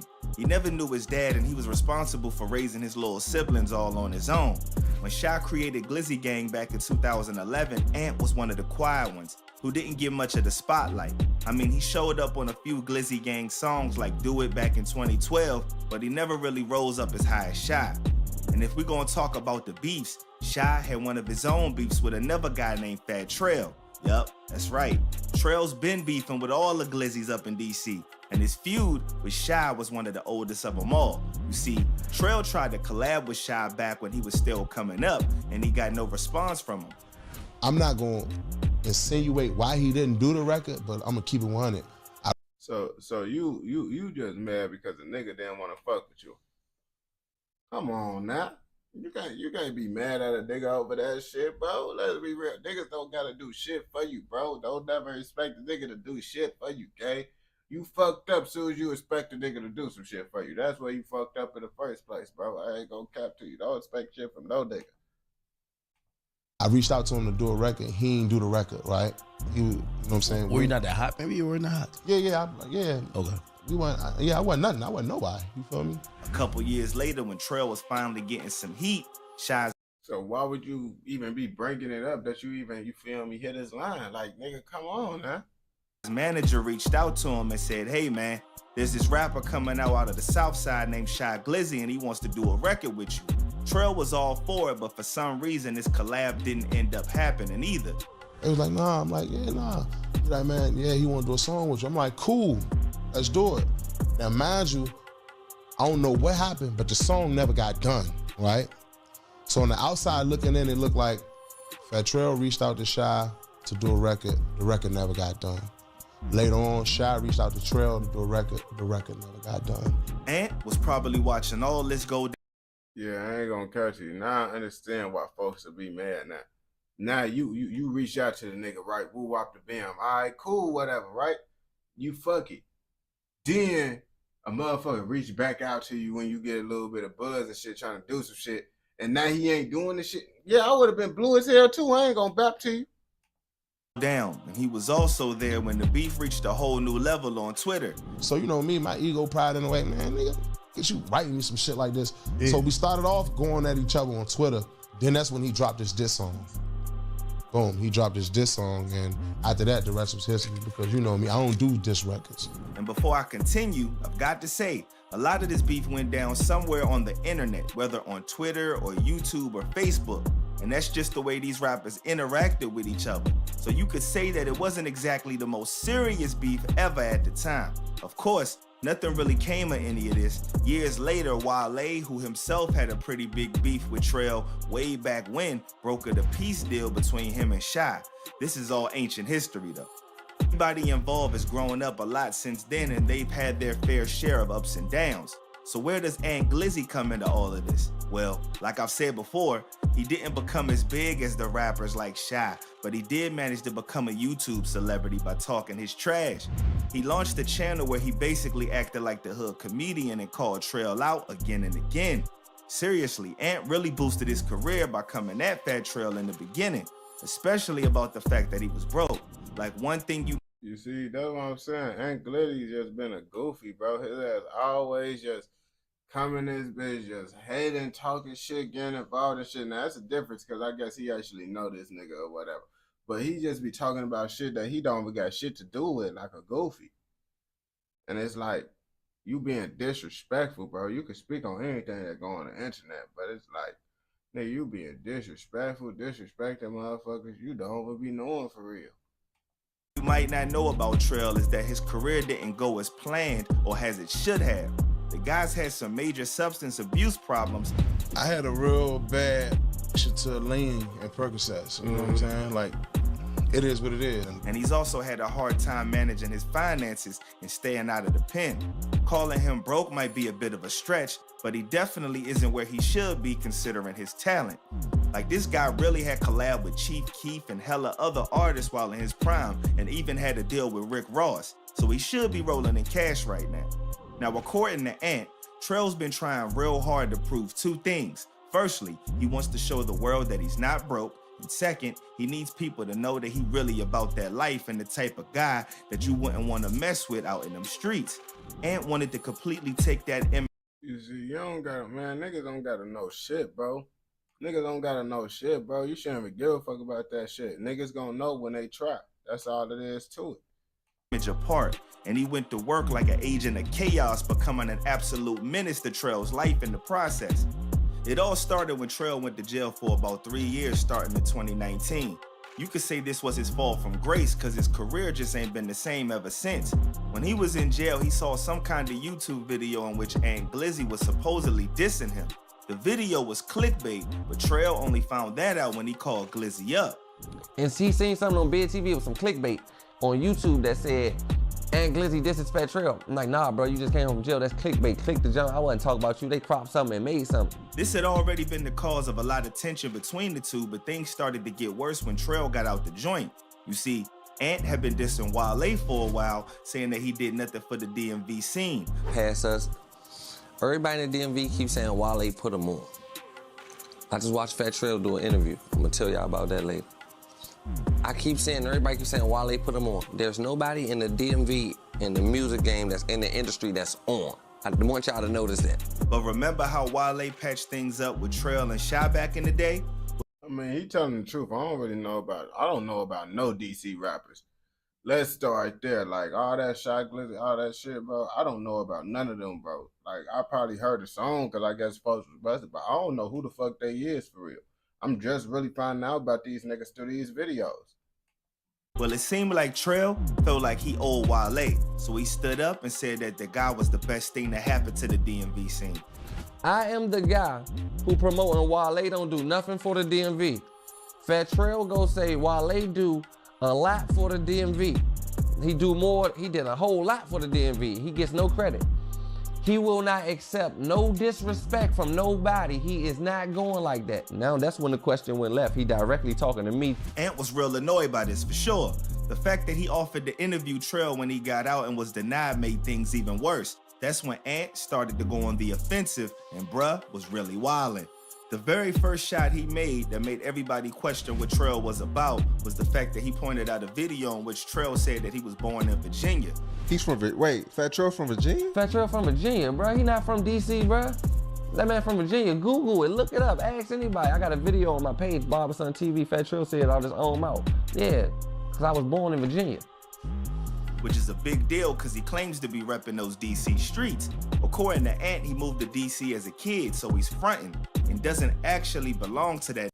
I mean, it's a difference, bro. Like, lots of niggas do that shit like they be from a whole nother area, but if you move there at a young age, bro, you there. Because that's like, I had it with motherfuckers be like, oh, 21 Savage is a UK motherfucker. Bro, he grew up in the A. What the fuck? In Georgia, in the USA. How the fuck is he from the UK? Niggas just be saying anything, bro, just trying to bring a nigga down. That's what niggas be doing. Neighborhood. This was also why he got so mad about Trail supporting Wale. In Ant's view, some dude from Virginia was walking up to the DC scene and supporting somebody that Ant felt was in it for himself. On top of that, Wale ain't from DC. And on top of that, Trail claimed to represent DC. He claimed to be a DMV rapper through and through. But how could he be that when he actually from Virginia? Like he talked about that with a lot of pride, which means he's not 100% DC like he'd want some people to believe, according to Ant. It took a bit of time, but Ant really started taking Trail apart piece by piece. For a while, it didn't look like Trail was gonna respond, but that only seemed to make Ant more determined to get a rise out of him. He felt disrespected by Trail, so he responded by saying that Trail only headed back to his hood for a quick photo shoot or to shoot a music video before heading out. Say what I want to say, ain't nobody gonna say nothing to me, none of that. I don't be going for that. I do what the I want. Fat Trail can't do what he want. Tell him I do what I want. Niggas on my block ain't no bigger than me out there. Fat Trail can't get on here and say that. Fat Trail ain't no gangster. Fat Trail ain't putting no work, and I bang that Glizzy. I made it possible to walk around the gardens right now. What you talking about? And that was just the You see, that's what make niggas from your own hood get on your ass. You get to saying shit like that, and niggas like, man, what the fuck this nigga talking about? tip of the iceberg. And then he went on to point out Trail's lack of success, straight up calling him out for stunting when he didn't have that kind of heat that other rappers he'd come up with had gotten. This is where he started calling out Trail's whole rich rapper mask, saying that all the bling that he was rocking was fake and that he was just trying to pose for the cameras. Why would he believe that Trail was so strapped for cash, you ask? Well, it's probably because he wasn't with Rick Ross anymore. Like, he had got a $600,000 record deal from MMG when his career was at its peak, but after a DUI charge and 3 years in jail, all of that had kind of gone down the drain, he thought. Supposedly, Ross just wasn't answering Trail's calls anymore, so he had to keep up appearances somehow. You wide open in the end zone, boom! The quarterback throw the ball, he throw the ball. That's a life of blessings, he throw it to you, guess what? Don't drop that, man. Don't drop it. And when you do, if you do, don't make no excuses. Yeah, that's how it is. I ain't gonna bap to you. Rick Ross gave your ass an opportunity, bro. You could have did that shit, bro. A DUI, man, and all that shit, bro. You could have, don't drive while under influence, bro. That's all it is to it, man. I don't do shit like that, man. Don't do it. You risking your life, other people's life, and your freedom. Lots of shit you could fuck up doing that shit. It's not worth it. Don't blame it on the Gatorade. Don't blame it on the Gatorade. Don't blame it on your shoelaces. As for how he did that, I've got 2 words for you. Fake chain. Yep, that's right. Trail allegedly wore a fake chain and claimed that it was worth $20,000. Boom, he finessed Mama Son. Mama Son like, no. I think you should do Balenciaga or Dior. You don't do Louis Vuitton. He said he had got it from Balenciaga, and when Ant called him out on the lie, Trail tried to post a receipt to social media to confirm that the chain was legit. The only problem was that receipt looked like it came straight from a random carryout out DC with the Mambo. Like it was some sort of anybody could get their hands on type of thing. But damn, Aunt Glizzy. Shit, I ain't tripping about what he doing with the niggas out there. It's just niggas look like a goofy when his ass be dissing Chicago motherfucker. He was dissing FBG Duck for no reason. I'm like, damn, bro, what the fuck? Balenciaga would definitely give you something more legit looking, because their whole brand is about being verifiably exclusive. Then there was a matter of the Louis Vuitton coat. Now this was a coat that Trail wore everywhere, but that shit look like it's damn near fake. I ain't gonna bap to you. Just when I see shit like that, I be like, man, I just assume a booster motherfucker made that shit. You got that shit from the boosters. According to Ant, it looked too cheap to be an original. And he even reached out to Louis Vuitton to ask if they had made anything like that and had it in stock. On like Instagram with a black trench coat Louis Vuitton jacket. I wanted to know, did y'all have that in stores? It's a leather long black. Just see if I could find it online for you. This is not the store that you're calling. This is client services. So. Okay. In case you think Trail was unbothered by all this, you dead wrong. He lost his mind after Ant kept making all these accusations. Trail put out a video telling Ant to come to his side of the city. I pull up around the gardens tonight. I pull up around 1,000 tonight. Bro, niggas get exposed for wearing fake shit. Now they ass talking about they trying to pull up tonight. Niggas be crazy as hell, bro. This shit be sad, bro. Like, niggas really be doing all this shit for validation and image and appearance, and that's why they be so hurt when the nigga exposed them. Come see me, or you could come around the Pinnacles tonight. I'm trying to see you. And he'll pull up to his trenches and step to him. You just said when you see Fat Trail, you gonna jack him up. I'm trying to see you tonight. I'm trying to pop out in the city tonight, or wherever you want to meet up at. We could go around the gardens, which is your hood, what you rep. I'm gonna come around the gardens, or you come around the Pinnacles. And that's when Ant said that Trell should put that same energy into raising his kids. And if his history is anything to go by, Trell gonna be furious about that. Trell has done a couple of interviews lately sticking up for himself and setting the record straight in terms of all the BS that Ant has been talking. And he recently came out his mouth and talked about Trell's kids, and that really rubbed Trell the wrong way. And he talked about it in the interview with DJ Academics. Ant disrespecting my children. So when it come to speaking on him publicly, I ain't gonna never give him too much. You disrespect your children? Yeah, he disrespected my Not on my interview, did he? No. Okay. He went on one of his social medias and said Fat Trell smack his kids. He's such a I smack Fat Trell kids. Once he said that, it went past trolling. So he set the record straight on a lot of things, and it's really seemed like he is growing and. Yeah, nigga can't be out here talking about you gonna smack their kids and shit. Now, that's too far with it. That's why I be saying, and Glizzy be doing goofy ass shit like that. Like, I don't like it when motherfuckers be doing shit like that. Ready to get back in the game, regardless of what Ant talking about. And Glizzy is by far the most reckless dude in the DMV, and he owns that title. But at the same time, a lot of the stuff that he says checks out. Just because Fat Trell has been keeping it humble and staying out the way doesn't mean that Glizzy is wrong, but it doesn't mean that he right either. All I know is there better not be no bloodshed with this. That's the last thing that the city need, for real, for real. Everybody need to get back to the music, especially Trell. There was a time where he really had the streets, and the way that the game is going now, he can definitely pick up where he left off if he is consistent enough. The people still riding with him. What's next for both of these fools? Only God knows. But one thing is for sure, we will be watching. Damn, so basically this is rap beef that never really left the internet. It stayed on the internet for the whole time. Ain't nobody, he said it ain't no bloodshed. That's a good thing though, you feel me? But if you watch this video all the way through, I know your ass fucking with another motherfucking video. So go ahead and go watch another motherfucking video. And don't forget to like, comment, subscribe, and turn on post notifications so you never miss out on any content like this. Go! Alright, but now this is the last one. Well, that was the last video. I'm not going to hop on live a little bit later because I got to post videos on all the other platforms and all that shit, man. Appreciate everyone that tuned in to the